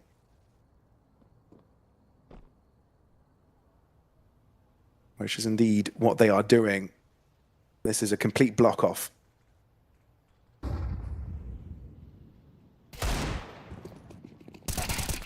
All right, well, that's one kill from Yeki to try and open up in towards a safe bomb site. Another follow-up frag coming through. Soltovsky, what? How's he got that kill on June? It's only Teo who's left in the bomb site. He's been dealing in multi-kills with less than ideal weapons. Now with the M4, he's only good for the one. It's Dosic in the clutch. First frag found, second double down. And now it's the time factor. Marek with only 35 health, has to cross the traffic, but Dosic will run him over, and he saves the day for Khan. He is really the archangel in this situation, Dosic. Just reveals himself when Khan are most in need and saves a day. That triple was ridiculous. I'm going to be honest, though, I felt like Fatbet had that one in the bag, especially given the fact that they got so many entries without too much of a response. The pressure they were able to inflict on the pit player while also negating the impact that the side player could have. So it was impressive, and they made their chances work in that one, but Dosic was just the response, right? He was the concoction that was needed to save the day. And for Favbet now, back to the buy. Reminder, they were 4-0, and to currently be 5-5 is not where you'd want to be, but you've got a couple more chances in the half to try and maximize your score amount. And if you don't do it here, Khan are going to do it against you. Exactly, and that's the problem. If this ends 7-5 for Khan, Favbet are going to be massively frustrated with how dominant the game was at one point. Looking to set themselves up for a big burst into the speed bomb side. I don't think they have the luxury of actually respecting the smoke grenade right now with the rotations coming through and the lack of control on the other side of the map for Favbet. So they're going to have to go through. And they do get met by some nades peppered through the smoke right now. Everybody's still alive until Dosic will get one through the smoke. You're adding some extra smokes in to layer up this defense, though this pre-fire up against that smoke allows Marek to square things up a little bit. Incendiary, but the bomb isn't affected by that. You've got one player closing in from Banana, but the position is being checked. Tio wins that 1v1, and currently a lot of pressure inflicted. Flash out, smoked off again. Lomik now looking to pay attention to his entry, but he can't really make these waves by himself. He needs Dosic to also assist him in the push. But they've fallen behind. They no longer have the pressure from the other front. It's a slow, methodical swing, hoping that Fatbet reveal themselves, but they're going to try and drop back. And the moment they make a noise on the turn around, Fatbet will exploit it. Turn the direction towards them. Lomik will not be holding on to his life, neither the Big Green, as Fatbet able to keep all three of their players afloat moving into the last round of the half. Yeah, and I think they'll breathe a massive sigh of relief as well as they're able to get that round across the line, because think about it, like I was saying, if they go down 7-5 into their second half, now 7-5 for them is ripe for the taking, because it's going to be a weaker buy coming through for Khan. And I feel like Fatbet need a lead going into their CT side. You already highlighted what a good T side they have. I'm sure that must be superior to their win rates on the CT side. And they were up, what, like 5-1 at one point, I want to say? 4-0, 5-1 kind of thing. Indeed. If it does end 6-all, Khan be pretty damn content with that, I'd imagine. Yeah, absolutely. I think, like we were talking about, Fatbet, they're known for how good they are on the T side on this map. It's one of the reasons why they've been so strong on it. They're not being able to exploit that to their fullest is something that Khan will enjoy. But again, this is not over. Both players that are chipped out, by the way, at 14 points of health. Doesn't happen often. But a bit of standstill for Fatbet has given Khan some space to explore deep up in Banana. Dosic around. That deep smoke is indicative of a deep push. An AK upgrade now for Dosic. Fatbet might be in trouble. Oh, okay. Well, Dosic's certainly in some trouble there. He was the one who was putting a hail of bullets through that smoke grenade. And Homeboys will scoop up the AK and nice to fall back into the B bomb site, but they're hot on his tails. Does he have any util here? He doesn't. He's got no way to try and slow this down either. And it's not like there's an immediate rotation. There's a player heading over, but it's not going to be able to contribute much. Yeah, Fatbet has slowed down themselves to try and set up that molly, getting at the right point. Homeboys, though, interrupts them. Double kill for Homeboys. That was from Banana. That was all the way behind, I'm sure. It must have been. Now 2 players remain for Fatbet, and the damage already been done. What an explosive exit from Tio. He really didn't give it a chance for his opponents to respond. Marix, last man standing, and he's done so much, but he's only got 2 points of health remaining. If he steps on a nail, he is dead, but gets the jump on Lomik and saves the day for Fatbet. Marix making sure Fatbet have got the lead at the end of this half. Oh, I thought it was done. I thought the round was over. I thought Khan had that retake going their way every single day of the week, but Marix then has his say, and his say is the final say. Fantastic shooting coming through from him while he stands in the flames, turns and burns on his opponents, and Fatbet get that lead. They needed that, man. They really did. 6-all would have favored Khan as far as I'm concerned. That is massive. That is indeed huge for Fatbet. And you want to know you can win these individual fights, right? Because Khan have been getting away with a lot of aggressive shots, a lot of ego peaks, right? But they've been winning them, so why not continue to go for them, right? I think that was one of the reasons why Ancient was such a great map for them, is because they were winning a lot of these individual fights, a lot of these duels. Marix, though, being able to answer back and say, no, we've got some strong aimers here.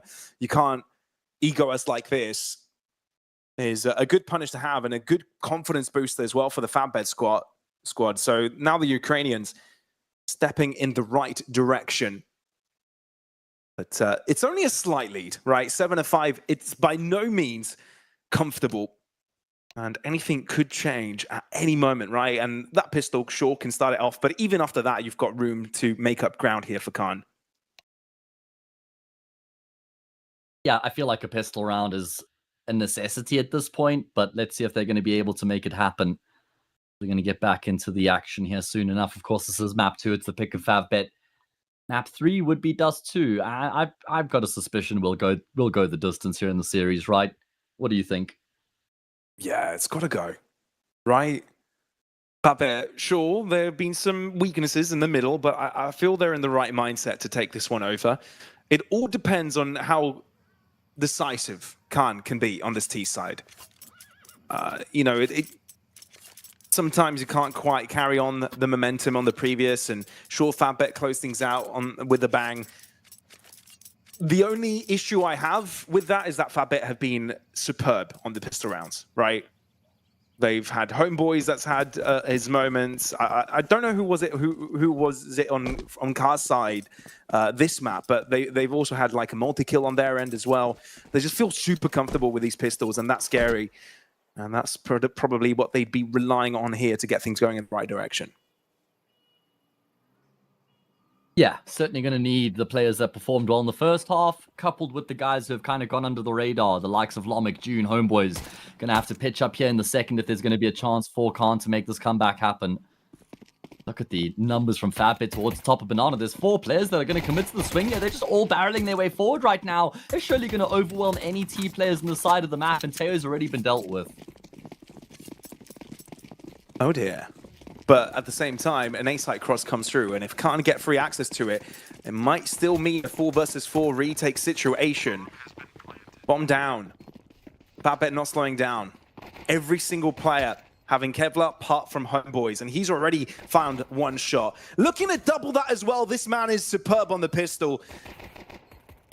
And he's having the confidence to go in for another. It's ridiculous. He gooshes down Bondik, takes down Soltovsky. Homeboys is unstoppable on the clock. Bondik barely any life remaining on him. Well, he's got half of his HP, but up against the 2, it's not an easy situation. And that clock is frantically moving closer to its explosion.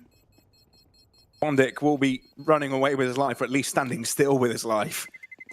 But this round is still for Can's making, and Homeboys is the biggest reason for that. Yeah, what a ridiculous round coming through from him, honestly. I mean, to get as many kills as he does from this position is insane. I mean, the first one just on the accelerator catches a player looking the wrong way. I'm so glad we get to see the replay here of his impact in the round. Just dropping the Fabit players one by one. It's exactly what Khan needed to kickstart the second half. Draw within a round.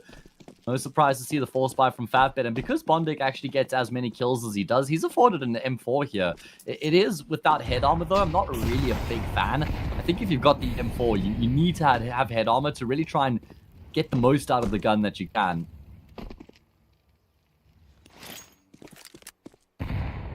HE stack landing on Homeboys, a bit of a slap on that on the hand after what was done to them previously. Jackie getting that Swag 7 work in his favor, but upgrades to Galil quickly. Quite spread out effort here for Can. Just 2 players poking and prodding into A deep banana push as well. But the intention is uncertain.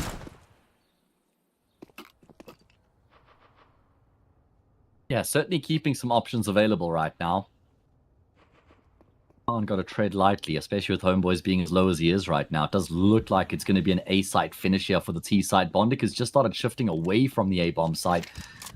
Perfect timing. They're going to go through the smoke as well. That makes it so awkward and uncomfortable. I think it's Yeki. Yes, it is, with the Galil. The fact that he's been able to give up a kill, or rather get a kill before he has to give up the bomb site, it's actually not that bad, especially with Homeboy still being alive. That low health player, Lomic trying to get back to the safety of Pit. Going to be a 2-man setup in mini Pit. Homeboy is the low health player, is the one who's being baited in. Doesn't look super comfortable right now.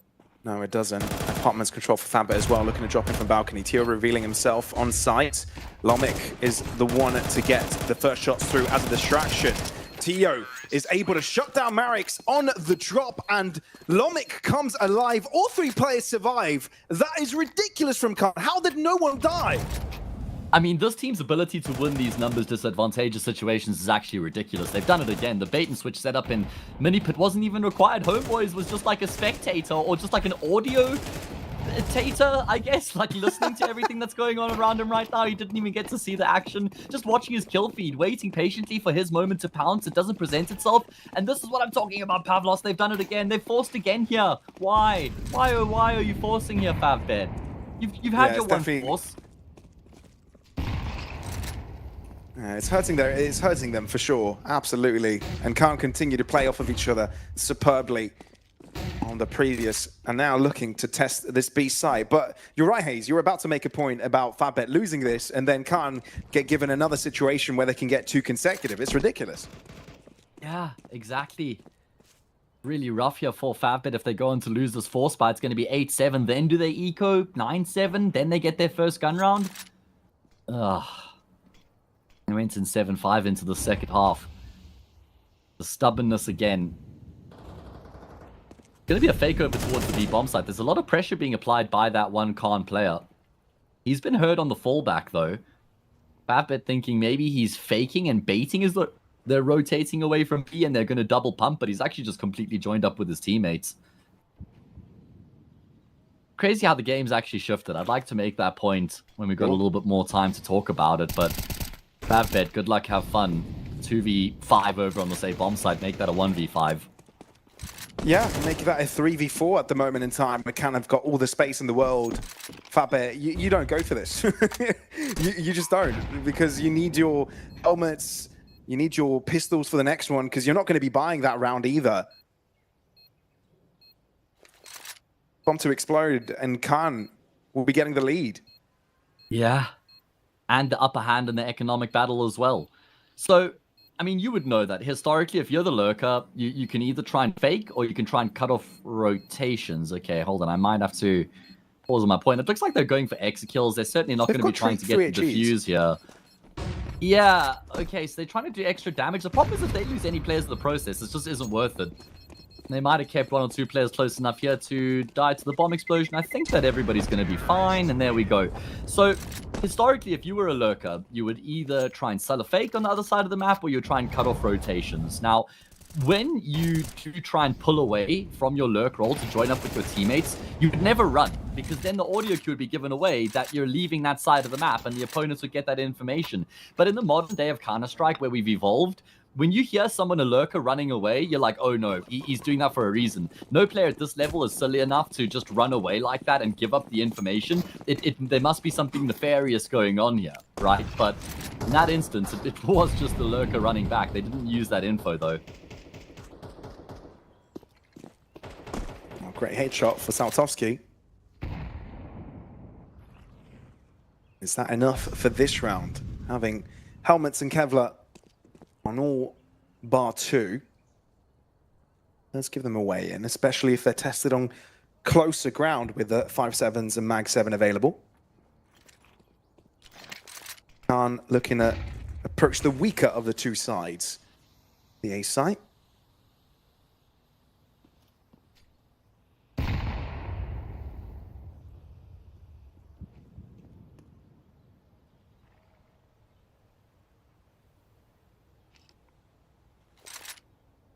This apartment position is going to be very important. Jackie, having the Mag 7 available to him, could do quite a bit of damage. And it's about to be tested as well. That bit not budging from the initial plan. Not wanting this B site to be the issue. But the hit is incoming. And now the 2 A site defenders are completely separated from one another. Nice deep smoke there from Homeboys. Starts to close the gap in towards the, say, bomb site. There is still a snake in the grass. I was talking about Yeki with the Mag 7. Teo will root him out of position, though. Get full site control bomb plant as well. Remember, this is just an eco round for Favbet, so damage at a minimum would certainly be welcomed, although it doesn't even look like they're interested in dipping their toes. I think that they'll go back down banana through middle to look for some exit kills here, though. Yeah, probably. That's what you'd go for. Again, having 3 HE, so a possibility to go for that nade stack if players are trying to save in the corner of pit. That's what they tried to do the previous round, but can't seem prepared for such a circumstance. Exit frags start to go their way, though. But Homeboys, this is the type of moment where he starts to pad up the stats, right? He's found 2 this round. And this being an eco, the end result, not negative for Favbet. You found 3 picks, but you are starting to drop further behind. The ultimate problem is that they were up 4-0 and then 5-1 and then 7-5 on the half, and now they're down 9-7. So from that 5-1 scoreline, they've won 2 rounds while Khan have won 8. It's been a distinct change in the wins and the direction this game is going in. Khan are 4 rounds away from beating Favbet 2-0. Haven't had to break much of a sweat yet in the series either. This gun round carries all the way for Favbet, man. If they lose this round here, then I start to get really worried about that result kind of creeping around the corner. Yeah, you're completely right with the perspective you set with the past few rounds, right? It's been Khan having full control. This time a little bit differently paced. Onto the A side already. Fatbet seem to have an inkling of something like this going on and dedicate an extra defender nearby. Homeboys gets caught in the smoke opening. Best start possible for Favbet. Can they manage to stick the landing here, though?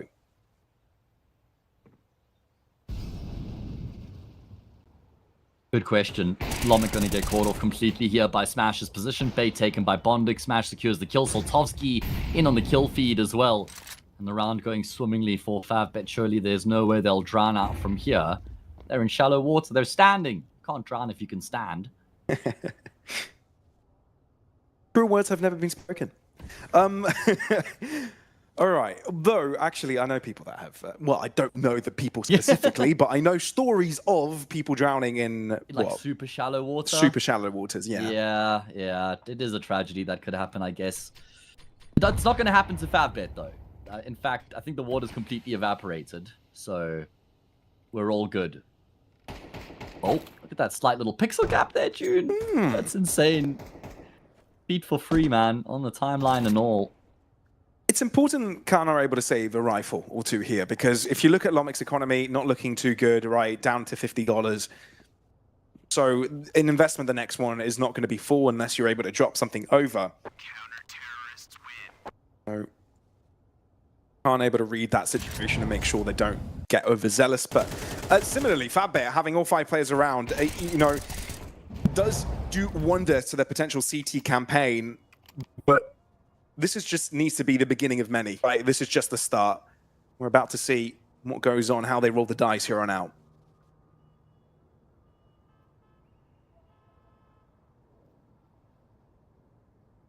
Yeah, this is the round, right? That kind of gives us a really good clue as to what sort of direction we're going to go in from here. If Fatbet win this, 9-all, then becomes 10-9 in their favor. No money for Khan. If Khan win this, they go up 10-8. At least there's some money for Favbet. Bondik almost on quintuple digits, interestingly enough. I still suspect we're going to go to a third map, guys. I still think that Favbet should be able to grind a victory out here on Inferno. I don't blame you for thinking that at all. I mean, Fatbet is the most rehearsed, has definitely found some comfort into picking up Inferno. But at the same time, it feels like, you know, it's the type of map that they're able to create a lead off of at the half. And sure, they did that, but not too big of a margin. And that margin was instantly lost straight away. So you're right in saying also that this round is how we figure that out, because Fatbet win this, economical disruption for Khan, and then you've found a few consecutive, and then the CT side economy is indisruptible. Yeah. Essentially. Certainly could be the reality. I'm just thinking if Favbet do lose this series, whether it's 2-0 or 2-1, it must be the biggest upset of the Swiss stage so far. Just going back through some of the results. Force Reload did beat Sinners. So would you say Khan beating Favbet would be a bigger or smaller upset than Force Reload beating Sinners? Ooh, I think Khan beating Fatbet is a bigger upset. I think so too. I think Forza Reload, we've kind of been aware of the fact that they're capable of some crazy upsets here and then.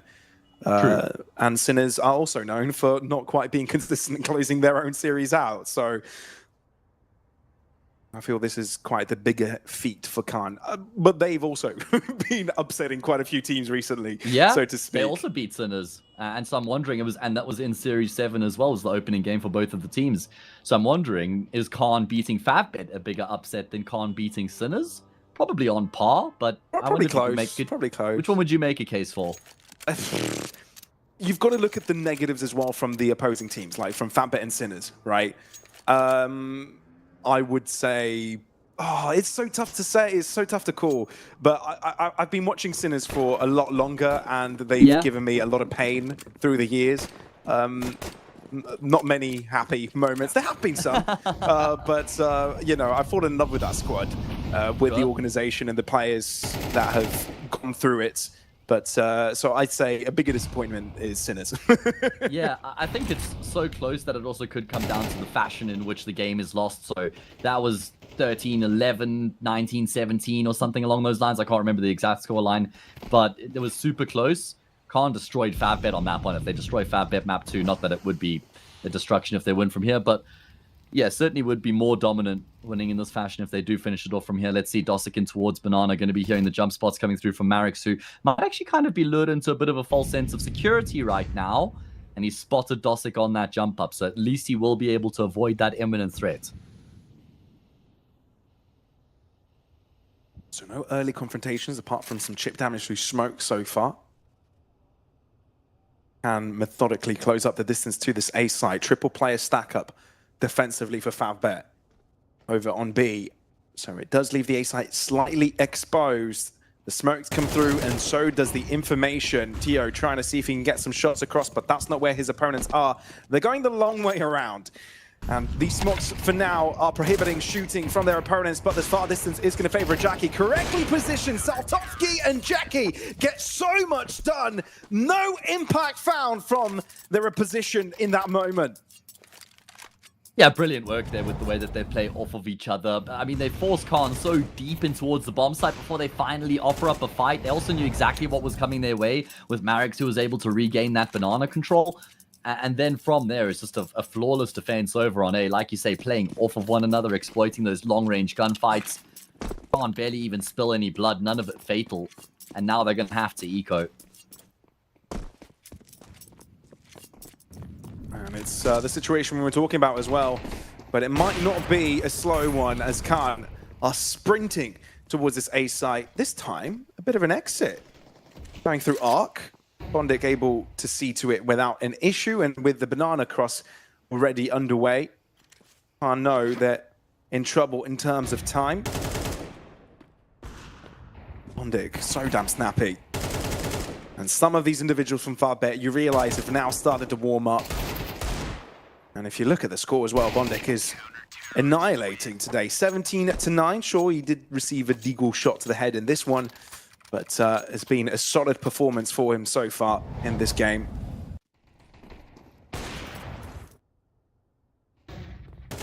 Absolutely has been.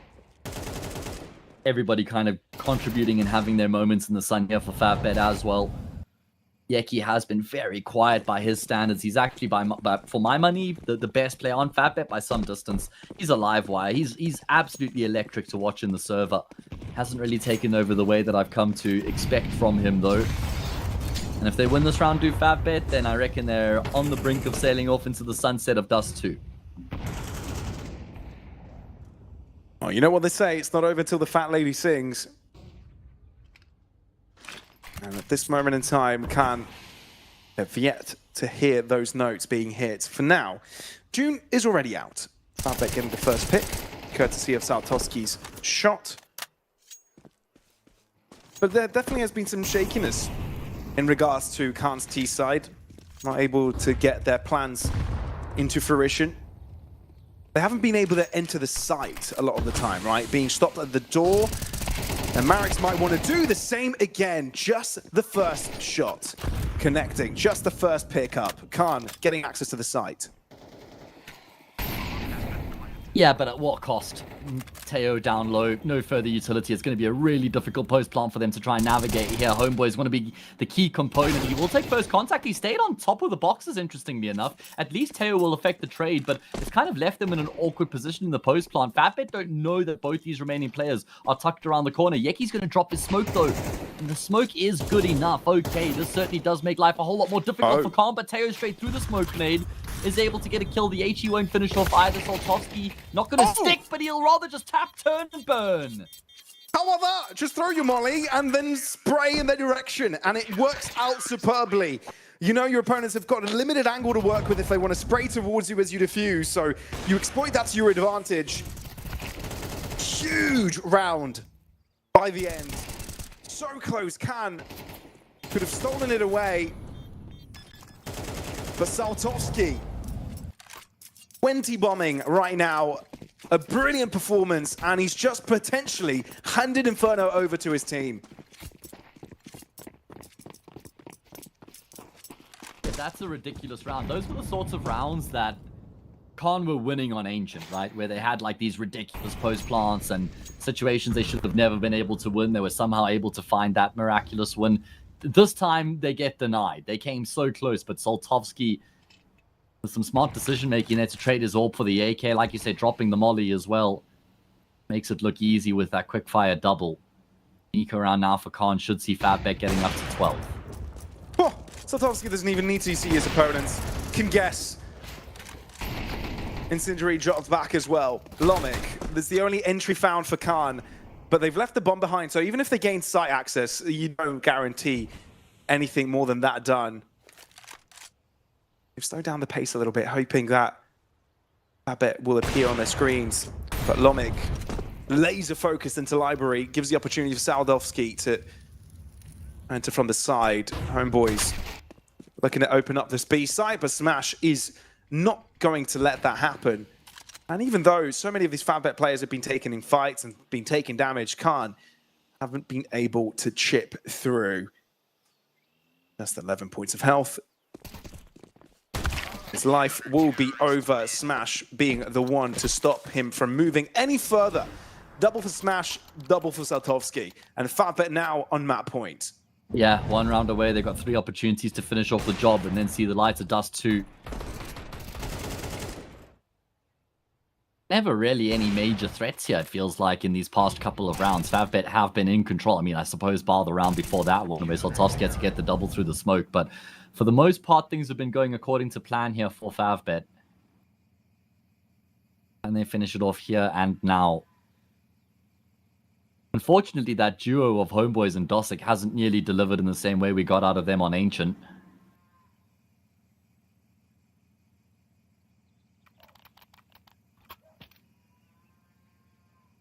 Yeah, it's been a little bit more quiet on that end. But now Fatbet are the ones in the spotlight. Not impossible for Khan to recover, right? But Fatbet have definitely looked like the better team for the past 4 rounds. And unable to chip through. It's difficult to kind of put your finger on, right? Because Khan have had some brilliant moments and certain others, they sort of fall flat. In moments, they are brilliant playing off of each other, and then others, you know, not so well in tuned with each other. So now they're on the chopping block, really, for Inferno. There's Dust 2 they can hope for. Yeah. But with Fatbet now starting to amp up the pressure, with Fatbet now warming up to the game itself and at the pace that it's taking, you can't help but feel Dust 2 is going to be really tough for Khan to recover.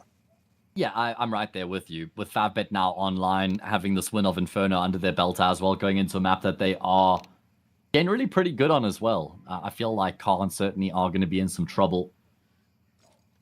Favbet have only kind of recently reintroduced us into their map pool. I think there was a phase where they were banning it out. I think since Saltovsky's joined the team, they've actually gone back to Dust, and they've had some favorable results on the map lately. Let's see how long it's going to take for them to get this across to Dust 2. Notice I said how long it's going to take and not whether or not they're gonna, because I have full faith in them finishing it off from here, if that's going to happen.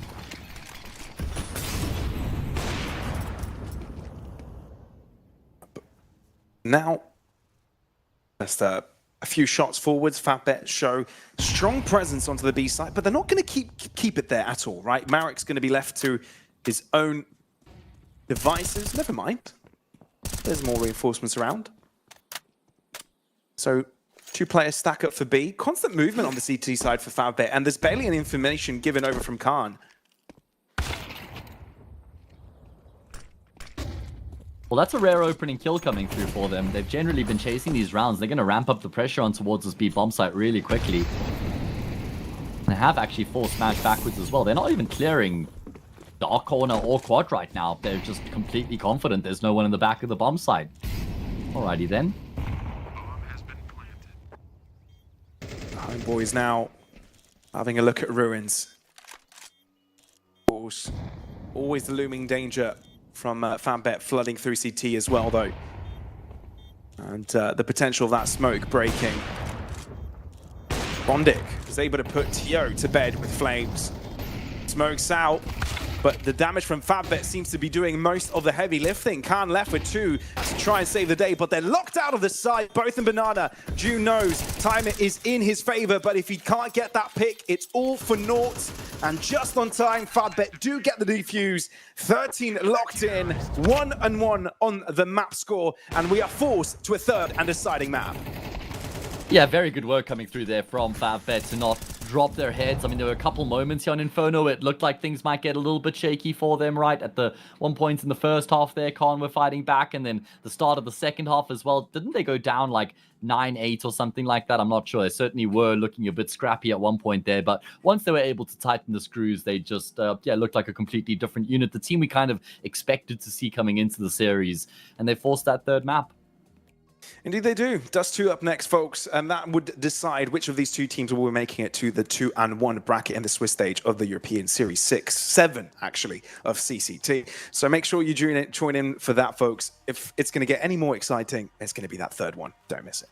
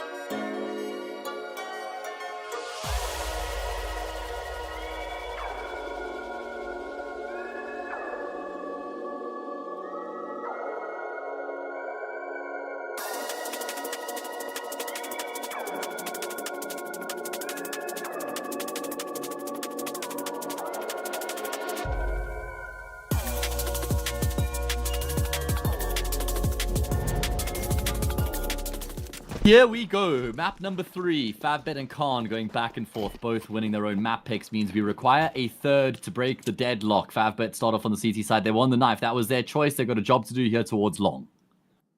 Indeed they do. It's a bit of a slower effort. A lot of times you could see a quick outbreak from long, but they are just making sure all the players are aligned, and there's a deep position in mid that could act as a disruptor. Maybe catch the Favbet players on rotation. That doesn't indeed happen.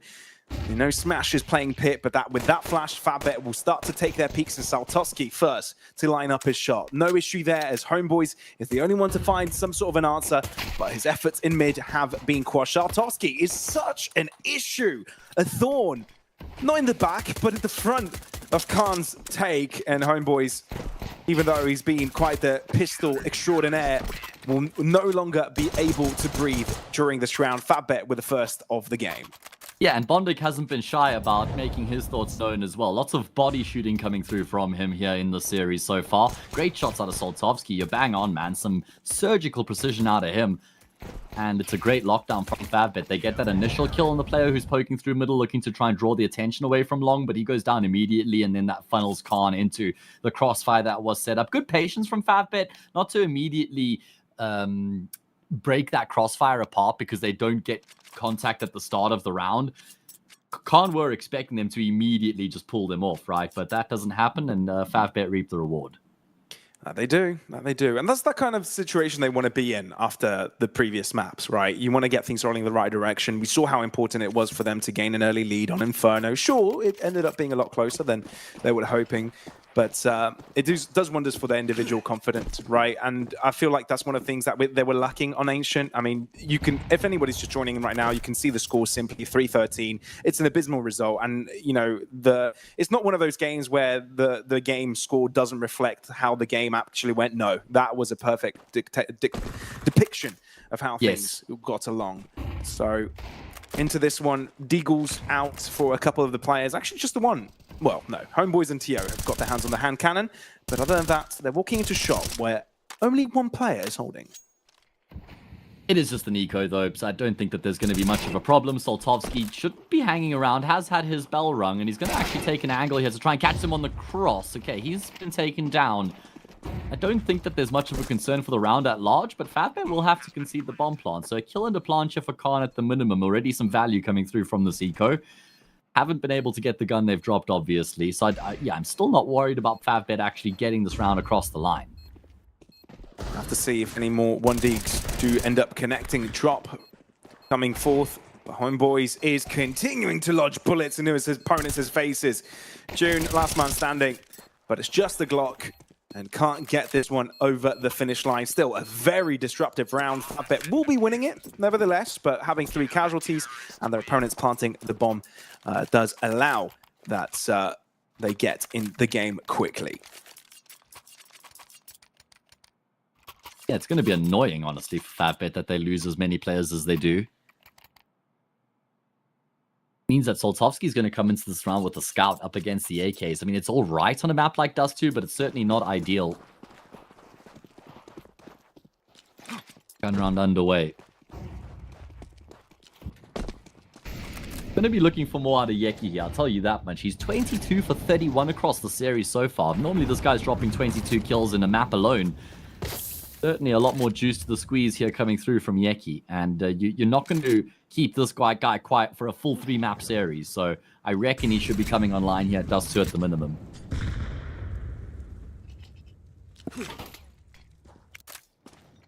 So we'll keep our eyes on Yeki as he permits Khan the cross. Obviously, with the smoke available, it's a safe passing. Catwalk for another round here. Kind of all of the players looking to press, yet to let their util fly. Bondik is ready with a lineup as soon as it does happen for him to give himself some extra space to work with. Saltoski throws in a molly first to make sure the push is put to a halt. Flash. And he will move in. Lomik, so damn clean to get his headshot. So is June, and instantly the A site under control of Khan.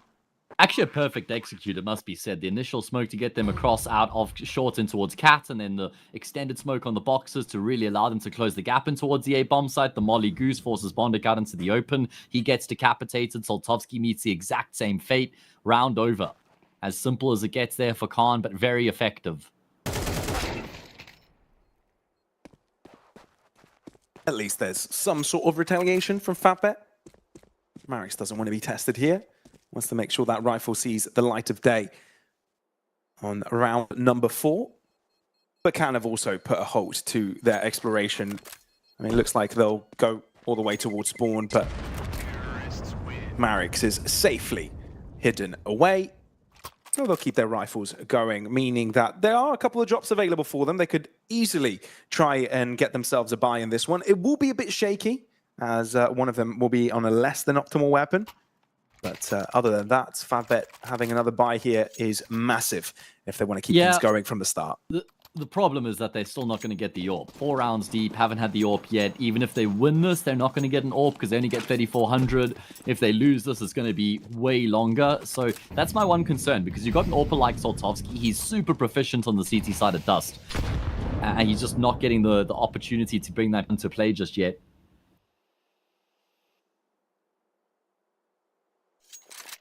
Chance now for Khan to really put some early pressure on their adversaries.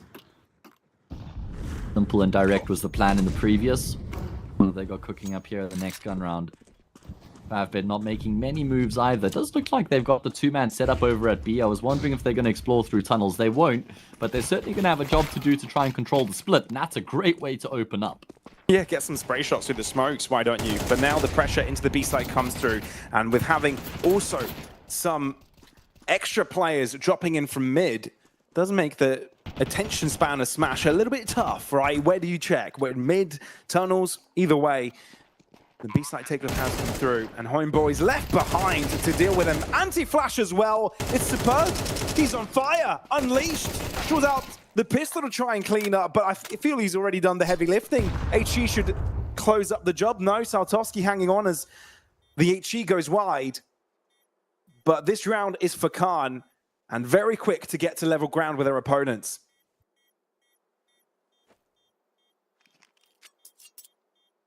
Yeah, very successful in their gun rounds, going back-to-back here. Simple push-up short in the first gun round, the split onto the B-bomb site here. Pathing was perfect, clearing out the angles as they made their way forward, despite the fact they lost, was it June or Teo through the smoke at the start of the round there. Didn't disparage them. They continue to commit, and with good reason. And that is going to reduce the CT side to an eco. Yeah, Smash was completely trapped. They knew that he was there as well, so he just gets hard cleared.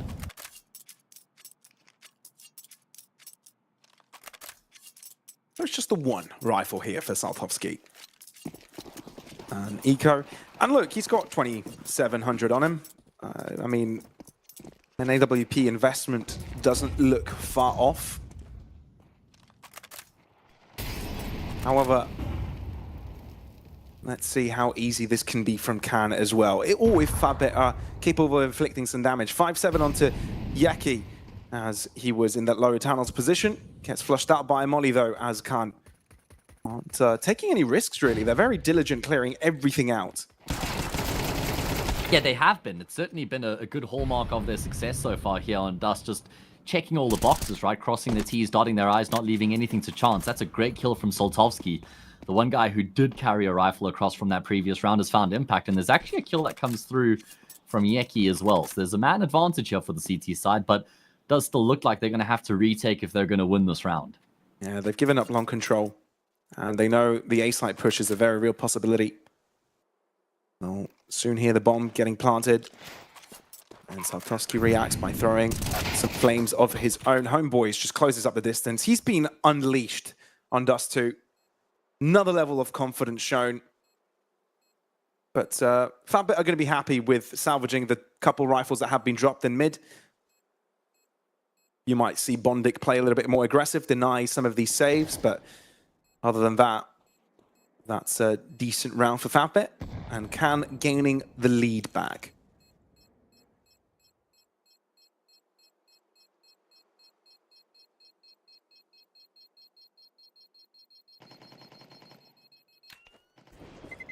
All right, well, 3-2. And that AWP that I referenced earlier for Slotowski. Wait, there was a death to the bomb explosion there. Must have missed what gun he had, but...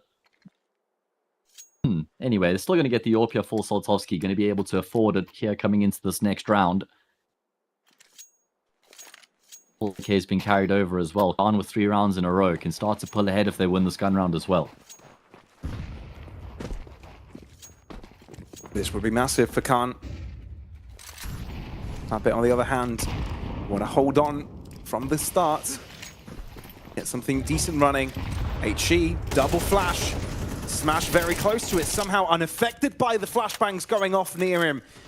And Yeki is there for reinforcements. Fabit have got this B site under lock and key. Yeah, great way. I mean, can't try and turn up the pace here, and I really like that option in this sort of a gun round to go for that really fast approach. Try and kind of kick your opponents when they're down, test them with that all-in B play, but Fabit up to the challenge. But that is just staving off the initial wave. There's more waves where that came from here from Khan. And actually, they're going to be able to thread themselves up on towards the, say, bomb site. Thankfully, Soltovsky has got the cross under control. Problem is he's trying to juggle both short and long right now. So he's had to turn his attention away for a moment. That allows for Homeboys to get the plot, not without taking a big chunk of damage to the nade, though.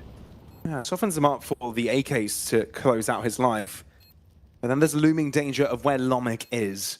And there's a bit of uncertainty for Fabit as for his whereabouts. If Khan can avoid fights for a little while, it would put Fabit under a lot of time trouble. They're closing up the distance. They need to start making a move on. Homeboys does get the pick as they are distracted by Lomic's angle. And now he continues to rain from above. Homeboys on top. And Lomic wants to join in on the madness. 2 kills per player can disrupt their opponent's spy once again. Okay, that's a big round for Fabit to lose. That was another one of those 5 versus 3s. We've seen a couple of them go awry already. It happened on Ancient, and it's crept on into Dust 2 here as well. This is the gun round Fabit had to win to just level up the scoreline and keep it going back and forth here on Dust, but they dropped the ball in the 5v3. I mean, even a 5v2 for a moment there after Soltovsky gets another kill. Seriously concerning signs here for Fabit. They've been reduced to an eco. At least they've got that AWP in play. Can't try and bring the double AWP to the table. Teo's going to cycle that weapon out of long to make sure Fabit can't recover it at the minimum. And actually, Homeboys with that second sniper will find a kill to bring it back into a 4v4. Ooh, breakout though into B, and it's a quick one. Not one that Fabit will struggle with though. Number supremacy, and they've got controls of all areas of the map, mid, B, A, and A. I'm trying to make something happen with the 2 individuals that haven't had really much of a say in this game so far. 0 on Tio, 1 on Dune. And a minute to work with to try and make something happen.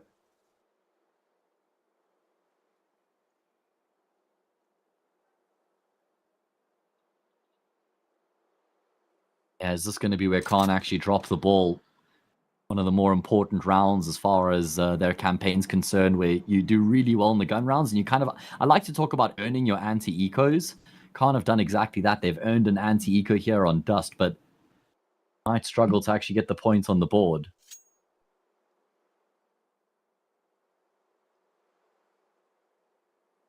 Again, it's going to be in towards the, say, bomb site. They've got utility. They just don't want to give any information away, so they're creeping all the way forward here. Fabit surely going to start to realize what's going on. Maybe the penny will only drop when the bomb's been planted. They're thinking that Khan are setting up for a big burst into the B bomb site. That's not the case. It's going to have to be a retake over on A. And now that kind of tips the scales back into even keel as far as I'm concerned. I mean, Fabit do not want to repeat what happened the round before, where they had the numbers and were unable to convert it into a win on the retake. The very real possibility this may happen again. The lowest of the 3 players goes down to Teos' spray. As he doubles his kill count already, Jude is there hand in hand with Teo, and nothing stops the post plants from Can, no matter how many players they've got available to them.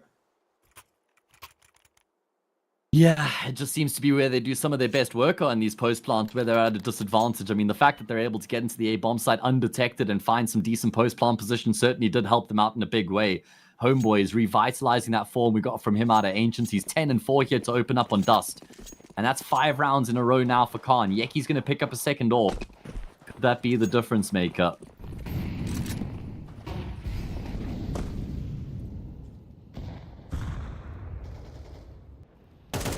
You hope it is, if you're Favbet, because it's a very big investment to make.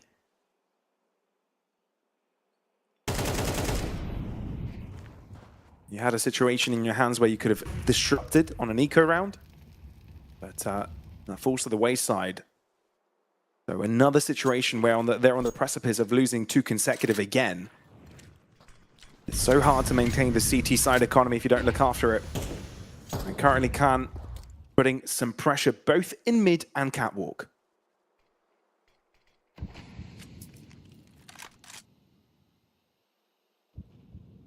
Yeah, no opening kills as of yet. Looks like, again, it's going to be this burst towards the A bomb side. Soltovsky gets blinded up initially, but the flash actually also blinds Teo.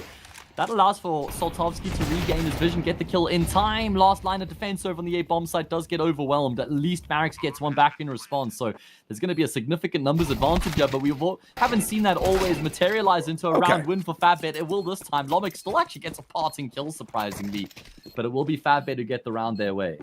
Oh, it's massive for Favbet. And again, a confidence booster after kind of failing to hit the mark on these A-site retakes. But they managed to do a lot of damage from the starts, you know, weaken up as much as possible your opposition and then move in as a unit from CT. That was very, very accurate shooting as well on the remaining players. Barely any pixels visible from them. So to be able to collect the headshots and get some sprays across those walls is massive. So it's safe to say Favbet back in contention here on the CT side. You started to worry that they were out of control.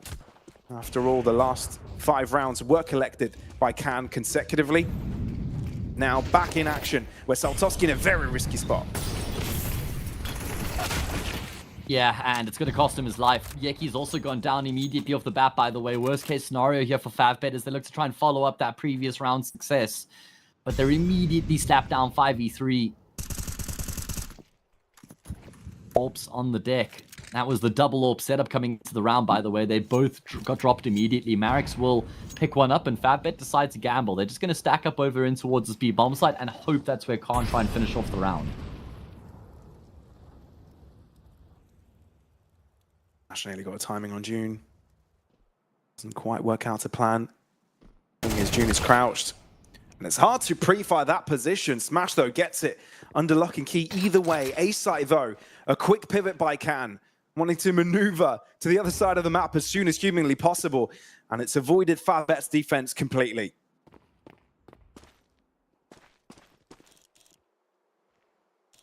Well, that's best case scenario for Khan. Favbet bet on red, it lands on black, and they're going to have to probably just forfeit here in the round and try and get something going in the next.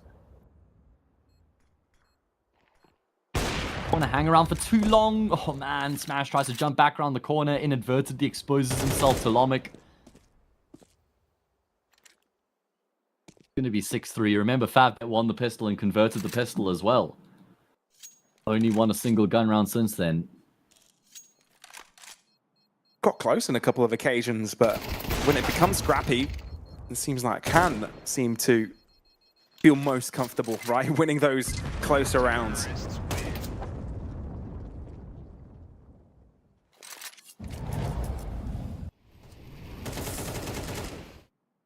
Yeah, Khan have been really good at actually just kind of scrapping some of these rounds across the line.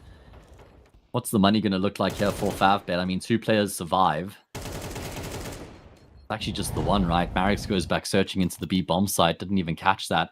They will still have the double AWP setup. Not that that's really proven to really change their fate all that much.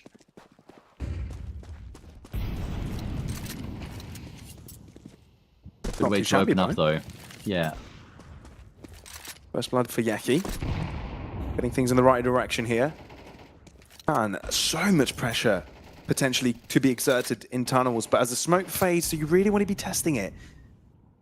Bondic not choosing to peek. Making sure that the position is reblocked as Can navigate back into mid again. A potential catwalk cross. And as they smoke double doors, it will allow them safe passage.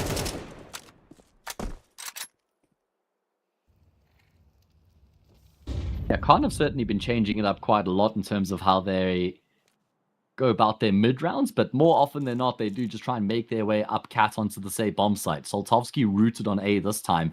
He doesn't have to worry about long, though, because he's got Marix in position, so he can just remain fully focused in towards this catwalk position. Oh, this could be massive for Soltovsky. They're going right towards him, but the smoke has settled, and Soltovsky finds the gap. Brilliant, but how do you get away from this? Because Can have completely closed up the distance and could overwhelm from the site itself. Dio disallowing Yaki's relevance. Soltovsky having to reload, and he's got his teammates that he needs to rely on to close up this gap. Dosic comes alive, and you can see Can, after the bomb being planted, taking 2 players over the catwalk as well, trying to take some distance to this affair, allowing their opponents to cross inwards, but the double S's from Fatbet are the ones to chime in first.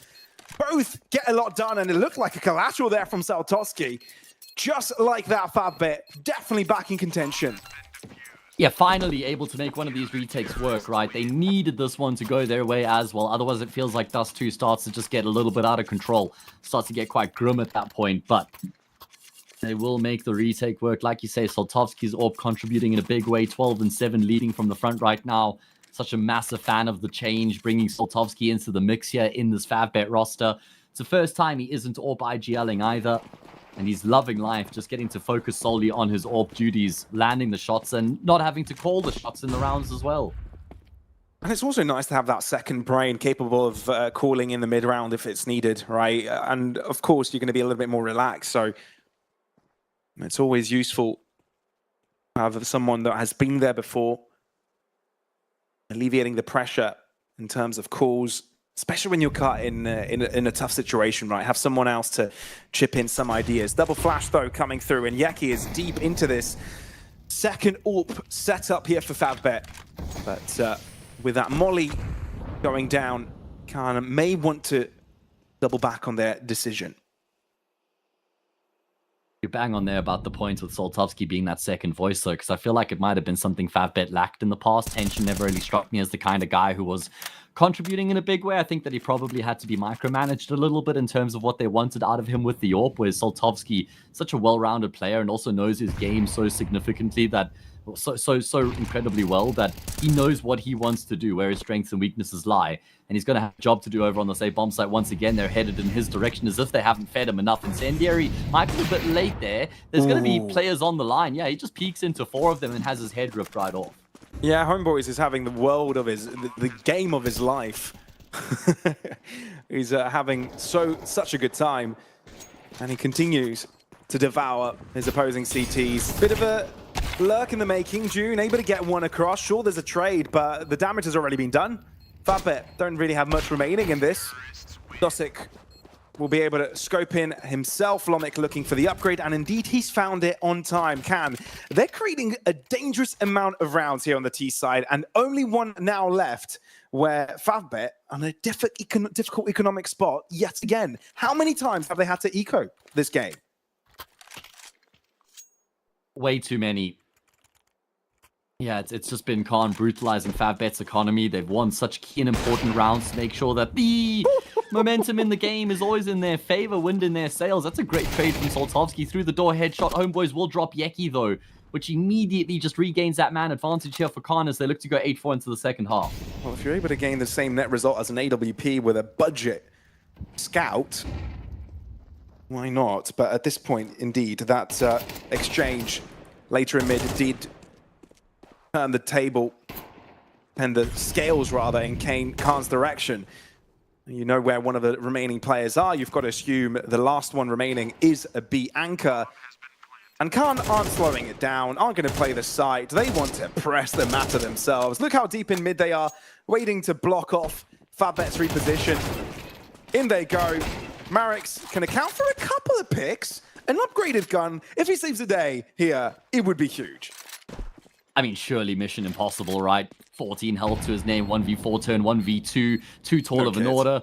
Teo waiting for the moment to swing. I guess Dosic must have heard him and realized that there was already a player that had crossed, then Dosic will be the one to get the kill as well. 8-4.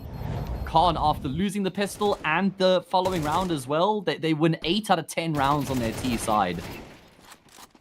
Oh, but yeah, and I feel like, again, it's the conversation about not being able to deal with Khan individually, right? Being able to slow them down in terms of winning your own fights. Because if Khan start to feel confident, like they currently do, take Homeboys for example, right? He'll come in no matter what weapon, pistol, rifle, AWP. He'll come in with full confidence, swing, and take fights you don't expect, and take those duels because he feels confident like that. And if I've been unable to slow that down at all, they'll be victims to that, more and more, right? That's only going to increase Khan, increase Khan's confidence and allow them to go deeper and deeper into these fights. It's been a really tough time for Fatbet right now. And now going onto that T side, a lot of heavy lifting required, a big mountain to climb. Massive, and it requires a pistol round win to take the first step in the right direction as well. Oh man, Khan on the brink of a second big upset here in EU Series 7. They beat Sinners in their opening game. They lost their match afterwards, but if they can claim the scalp of Trick, that would be of Favbet, that would be a huge boost in their cause of trying to reach the playoffs. And winning the pistol would be a big step in that direction.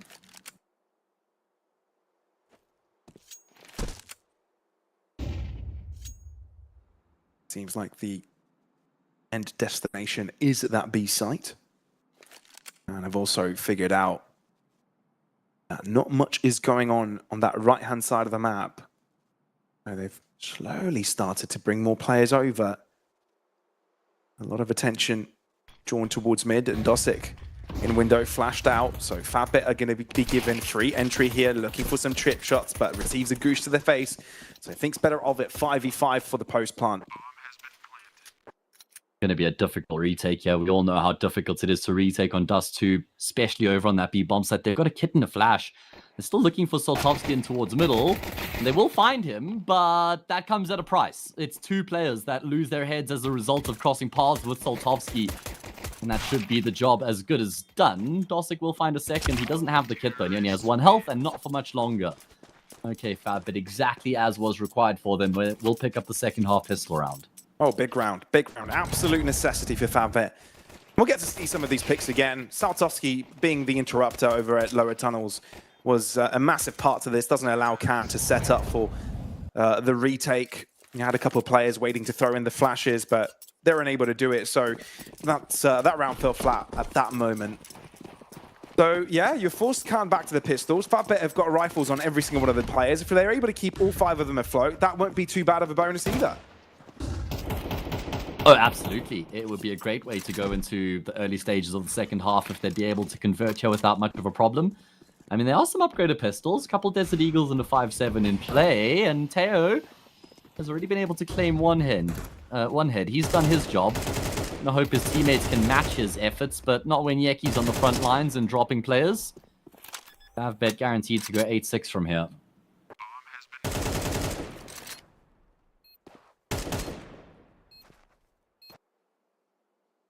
Is exactly what's going to happen. Sure, Khan can hope for some exit frags. Consolidation picks.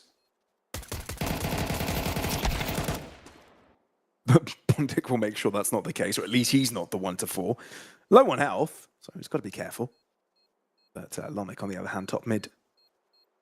No one's exactly that close. Sure, everybody will be approaching from long, but I doubt they'll be going for this exit, knowing how important it is. They hold on to their Galils and AKs. There you have it. Favbet now just 2 away from their opponent. Very much recoverable. We've got our series on our hands.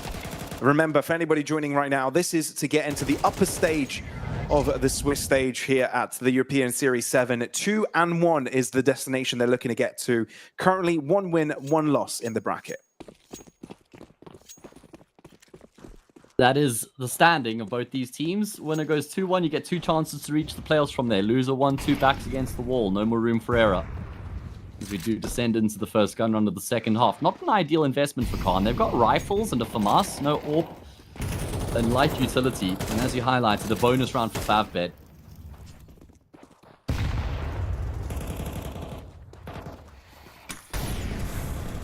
Yeah, minimum investment, but a couple players, well, Smash especially. His hands on the AK. Yaki spots out one, but thinks better of going for the position fight again. He sees that HE blow up in front of him and decides, yeah, that was probably the best plan of action, best course to take. But Fatbet don't slow down. They amp up the pace. Towards the A site they go, and Dosic doesn't stand a chance here. Yaki continues to fire bullets towards his opponents, and he's being so successful doing it. Triple for Yaki. The confidence is exuberating from Fatbet, and that was their opponent's buy completely quashed. And that's exactly what Fatbet would want, right? Because winning the pistol is one thing, converting against the eco, sure, that's to be expected at that point, the second round. But winning this gun round here as cleanly as they do, keeping all 5 players alive, that's a huge boost to their campaign here early on. And now they should be able to level up the scoreline without much of a problem. We've seen some great T-sides from Fatbet, in particular on Inferno. Gonna have to bring that to the table here on Dust, as it seems they currently are. Potential mid push here from Khan, one of the individuals looking to step up, pushing past short. Doesn't catch anyone, so that could be a decent flank to be created now in A-Long. Obviously, you're with pistols, so not much to lose to go for something like this. But, yeah, never mind. A sneaky stance is taken outside of the doors there. Bondic able to stay under the radar and collect homeboys in his attempt to break through in the back line. So this is going to be pretty smooth sailing from Fatbet. Damn, I mean, this T-side has so far, right? There haven't been any major concerns at all. In fact, pistol, conversion, gun round, anti-force or anti-eco, all 4 of them have been won without much of an issue as they level up the scoreline, and now pressure starts to build onto Khan. They're going to have the sniper here on Lomic. They're going to have all the guns outside of that to try and get things going here on their defensive half, because Dust 2 could start to get away from them quite quickly, and this is the decider. Yep. This could dictate a lot of the consecutive rounds coming after this. And the pace will be going into the remainder of this game. I bet. Paying attention to potential long push. And it's for good reason. Look how far forwards one of the Canton players has gone. Yeah. Problem is, And he's he's being peeking. watched right now. Yeah, it looks like he's going to commit, and that's He straight wins into it. Marix, but Dosic comes out on top. That's What's- a huge moment. They're going to continue to go through middle as well. I thought off the back of that one kill, that would be enough in the round for Khan to just remain in position. They go 1-for-1 in middle, but it's advantage Khan as things stand. I mean, I like the attempt from Khan. As soon as the long player distracts some of the players, you try to use that distracting to your advantage, get the pick in mid, but it doesn't really go to plan. For Favbet, at least. It felt like they had everything under control, the situation read, but and just get a step ahead here as the double smokes are sent. And the site is about to be taken over. Lomic holding the correct position here, and it's made their lives a lot easier. Sure, Dosic takes a lot of damage, but he doesn't really need to stick around to the fight. With Bondic slowly edging out of the smoke, June will be there on the receiving end. So Khan back in the lead, not letting their opponents take that up against them. It was such an important round for them to win, especially after they get the duel going their way as they go through with the long push. And you're actually right to add on that they're thinking maybe that distraction out long could pull the attention away from any mid players that then could create a gap for someone to come through from middle. Doesn't really materialize that way, but there's still a decent plan in place as they regain their lead and keep that pressure on Favbet first round of the second half. Is this going to be a big B hit coming through from Favbet? They're setting up with 4 players in tunnels right now, but Soltovsky going down, surely going to dissuade them from committing. It actually doesn't. They're going to continue to go through, and Smash inflicts his namesake as he brutalizes the defense on that B-bomb site. That's massive. Now Homeboys and Lomic are the only ones left. One per side of the map. An overwhelming superiority for Fatbet on this B site. And Lomic might even struggle to deal with his individual engage. Look how Marix is going. Look at his confidence. He's down to 70 points of health, so second guess is dropping and breaking his legs in the process. But this round's secured. Sure, some damage can be done, but Fatbet have a leash on their opponents and are not letting... What? Homeboys, he's gotten away with it! He's getting the defuse! How have they not Wait. tricked this position? No way! He doesn't even have a kit and he's won it! Oh, that's a hard watch. Oh, that's really tough. That's insane. I don't know how he's done that. And if there was a slight chance of Bondik getting there in time, Lomik has gotten that kill to stop Bondik from even getting back into this bomb site. Look at this, guys. He's just crept into this B site. Lomik has taken all the attention to CT. Then FabBet starts to panic. The penny drops. They realize, hang on a moment. There might actually be somebody on this B bomb site sticking the defuse. They try and backtrack, but it's too late. And can't have robbed FabBet if around. If they win this one, it could be game over. I don't know who won that round or who lost it, if you know what I mean. Yeah, it's a good point. Almost served up on a silver platter there for Khan, wasn't it? And FabBet already a player down. I would have taken a tactical timeout after that because you need to reset. That is frustrating, especially when you were just about to stay on this level ground with your opponents. Instead, you're 2 rounds behind. You're right, that was supposed to be the 9-0 scoreline, maybe even reset the economy of Khan, but I might even have called the pause if I was Khan, just to let FabBet sit in what had happened and let them maybe bicker amongst each other. Could go one or two ways. This one is only going to go one way, and that's into the B-bomb side. I cannot believe what we just witnessed. These situations do not happen often. That's a Reddit clip if I've ever seen it. Khan know exactly what's going on here, man. They've got a player in middle. They've now got 3 players on the B-bomb side, and they've got one guy. I don't even know what he's... I guess he's watching short, right? But even that just seems unnecessary with the guy in mid who's actually going to start to push forward here. He could actually go down and all of a sudden create a path into the A-bomb site. That's my concern. But no, he will hold his nerve. He just pumps the brake at that last moment. He peeks when they start to come in. Dosic, your timing is perfect. Oh my goodness, they crunch in on FabBet. They don't even get to get a line of sight on the B-bomb side. Bondik, the last man left, not for much longer. 11-8 for Khan. And June pushes past the flash as well, ahead of it. Not really waiting for it. No respect shown. You know you've got this one locked. Oh boy. What a world do we live in. FabBet on a really tough spot right now. Only one basically able to get a full buy across. Maybe Marix as well. The rest definitely struggling. It's going to be a full spy. 3 pistols, 2 rifles. FabBet have made the call. It's all or nothing right now. Yeah, this is... I mean, you've got to imagine there's some sort of an element of tilt with the way that they lost to that defuse in the 4v2.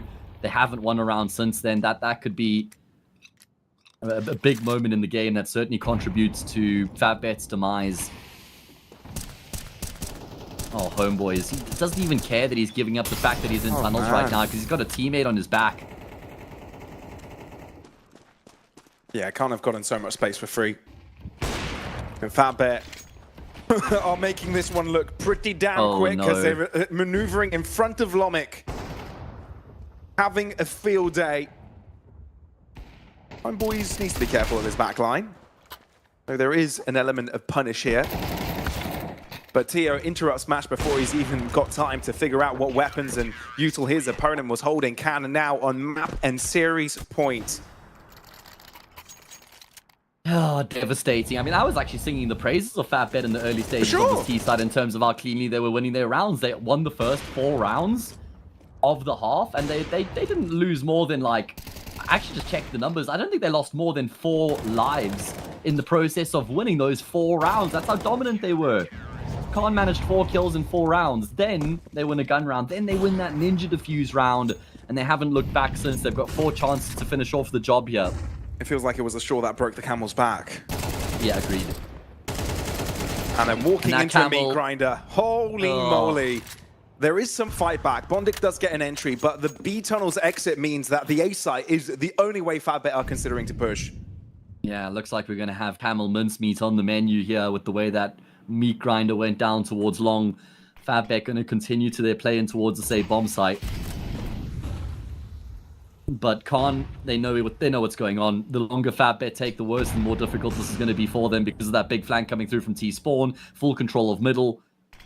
Eventually they'll have all eyes trained in towards long. FabBet replenish the smoke as they look to cross.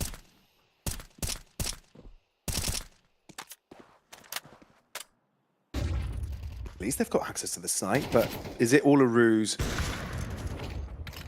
Maybe There we it's go. not, because they've got That's in fact the a couple moment. of picks. Dune keeping it equal. But the bomb goes down, so one player is destructive. Homeboys, if he finds the car player, this one, it will be tough for Fabit to recover. Boxed in. But who's boxed in with who? June takes a lot of damage and Homeboys does not survive that fight. Fabit stick around. Say a big no to their opponents grabbing the series like this. They won't lose without a fight. I'll tell you what, June's missed a key shot there. Double scoped in on the left side of default. He gets the player who swings into his scope, can't connect. Soltovsky with a really smart repositioning there. Once he gets that kill on the flanker coming through from long, it makes it a far more level playing field at that point. Plenty money here for Khan to afford the reinvestment. None left though after this. It's going to have to be an eco 12-10. Yeah, give that up 12-11. So there's effectively 2 gun rounds between Fatbet and overtime as things stand. And it's going to be a brutal taken towards long. This can only go one of 2 ways. This round is won and lost at long. And it's going to be Fatbet to get all 3 kills. Eventually, Lomic will get a frag back, but the damage is done. You're right in saying that is won and lost, and currently Fabit won that fight.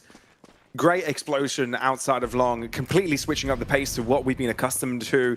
The condition that was made beforehand that they'd like to take their time, want to take mid control first, that was thrown out of the window. Fabit wanting to take that fight on. And remember when we said that, you know, it was Fabit that were having economical difficulties after all that they needed to reset and have to go into a force by the previous. Well, think again, because look onto the economy side of Cannes. They're the ones struggling now. Fabit are about to hit double digits and they're not done.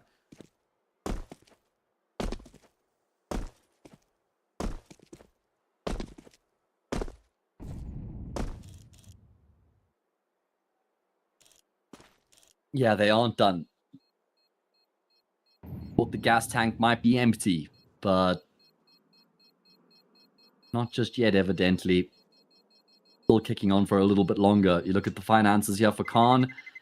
Don't think that they should go for a buy here. I mean, you just keep these 2 weapons in play. It gives you a little bit of something to work with.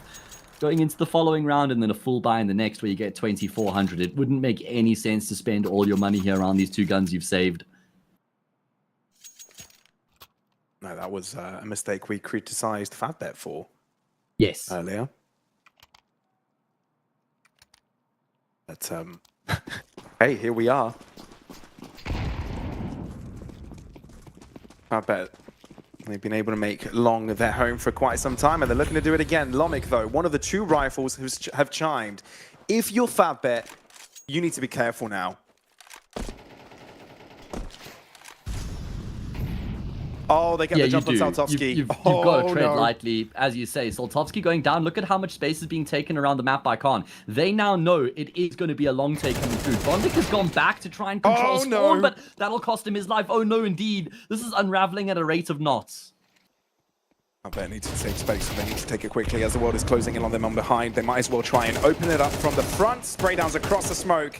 Oh my god. Oh, and Tio is able to avoid it for now. He's low though. So Lomic is the one that steps to the play. Marix. The first shots against you are missed. So it gives you another breathing chance, but just too many players, too many bodies around. Can't have done it, and it was just with 2 rifles available in the round. Of course. Fantastic work. Of course, it's Homeboys with a deagle shot at the end. I mean, yeah, who else would you expect, right? He had a fantastic performance on Ancient, came alive when it mattered the most on Dust 2, and you can't help but think back to that round, the 4 versus 2, bomb plants on the B bomb site. They're chasing executes at that point. One player slips the net, gets the 10-second defuse just in time, and ultimately it does kind of prove to be a back-breaking round for Fabit, because that distinctly changed the course of that map. Indeed it did. Indeed it did. It is a bit of a heartbreaker for Fabit, honestly, because there were so many situations that they got close, so many situations where you thought, okay, they've got this series back in their hands, but can continue to bring on the upsets, right? This is not the first time they've done it. True, they beat Sinners as well in their opening game. They're now into the 2-1 bracket, 1 match away from getting themselves into the playoffs. I think I read a post from CCT saying that they pulled out of Series 8. So they're going to have to make a run here in Series 7 to really justify and take advantage of the fact that they're still in the contest. As for Fabit, they're also still in the competition, but they're kind of hanging on by a thread. If they lose another game, they'll be eliminated. They need to win their next 2 best-of-3s to reach the playoffs. But that is it from myself and Pavlos. We're going to be throwing it across to a couple colleagues of ours. I'm not even sure exactly who it is, but I know you'll be in safe hands. You generally are here in CCT. It's going to be Reason against ECLOT and then 500 against ARCRED to round out the day. Don't go too far. It's going to be a quick turnaround time, and then we'll get into that next game.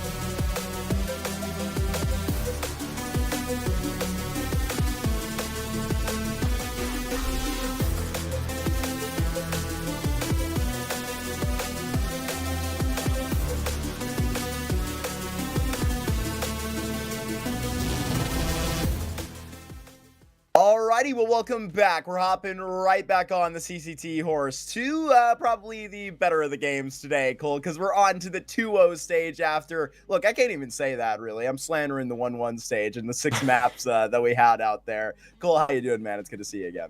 Doing fantastic. Looking forward to seeing what we have here today. At least better in terms of position in the Swiss stage, which is a good statement there as we look to see who's going to be making it into playoffs and who's going to be sticking around a little bit longer. We'll go ahead and take a look at the rosters here as we're ready to quickly run on through things. ECLOT doing a lot of damage here so far throughout their Swiss stage. Really impressive with a scrappy roster. I feel like right now, having to kind of adjust on their feet and landing on their feet quite nicely here, bringing in a player like Kriaz into the roster, Spartus, who's actually individually not maybe as explosive but is having himself a decent event so far for a couple of wins for himself. These two most recent adjustments looking like they're back to playoff caliber.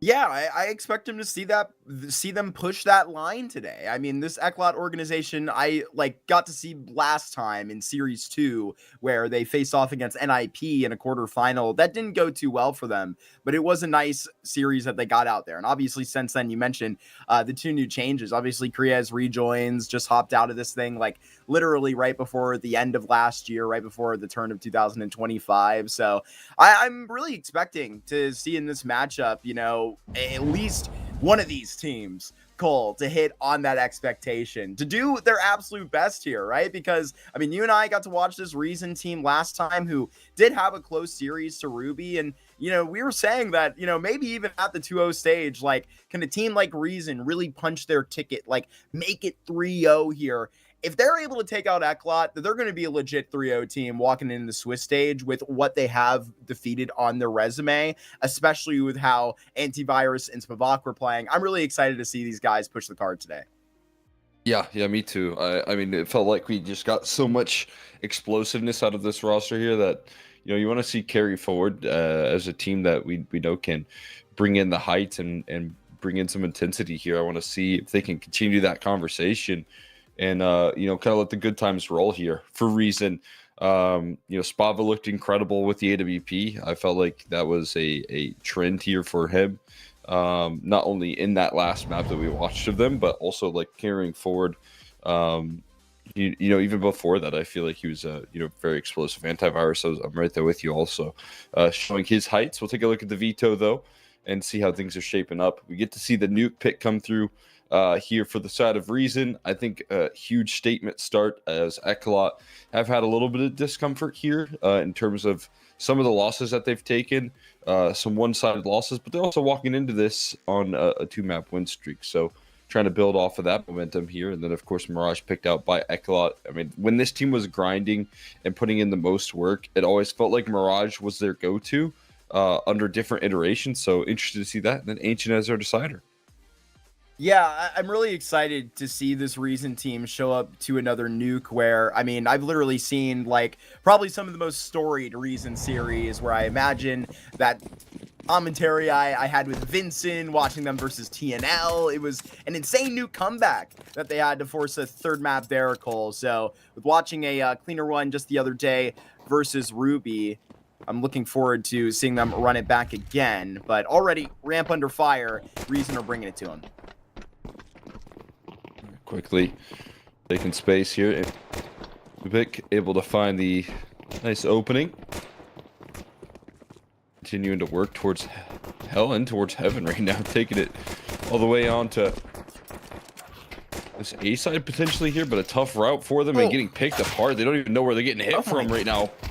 I actually don't know where they're getting hit from. Where on earth are they dying from? Are they dying from rafters here? It doesn't seem like it, and they never even get a chance to enter on into that site. This feels like from quite literally all sides there. That's a great start for ECLOT to pop up into this pistol, because they're going to need every little advantage that they can start off to, because both of those wins, that you're speaking about are ugly wins, right? Two really close ones. And then you have this cleaner one versus Tricked yesterday that I put a little bit less respect on, but when you get to overtime versus Sparta and you're still able to close it out, I mean, we'll see what you're able to bring here if you're able to start off with a nice advantage over Reason. But we were quickly into this game, maybe too quickly. Somebody's mouse died. That's a lie. No. Oh. What to say? You got to revive it. Does seem Put to new be a bit batteries of a in it. Yep. tech pause trend. Yeah, you do use portable batteries for yours? Fortunately, little AA action. Fortunately, I don't. I feel like there's got to be a name for this, a type of mouse enjoyer. We have skin cells in Counter-Strike, and I feel like that's very niche. There's a certain Wire cell? subsection of the mouse community that's mouse community, that is really obsessed with the weight, So that's got to be, and for that, I have to assume that with those niche interests for the lighter mice, there's got to be a subsection of people that are give me the heaviest mouse you got, I know some like anchors that really like heavier mice that I That's used to play poetic. with. Yeah. Yeah. And like let me tell you, these guys were steady, right? Like, you know, they like their consistency. Sure. So it makes a little bit of sense there in that you don't have to have those like big flicks. You're just aiming down a tunnel, so you want precision. A little bit of weight can do that.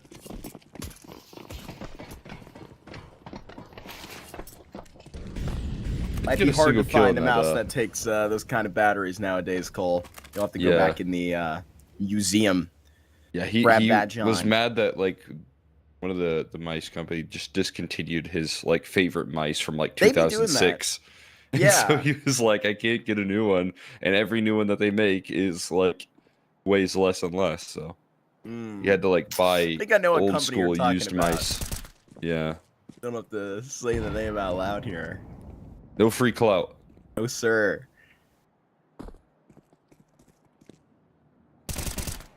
Reason wait their time. On an obvious slip, they drop themselves right into the top of Mini. Kriaz, oh boy, he's farming him up. Swede getting his feet wet already in this nuke. Not a casualty. Not yet. For this ECLOT squad, excuse me. Haven't dropped a body yet. Yeah, tough to do so. Just the Glocks here in back-to-back rounds for them. We'll see what they can do now with the rifles. Really strong look forward-facing out of ECLOT. Mostly on the rotations on the CT pistol. Felt like they were floating, ready to catch. Next step for Reason, staying a step ahead. Now what do they have here? Rifles are out. A little bit of out-of-yard pressure and smoke spam battles that do favor the CT side. Good damage on the front side or early. Trying to catch Kriaz in the mini spam.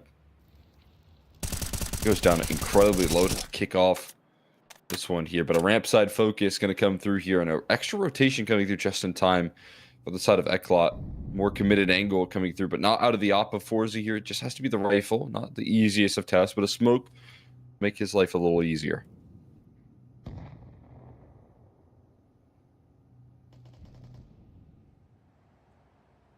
They don't even have to make the contact there at ramp. The rotation is already went. Doubled up here into control. I mean, they just have to clean back up onto Forza, and well, that will make them reconsider just for the moment. It's with these seconds and an awkward ramp situation already, they could see into maybe an uncomfortable A site, especially with the mini wrap in position. Take that into heaven here and now get explosive, making noise. Making no secret about it in 2 entries from Antivirus. That is exactly who you like to see. Find some success here, Spava. Gonna be the opening and closing chapter of this book here. Labored fight, but Kriya's eventually gonna win it. Tricky part is getting out of this one alive. Gonna get far away from that bomb. Just to take a fight on one of the 2 extremities here. Nice angle towards Fnatic, and that'll give him a pathway out of this round. He's going to claim it, but not without a couple casualties.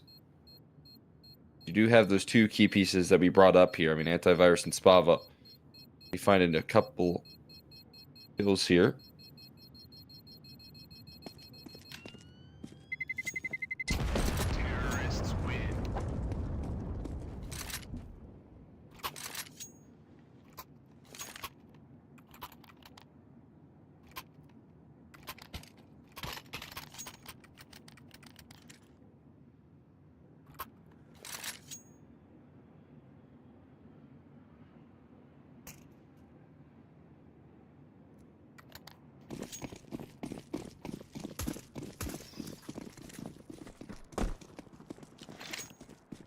Forza particularly can credit all the business he was getting back towards ramp, how he was getting his feet wet early to the opportunity, seeing this op right away. Not going to be carrying along much with it in a standard outside wall that is dropped in front of them. Reason open up shop and are already seeing Kriaz getting freaky out here.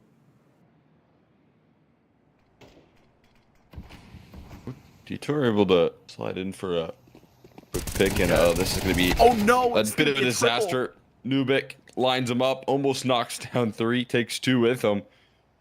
A valuable exchange there either way. And sees the others trying to chase things down, and this doesn't really leave them with any good options. Chris still an unknown quantity at the moment. Smoke gonna fade, and not in the favor of antivirus. Dieter comes in with a quick kill to close it off. ECLOT take no time and bouncing back.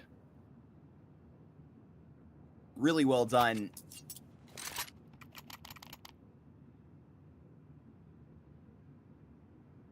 Again, I really want to point the finger at the limited sort of mark that we do have here for ECLOT rolling up into this nuke, but I mean, chasing up a little bit of momentum of the win that they had versus Trick. Maybe I ought to give that a little bit more respect for it. This is a good-looking ECLOT through 5 right now, rather through 4. They're showing up to a 5th, seemingly about to get ready for an A hit. I mean, it's a tease with the utility, but I think it's about to be the real go about it. I think that was the execute. It just got stopped up. There's nobody else at the T roof getting ready to throw a second set here. So it's all going to be off the contact. If Antivirus wants to just bounce a flash through Hut, they send Spavak up. And that's a desperate play. They're going to go back here on A, but to be honest with you, it's the timing that could tee them up perfectly. Refreshing onto Mini, they know it's coming. And now Daitor going to pop out. He gets 2 on the AK, and he's barely taking a scratch. Kriaz is going to clean them all up. ECLOT are looking indomitable on this A site so far. They just push and pull the contact perfectly right there. And that is a defense that you right up. When you're able to draw out attention from top of height, you're able to coordinate your angles. Just makes it look very good. Incredibly comfortable stuff coming through out of ECLOT, seeing if they can continue to showcase what they're made of in terms of the shutdown. I mean, early utility to break apart the fast play, making sure that Reason can't get anything comfortable in these opening phases. You still look at the kills, that only 1 round victory. Kills still minimized here, so the CT side bank is going to start to build. I've already got a healthy lead here on the CT side. Ooh. Close but no cigar. On to a couple of these pistols. Swanko tatted up by Fnatic. Now they're going to bring this closer. Forzy, that's one I'll be a fan of. But Antivirus right here, and this is a problem. AK picked up, but Daitor here is absolutely so precise at the back of A site. Now that he has the bomb right in front of him and gets to set up shop for another couple of seconds, he just has to get lucky and get a fight from Garage, and he takes it, but he's not going to be expecting the flank. But Spavak comes back. He could have shot him in the side of the head. Spavak just wants the direct follow-up for it, and Daitor's going to give it to him. Spavak with the 1v1 clutch, and Reason win around they have absolutely no business stepping into. Just needed something like that to break the deadlock, kind of get through the sludge. Some difficult rounds. They're able to make it happen. Spavak able to be the closer right there. Thought he was going to miss the opportunity like you, but still seals it up. Now, Reason can start more of a conversation about how they get back into this thing. Spavak on an op as well, one of the big prizes of that last one. This lobby crunch on the CT side has to be coming through, right? Nubik going to be closing off the opening duel, and this has to speed up Reason towards the outer yard as they've lost the lobby. They're going to have to take some space elsewhere. And they do that. They're wrapping in towards Heaven. Could put some serious pressure on ECLOT with the positioning.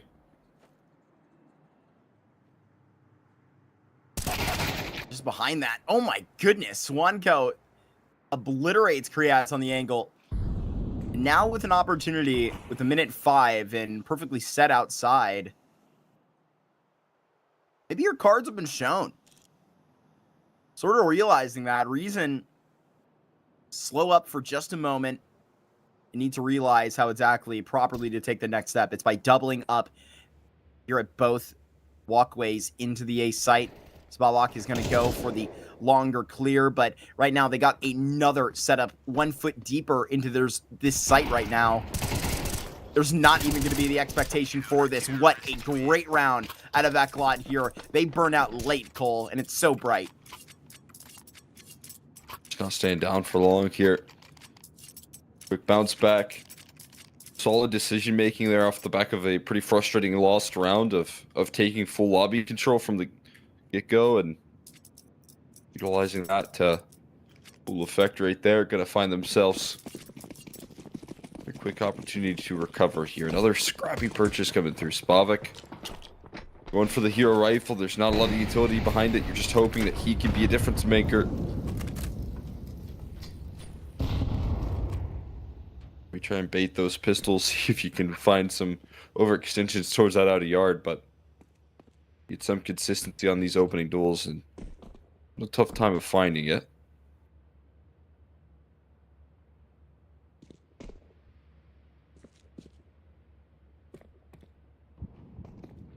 Doing a whole lot right now. Shoveling a couple of pistols. Gonna get some help here. Friaz wants to go back. Antivirus already spamming off on a pair of feet. Can't quite make the identity of. Friaz bombs away on him. I mean, they might not even be able to get these angles on many that they wish for. A lot of space leads towards heaven that they're given.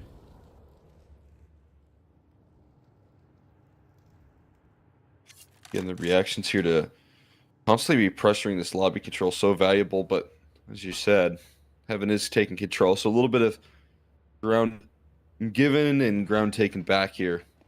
This is the game of nuke. Priaz able to take his forward positioning and threaten a quick kill. Also survive around the corner. Just about. Spavak on the heels. Looking at chase and antivirus. Deletes one with the Deagle. They've lost their Heaven positioning though, as a trade comes out from Dieter. Very passive angles here now that they realize front side with the clock is going to have a very challenging time. Just maybe can distract though for his rifle to succeed. Here's a forward duel. Frontsider, a Glock versus a USP. Now an AK into the mix, but again, the distractions caused here. Doing a lot of damage. They have to get off the bomb though. No kit for Nubik, but there should be time. The defuse should be able to come through there. Forzy coming around there to make sure everything's all clear, but no worries there on the ECLOT camp. Flying by. This first half is. And ECLOT don't seem to be slowing down. What the hell? We did not see that. We did not see that. No? Dude. No, we didn't. Oh my god. And I don't blame our observer either, because that's not supposed to happen. Nobody's looking at him on the minimap going, oh yeah, I'm going to switch to this guy. He's about to get this right through the wall. Forzy doing some ridiculous stuff.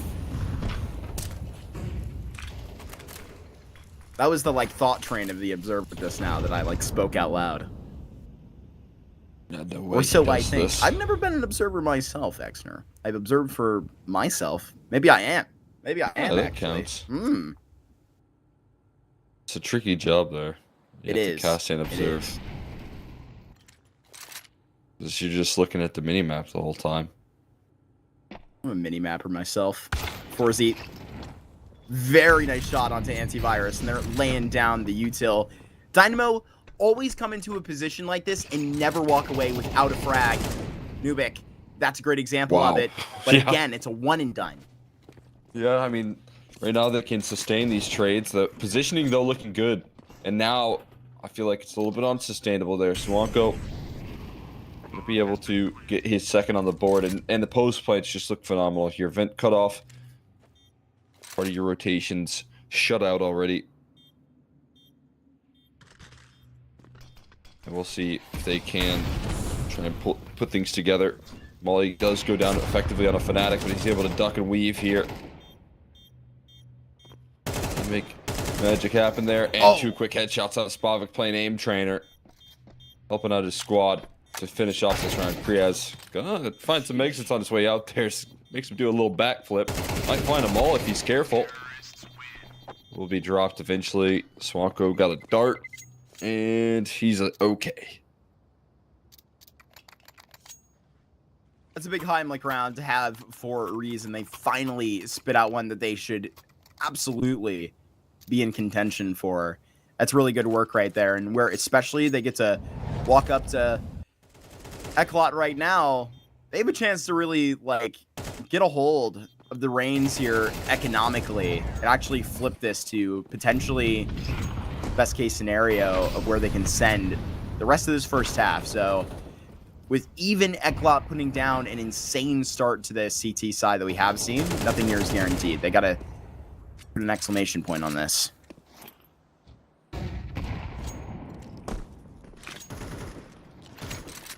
Riaz, what are you up to?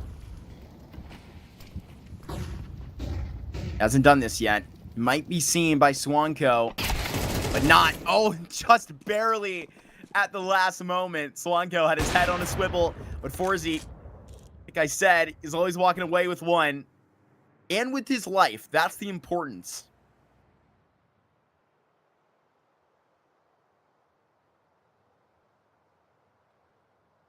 Oh, again, taking some great space. They've been really putting pressure on this Heaven control. And this time there's a little bit more preparation on how they deal with the lobby re-aggression. They stick frontsider there to wait patiently. And now they've got a difficult hold ahead of them. Gun out. And not able to land much damage. Gets uppercut, or I guess smash there from above. Forzy. Well, he's going to go up the ladder. I'm surprised to see him even make the effort in a 1v3. But now that's going to cost him his AWP. And Reason going to continue to adjust and adapt here to what ECLOT are kind of rolling out on their defense.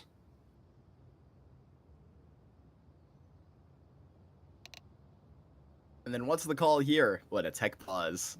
So devastated.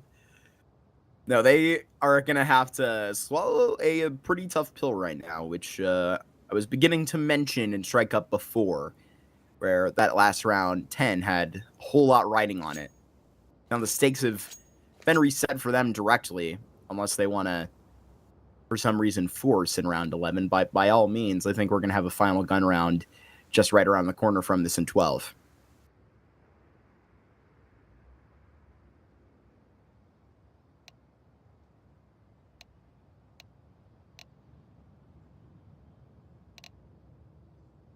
Reason showing a little bit of their resilience here, their ability to adjust.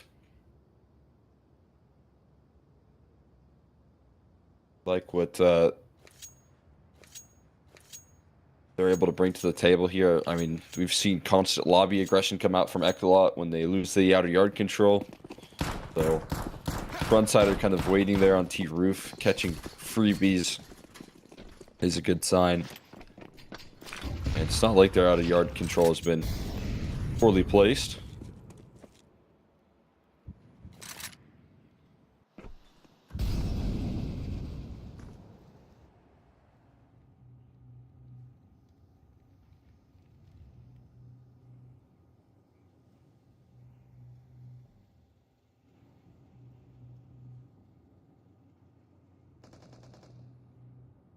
Detective Antivirus ain't coming up with much right now.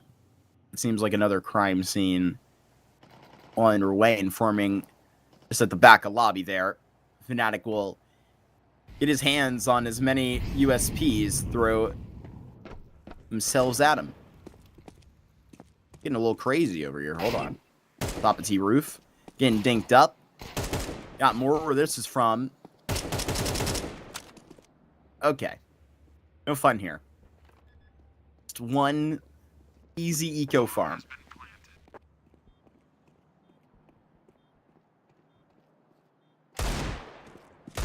Nubik gonna find himself a nice shot there and fire off some extra attempts towards the back of red. Fnatic gonna be able to avoid it there, and could be ending up to be a tied scoreline here. But I'm not careful.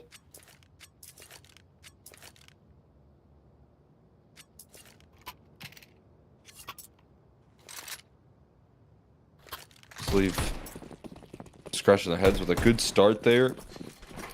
The finish that has created some difficulty. HE does phenomenal damage. A rush in towards ramp, not really given. And Nubik lines up a multi here, flying out towards the outer yard as well. Forza will continue to find success, so see what they can do in recovery. That's a crazy sideline there from Frontsider. It's just Deitcher trying to turn the corner. Didn't expect them to be that far advanced. And you just have to trust that your teammate can offer up protection here. Or just double doors. They're going to try and fight it instead. And a nasty headshot from Sawanko evens out the odds. And now a 2v2. Kriaz, close range here. He's going to open up that door. It feels like he could cost him everything here. Going to instead find a comfortable plant. Kriaz opens it up. Caught with the molly out. Gets chased out of this round. Oh my god, 7 HP. Barely kicking here. And Spartus could save the day for ECLOT and make sure they make good on the advantage. And he will. Has to close out a 1v2 at the end of the day. Very well done. ECLOT finished strong here in the first half, and that's what we were looking to see exactly here on Reason's map pick of Nuke. They got to make the most of that CT side and squeeze the most out of it that they possibly and reasonably could. They did. Took a 1v2 clutch at the end of the day, but who's faulting them?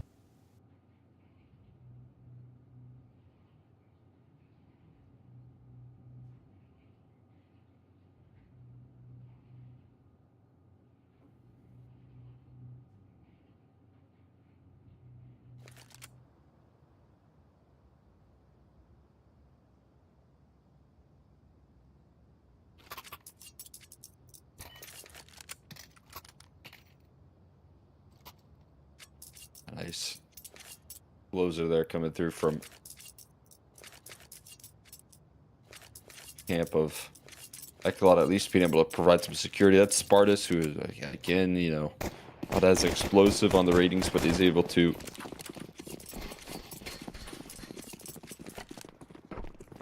seal some impressive work so far in this Swiss stage to move them 2-0. Now they got a CT side to look forward to here on the side of Reason. There is a little bit of ground being taken back. Tossed in, and Sawanko instant on the opening right there with the P2000. Repositions, goes for more. It's definitely shut down the game plans here. Now the plans towards ramp are to have the dualies hiding in the back lines, but nothing out of Spava. Misses out. It could cost them here on this B-bomb site. They're going to continue to try and roar throughout the lower side, but let's finally start to lock in those digits.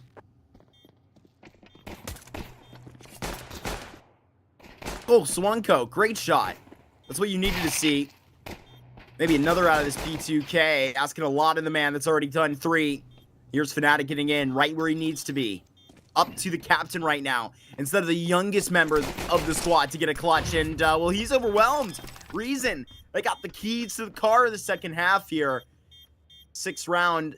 Get that through a pistol, 10-second defuse. Sawanko with the 4K. Really great effort out here. Yeah, incredible work. Sawanko able to step up to the plate here. Fantastic on the pistols. Typically there and able to use that P2000 to full effect. Closing out the round when they were facing a pretty steep deficit, to be honest with you. Should have, maybe could have looked a lot more difficult right there. Instead, he's able to piece up the 2 towards the outer yard, deal with one prong of the approach, and seal up the rest of them. Got a force buy in, fast A play here, molly out, and they're delaying, waiting out the utility right now. But you can see where they're ready to go. They're ready to spring into action here, and it's effective. Whoa. 2 entries out of the gates. Smoke spam has to come through, but Spavak caught surprise. Good It is Lord. 4 kills and a flash. That leave front side are all alone. No other options but to call this one.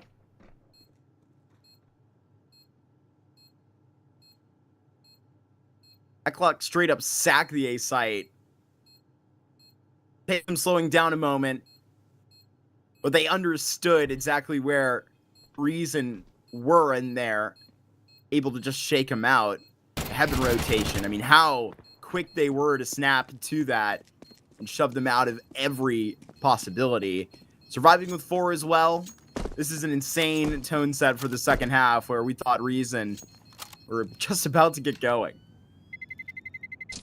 Terrorists win.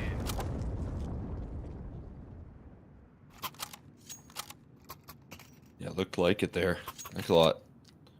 A big response right there. The intensity out of that pistol. Beautiful work coming through. The aggression, able to find themselves some big pickups. And it just comes off the back of the diligence and delay there on towards that site there. And they're going to do it again. Look at this.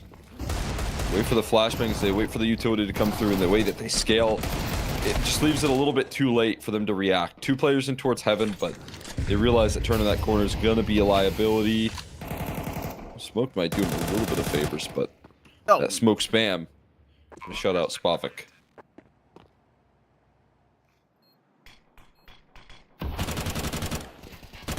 Be interested in something to do with these FAMASs and retaking the A site. I'm not sure their odds are too great, though. Blanco seems to be a betting man. Right now, literally getting shoved off the table. Hit a nade to sort of kick him in the back on the way out. ECLOT get 2 really big rounds here at the start of the half that we can't ignore. At least this time, you're able to save something with them. That's what I was harping on. Because the way they're moving, they really have nothing to lose. A couple entry fraggers, sure. Forzy and everybody else, it's all good. ECLOT are doing so well at the moment.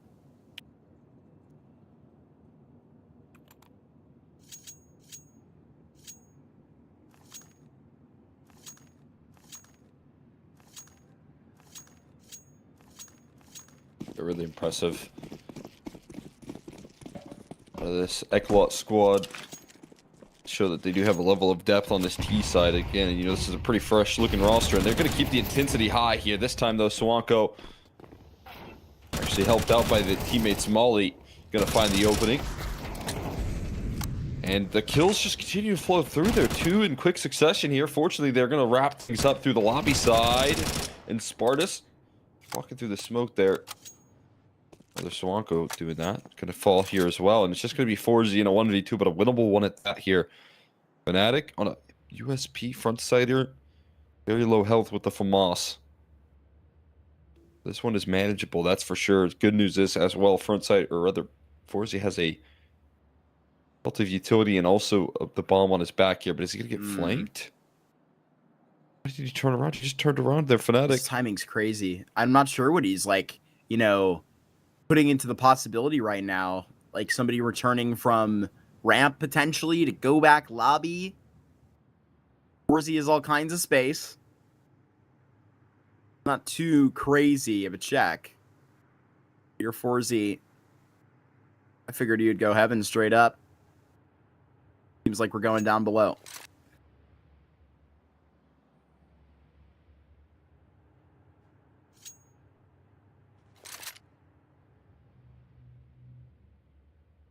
Sneak down without taking any contact, making any noise here.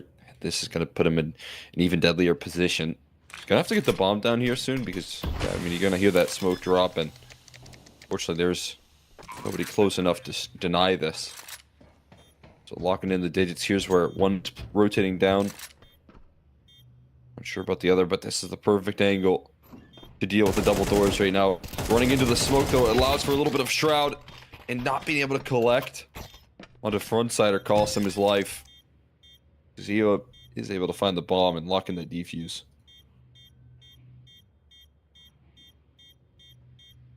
Bomb has been defused. Counter-terrorists win. That's a massive pickup for Reason. Frontsider responsible for it. A huge 4K personally. Now it's ECLOT right back to the drawing board, but they got a fresh gun round right in front of them. So they can just throw that out of the exchange. Next block in the chain starts here. And I wonder where the exact call is going to exactly walk. It was a kind of hollow Reason T side that I could point to. But it's not a bane of a loss or anything like that. Currently sitting here and they're just as healthy. Only down by 2 rounds. Right now they can poke the bear back.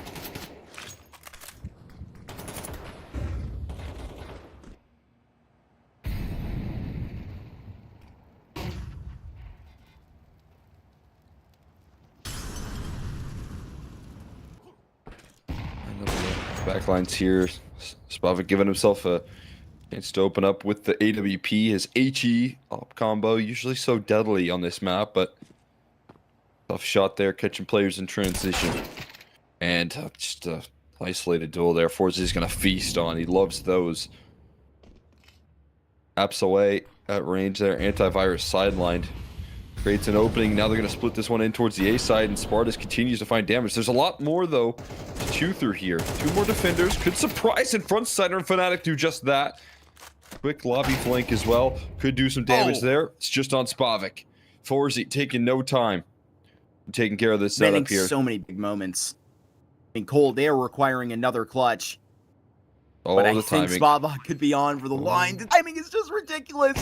How has he not been checked? Even finding Forzy in the back. Kriaz quick to the trade.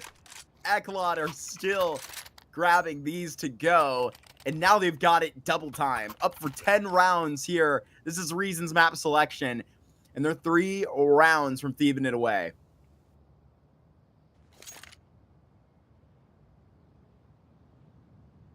Fantastic work right there. Just great opening duels offered by Forzy. Not even with the AWP, but just rocking with the rifle towards the outer yard. Collect some isolation there. Even though they walk into a pretty hefty stack, they do it as a team. They're able to land the trades necessary. Comes down to a little 1v1, but they get the job done nonetheless here. ECLOT showing no signs of slowing down. He has sent in try and create some ground here towards the outer yard. The rest of his team is kind of leaning in heavily towards this ramp side. 2 players have already rotated down as well. This is a scary setup. Flashbang doesn't quite connect as they would hope. Gives a warning for Frontsider, who's never going to give him a peek here, but they're taking so much ground. They're going to have such a good opportunity to isolate these duels, and he just gets hard cleared with no help coming through. Spavik trying to save the day and just threatening to kill, but gonna have to fall out of position.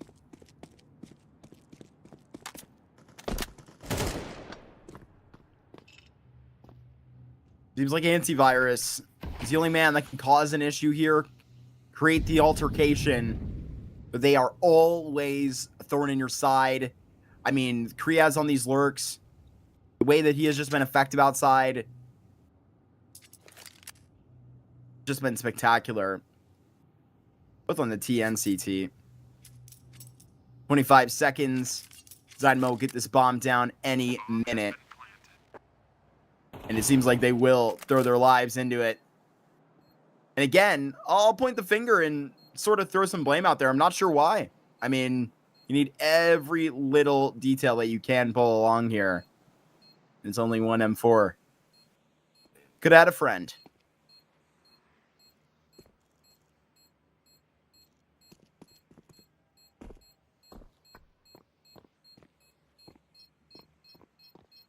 Such a challenging setup to deal with there. The way that ECLOT again just kind of worked these angles, and yeah, Fnatic's not making it out of this one alive. They finished off there quickly, but you look at how many options ECLOT give themselves to work through a round. They have a lurking presence in Kriaz towards the outer yard, and as they take ramp control, they leave a completely like isolated position in front side or towards the ramp side. No way that he's really threatening a multi-kill when they are mollying J-Hall before they even swing him. With so much conviction, they just kind of laser target their opposition. Kriaz gets freebies towards the outer yard as they're trying to rotate in a panic. And the panic here now going to get caught with their backs turned. Nubik still threads in a couple.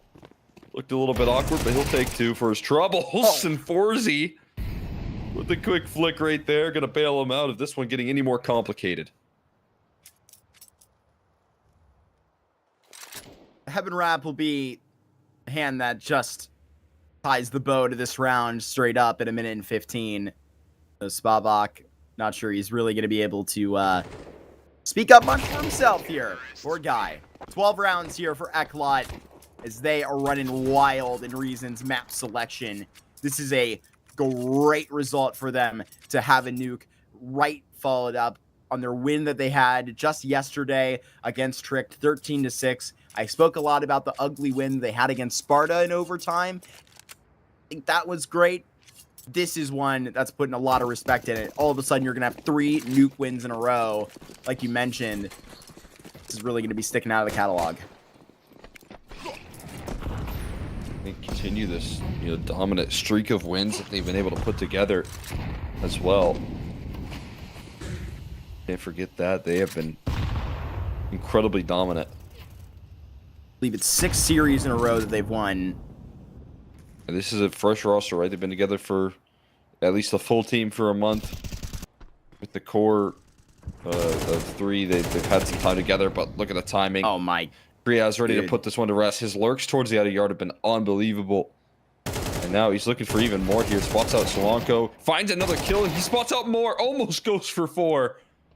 Frontsider able to put him to rest here, but now everyone else knows it's just a single player max at the lower bomb site, and that's not even a problem here. They're just starting to get the rotates down, but the positioning looking strong. They're going down for double doors and protection from the double up. He's going to play just nicely into the hands of ECLOT. They're ready to close this thing out completely. Fnatic going to make some noise here. Position revealed. Finally planting the bomb there. ECLOT taking a little bit of time here to seal the deal. See if there can be anything here. Dieter was down low, gives up his duel. Reposition looking promising here. The non-promising fact is that he doesn't have a kit, so he's going to have to move a little bit rushed. And ECLOT find the kill because of it. Forzy to close there, but a very, very strong series coming through to start things off.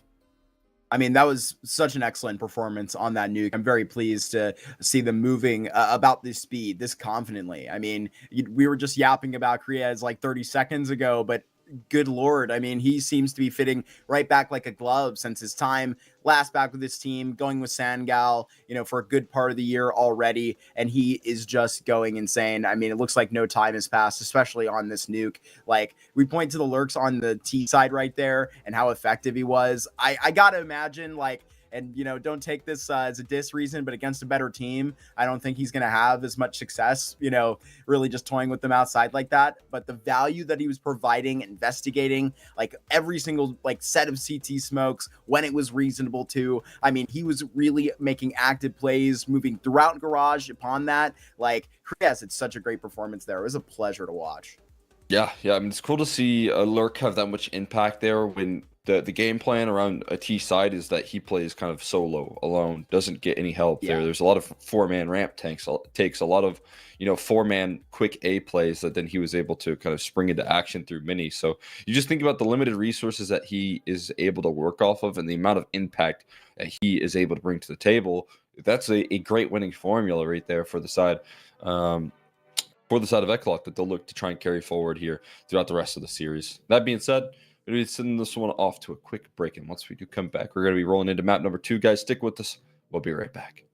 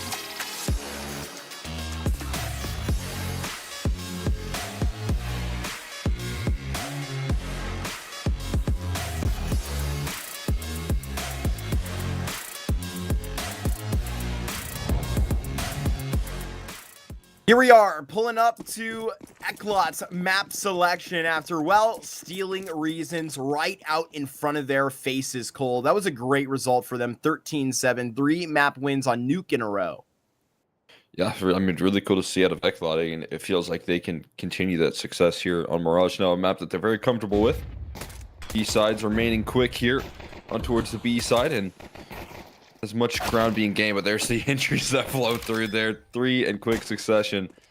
Antivirus trying to change the tides from Catwalk here, and also fast play there through the market side of things, but isolating these targets. Antivirus left with it all on his shoulders. No kit to hold on to here right now, but chance to fight and isolate these quick kills here, but won't be able to. Kriaz and Dieter combine their efforts to close things out. ECLOT gonna move on up here. Do a nice 1-0.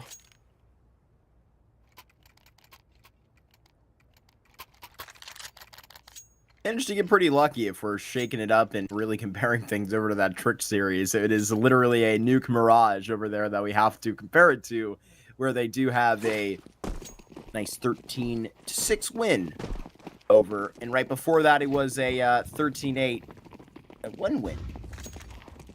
They shut out them versus, excuse me if that's even English. Get a nice win there. Reason they force by immediately back into this Mirage, and look, this ain't Nuke, Cole. This might be a different beast entirely to work with, where a gamble is going to mean a lot more. And right now, they should be flipping the deck because they have all the information of A main. B side hit is now online, and they should know.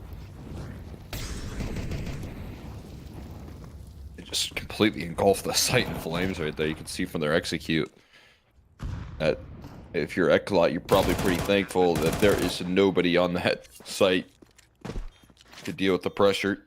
You find a little kill on the extremity, pick up a rifle for yourself. I think it's worth getting a second bite out of this force spy and not running down into very advantageous crossfires that the T side possesses. So everyone holding on to their weapons now on the side of Reason is very valuable. Okay, in the mix, the rest onto MP9 is a great save coming through from them. ECLOT going to take themselves a second round. Now they will be able to, again, get a big punch in this next one at the cost of nothing. So essentially, I kind of feel like they get a gun round early, don't they? I mean, MP9s all around is not necessarily like a full gun round, but it can do. Work with what you got. And one more AK to go on top of all that, well, it's going to be lovely. Just get to run back the force spy with it. But like we were just talking about, I mean, with these MP9s and the force buy sort of you will have to contend with on a CT Mirage, you're always coming up with some play. Here it is. It's a double push out towards under. You're going to try and find this fight. Distraction up to Dietor, and Kriaz is going to have one there, but Spartus, he's right in range to get a really quick trade. It seems like they may just walk out towards B here and cause problems, but blocked out by the smoke. Spavak just got right past that timing. He's going to be on the right side of the wall here, and now just seeing Spavak going to be gone with nothing to show for it here. Unfortunately, try to follow up. Can't make it happen.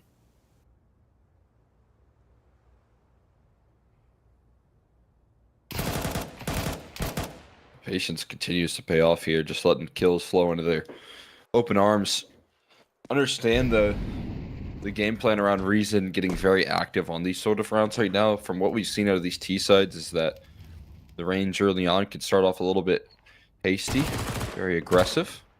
And that MP9 kill will likely lead to a little bit of extra damage there, but on the way out, post-mortem that Molly actually it's from Spartus, so he's going to finish it. Either way, the kill offered up there with just enough damage being done.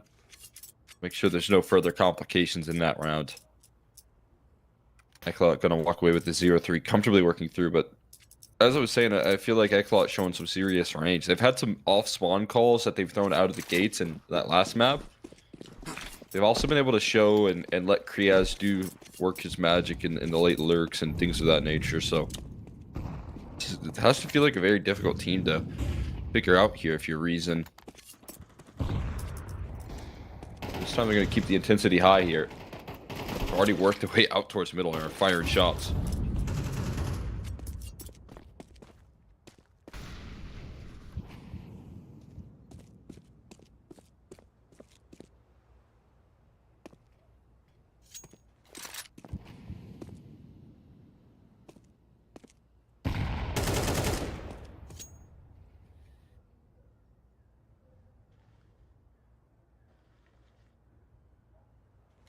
Spotlock on his way to CT. +1 co. And Antivirus take a aggressive check on the middle, front side team up. They're looking for something here. And they might get Kriaz. The only look into this round that they can find before Forzy comes and punishes them. Gets that trade, more importantly.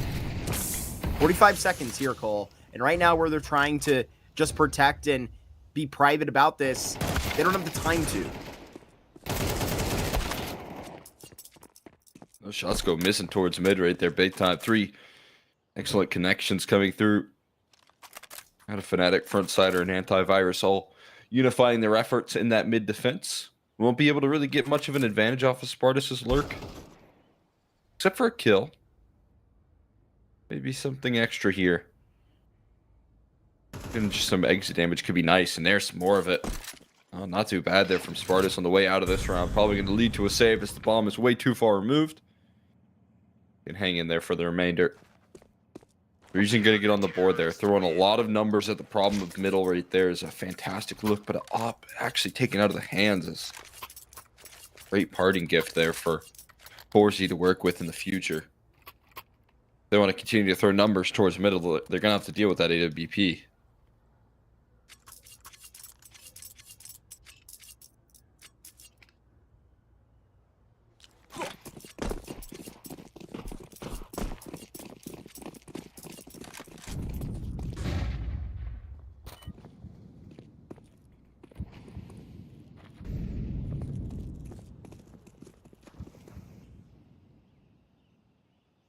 Frontsider goes investigating over into the B deeper part of the extremity right now. Blocked off by the smoke. He will likely see past this and find out more if so cares to. Forzy finds Antivirus, and that is the contact that they may not have expected.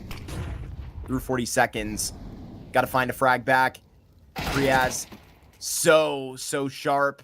And right now, walk onto the blade for a minute and you're going to get cut. More of what Kriaz could do there, more of his efficiency. Comes to he's isolated the lurks, been able to be pretty aggressive on some fights there towards the B side, and right there an example of how a little bit further back can work in his hands. Still some decisions need to be made here from ECLOT though. They're in a position where it might be a tough time to quickly move here. Kriaz, you're trying to set up some flashes there. Instead, it's just going to be an outright duel. And as Dieter wins it, I don't know if there's going to be a lot to say here. Spavik is going in for this fight. Trying to run through market. Needs a lot more than one, though, and won't find it. Fnatic going to be left to save here, and ECLOT going to continue to count things up.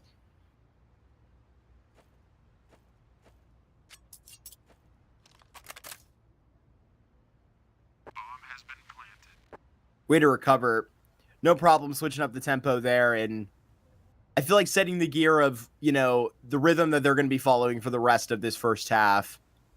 Dynamo are not going to be giving any sort of statement back from Reason to lay off of it. So they're going to be good to grasp it where things have gotten shaky, and, Reason really had a chance there to come up at the beginning of the half with a bonus gun round, a real one at that. Unfortunately, they've lost a lot of that hope. And right now, even through 5, ECLOT that are really playing well, dare I say, like a playoff team, Cole, which soon enough they might be. They keep moving like they are.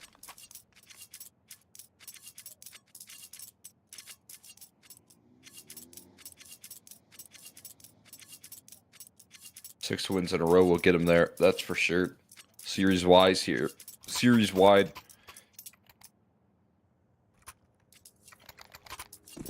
able to pull things together time and time again. That nuke victory, a big statement start. This Reason team, no slouches here, so closing out on that map is a big victory. Now look at this, waiting for the next step of aggression. Fnatic also making noise there, jumping around. They're going to be punished, and they'll take their advantage. It looks like they really wanted to work with their set piece, but as they find that 4v5, maybe they'll cut noise and slow things down a little bit.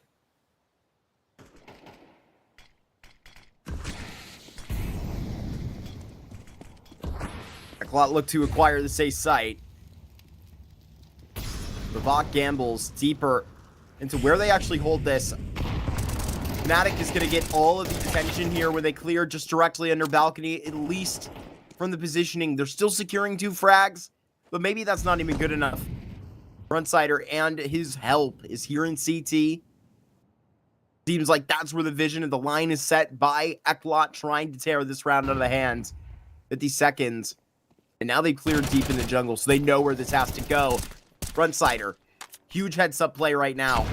In 40 seconds, they may have more trouble getting this bomb down. Swanko, they're not going to be expecting this and could potentially line them both up. 21 health, and now Frontsider is going to have to make do. They're just sitting squat, waiting for a push. They need the answer right now. They're dying for it. They can't wait till next week. And here goes, forcing to paint you right onto the top of the wall. ECLOT are moving so fast here in Mirage.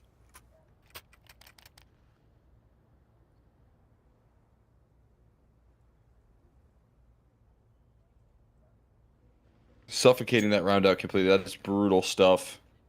They will be able to close it out in the end. Nice effort coming through from Frontsider, trying to work his way through, but they never get a chance.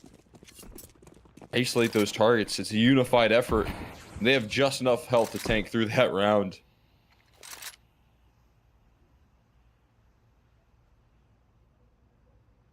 Just to feel a little bit frustrating here. For Reason.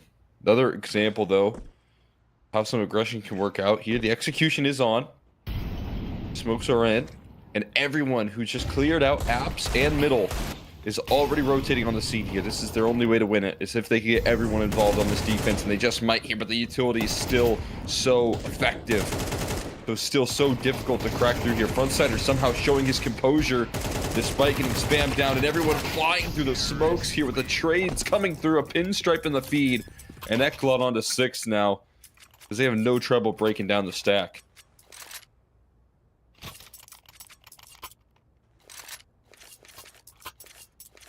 Reaching out and recycling them straight back to this gun round.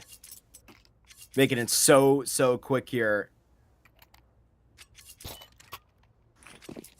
Vardis up to 9-1. This is a bit of a ridiculous scoreline that we're following track to, and well, a blowout like this will, I think, contest for something to pop up like that numerically. Antivirus trying to take a big fight here at the bottom of Con. I feel like Kriaz is about to hear it all. He's going to get behind both of these players inside of the connector. They've managed to get both of them out, or so they think.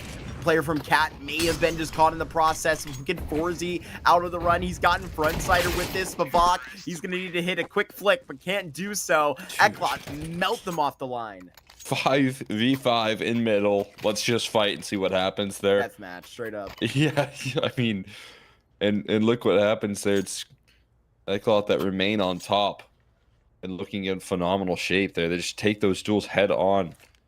Utility tries to be thrown at them, just throwing everything in the kitchen sink at this ECLOT roster, and yet still they hold it together. They stay elusive.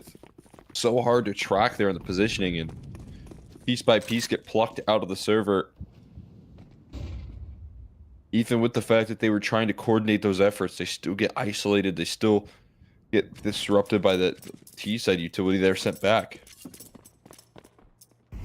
They're interesting defaults here. A lot of noise being made by Kriaz this time. He gets absolutely sidelined, but it does bait out everyone. Though there's no one on the A side at all. This is I don't crazy. think so. Wow. 5-man rotate. And even ECLOT can't believe what they've sold right there.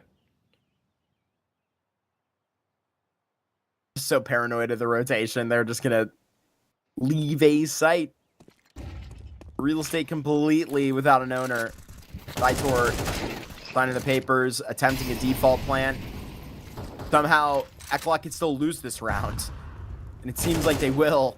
Antivirus gone. There's a second player there at jungle that is not expected. And they do fumble the bag here because they walk into an A site that is empty. And they just don't believe it's that good to be true. I mean, there's got to be something wrong with this.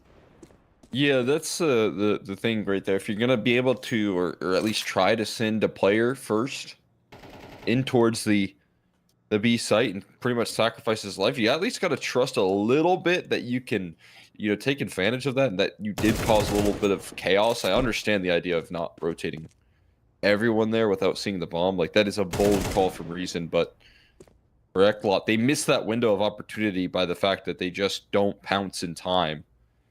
They're a little too slow on the uptick. So in a panic, Reason start to rotate back, realizing their mistake, and before the numbers are even punched in, ECLOT are a little too late.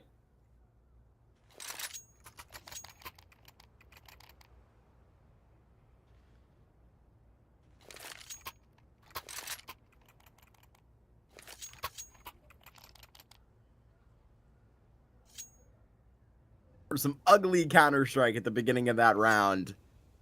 Hell, throughout the entire 2 minutes. But it ain't always going to be too pretty. ECLOT's still moving at this pace. Or just going to need one more to it. And, well, they'll already have hit the cap for, what we think is best case scenario in the first half. They want to go ahead and meet the safe 4. But right now, it seems to be end of the belt of it financially. Spabak behind them in the smoke. Daitor just got dinged by his teammate trying to hunt them down. They're still coming out with both of the frags here, but that got a little wild. That's a crazy exchange, and the fact that they walk away with the advantage, even more of an asset. Ria's going to be left towards the top of middle. HE dunks him down for a little bit of extra chip damage, but they're already making strides in towards B-sides. Ria's is caught. Swanko goes and systematically takes him out of the server. Now a 3v2 here, retake. Very low HP on Dieter, sure, but ability left limited here. You're going to need some nice shots to crack things open. Bank off the smoke and forcing out a 4Z fight, but smoke spam comes in as a reaction from Spartus and a wild swing onto Fnatic. Will seal things up. ECLOT remain dominant and they look confident.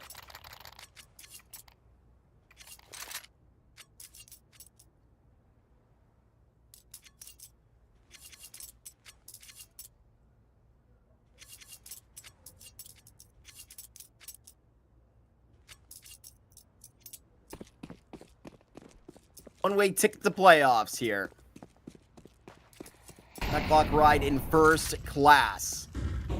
Make it a little bit of business here. Just straight up at the beginning of this main. Try and see against the guy that is, now 14 and 3. Brett Astaire is just an absolute demon. Seems like ECLOT made both of the right moves since the last time I saw them in Series 2, Cole. They're looking damn fine right now. I would be intimidated if I was one of these invited playoff teams, that's for sure. Seems like they're about to lay down a 9th right here without any issue. Blech. Yeah, smooth sailing here so far. It's been very impressive.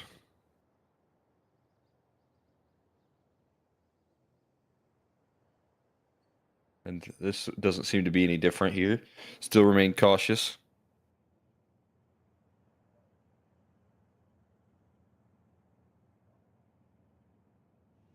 Front sider looking for his chance to strike. Might have just opened up and presented itself here through jungle. So they are thinking he's Palace right now. That is not the case. Nitro gonna turn and not deliver there. Sidelined. 4Z not gonna be smoked off as well. Got picked up, but oh my god, Krias doesn't even let that conversation start.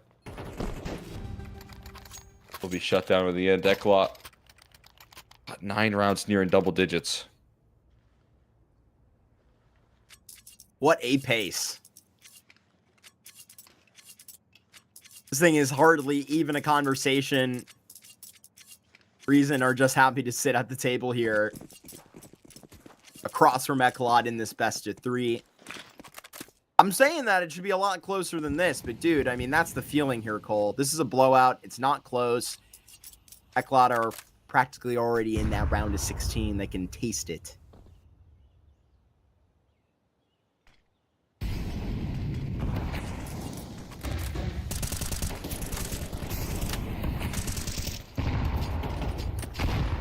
Some more executing towards the safe side. With you, they are within reaching distance here. Somehow the smoke spam just completely avoided. And it's sent back for much more punishment.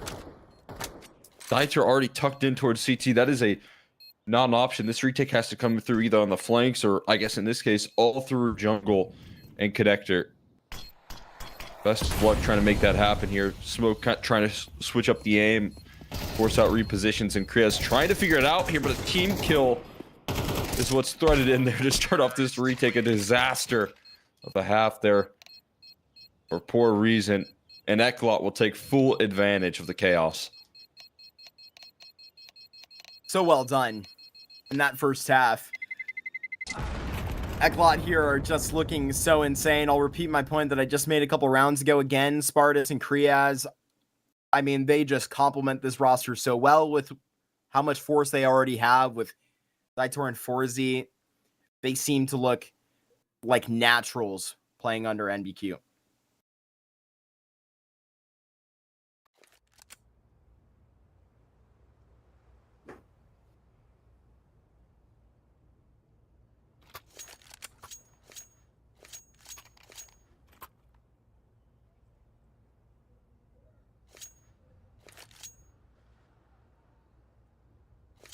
You said Nubik earlier, didn't you? Yeah, I'm trolling. No, it's okay. I've called him MBQ too. I was just only recently calling him Nubik, really. Because I think someone else said it. But then I jumped on that train. Yeah. So I'm kind of a One go with ticket, the please. flow guy. Well, Nubik himself, speak of the devil, he's right here within this triple setup, but Forzy see to that first frag. Sparus right now, and the Young Guns lose their in-game leader here on B. Kriaz, he's going to get deep cut right now as he's fighting even at empty pillar. Yeah, this just ain't happening. ECLOT got that plot armor right now, and that is maybe the most respectful way I could draw this up right here, because there just does not seem to be a chance in hell on this Mirage. No, not the series in a row. I'm already drawing it up for ECLOT here. I don't think that's hyperbole at all. No, I don't think so. They are looking indomitable. Just very comfortable coordinating off of one another. Sequencing in that success on the pistol, and well, sometimes you speak too soon, and the Deagles come out there. Spavik not ready to give this one up just yet, but he is sidelined. There's Glocks in play, and they 1v1 Kriaz, or I guess group up and deal with Kriaz, rather. The lineup not going to do them any favors, though, and 4Z, his concise aim, going to look to put this one to rest here, put the finishing touches for 12. And now series point and a whole 10 of them following up off the back of that.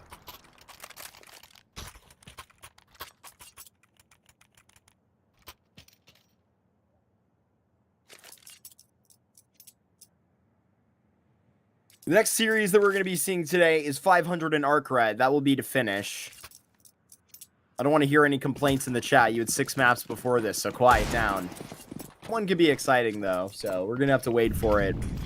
What might be a bit of a lengthier break between the two if 13-2 would be the pace. An opener from Reason would say otherwise. Ooh. Dangerous spam right there coming through there. Fnatic going to find another. Just continue to flow. Diffusion created there. Kriya's going to walk inside the smoke, but now they've got a flank through market that should not be anticipated. This should be final nail in the coffin. Swank also a little bit unsure of what he's going to do. He loses his teammate. And now, a little 2v2 action. Bomb is going to be spotted in the top of middle.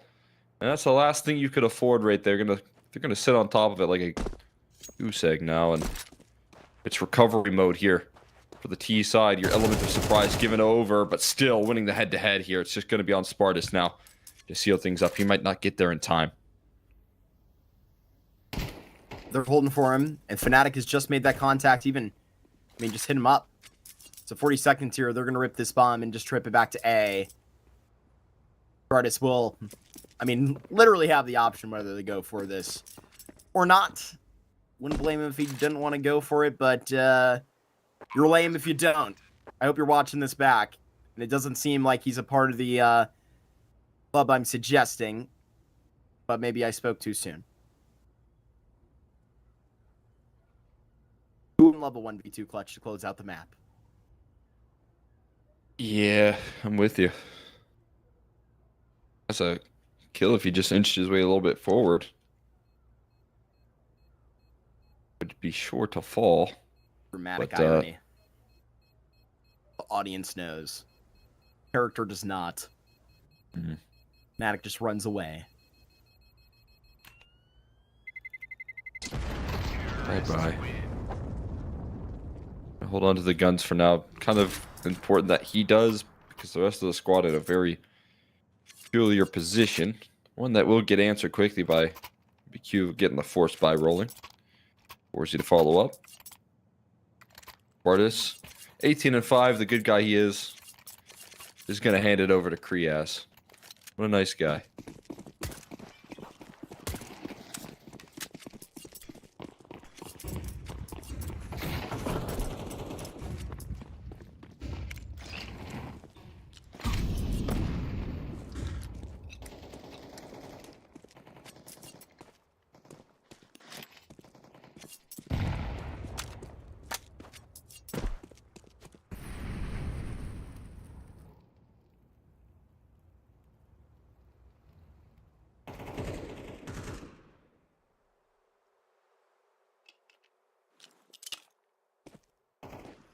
Already in the drops of his smoke. Seems to be a wise man. Knew something was coming. A site hit. Excuse me, the B site hit. Nubic. I mean, just starts it off so well. Shuts out their candle, and maybe all the light for Reason is gone. Where there are a couple more players sticking around here, but Spartus is just playing with them. I mean, this is just a little bit wild. Hit up from either side, but now Fnatic next to Antivirus. There's only 2 players here in the B site. There's a real opportunity here. Oh my god. Kriaz. He's going to make that just a bit of fiction. Antivirus 1v2. Already with some conviction down to 40 HP. Oh, Check no. on it in a 1v1 against 4Z right here. 35 health, and he has the bomb on his back. Too many options. That could overwhelm Antivirus here. They just gave him a way out of this round here. Forzy with that smoke, and then the just lackadaisical peek up catwalk. They thought they had this one wrapped up here, and it turns out Antivirus on for an ace clutch. Forzy gonna be late to the party right now. 10 seconds left. It's gonna be an A side plant. Forzy walking in more committed to the B side here, completely fooled. Allowing for all the time in the world. There's a kit picked up crucially on that B side of the map there for Forzy. And a molly.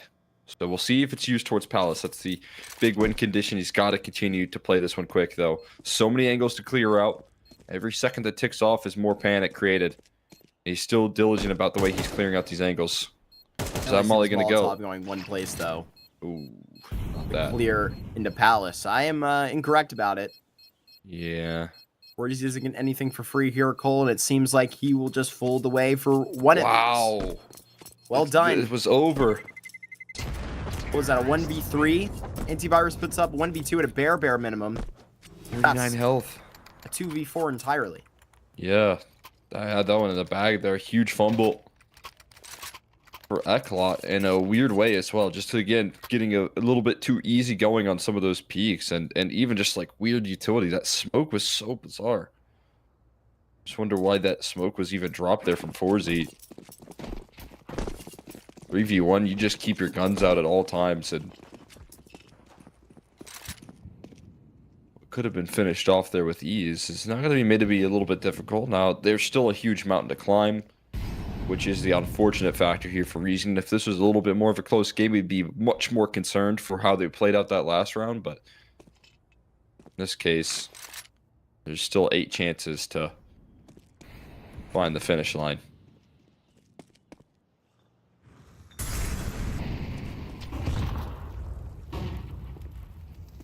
Especially on pistols. ECLOT can put him out here because it's really awkward for reason. I'm so happy that we're seeing them sprinting back. I don't know what is telling them to get out of there. It's got to be instinct or something. Oh my God. What? How did Griaz pull that out? Antivirus. How did you miss that? Oh no. It's a little bit awkward here. The AK does get instantly dismissed there, and that's going to be maybe the extra security they need here. Still on the scene is Dieter. Cleared out. Bomb out, though, is a big problem, and 2 quick kills. What? A third. Dieter ready to finish it early, and Nubit comes through with the absolute suplex onto Suanko. As ECLOT will get it in the very next round there, no question asked. What a chaotic ending right there, but in the panic, ECLOT are able to thrive. Showing off and showing out into playoffs, Cole. That's 3-0 to earn them that right here in Series 7. We spoke about 7 of these series wins, particularly at 6. Now this is 7, obviously, after just absolutely ripping off the head of Reason here. Don't you do that to me. Not right now. I can't. We're my entire wavelength has just been destroyed, dude. ECLOT, that's a really great result right there. I'm so happy to see it come down the way that it does. I think they're really going to be dangerous in playoffs, Cole. It's really exciting. Yeah, I mean, it's a dominant performance here from them once again. They continue to show how effective they are throughout the Swiss stage, continue to show what they can bring to the table with this kind of new look roster. And if they continue to fire on all cylinders, I think this is a team that can not only make it into playoffs like they just did here in this victory, but extend that into a deep run, extend it into rising in the rankings. I mean, the only reason this team is here, I kind of mentioned it the last time we cashed them, was because they won like a kind of regional land there. So they're capitalizing on the opportunity of that kind of boost in the VRS rankings and taking full advantage of it, now proving what they can do further here in the playoff run. I'm really excited to see what it is. Pretty sure that we're going to see Reason there as well. Going down to the 2-1 stage here, I think that, coming off of a Series 6 where, they did do some damage, I got to assume that, they're going to be riding in the same tune to a 3-1, maybe a 3-2, hopefully not a 2-3, Cole. That would be nightmare fuel for the Polish squad right here. But I think we're going to be seeing them again in a couple of days where, I mean, they have some time to reset and really look at that Mirage. I think there was a lot to be concerned about with how paranoid they were in some of those rotations. It looked really, really weird at times where, man, they were just harping at the bit for it on a Mirage where I would assume they were going to be way more comfortable. But, all of that said, I mean, it's a Swiss stage where you're not always going to be perfect, Cole. But we still got 2 more candidates that are, and only one that can walk forward too. Like I mentioned earlier, we got ARCRED versus 500 happening here in, about 45 minutes or something? Maybe 15. I'm not sure. Oh yeah, it's 30. Yes. So 1:30. They're EST. So yeah, I think you're right there. We should be back though very soon, guys. So stick around and stay with us here. We'll be back in a jiffy.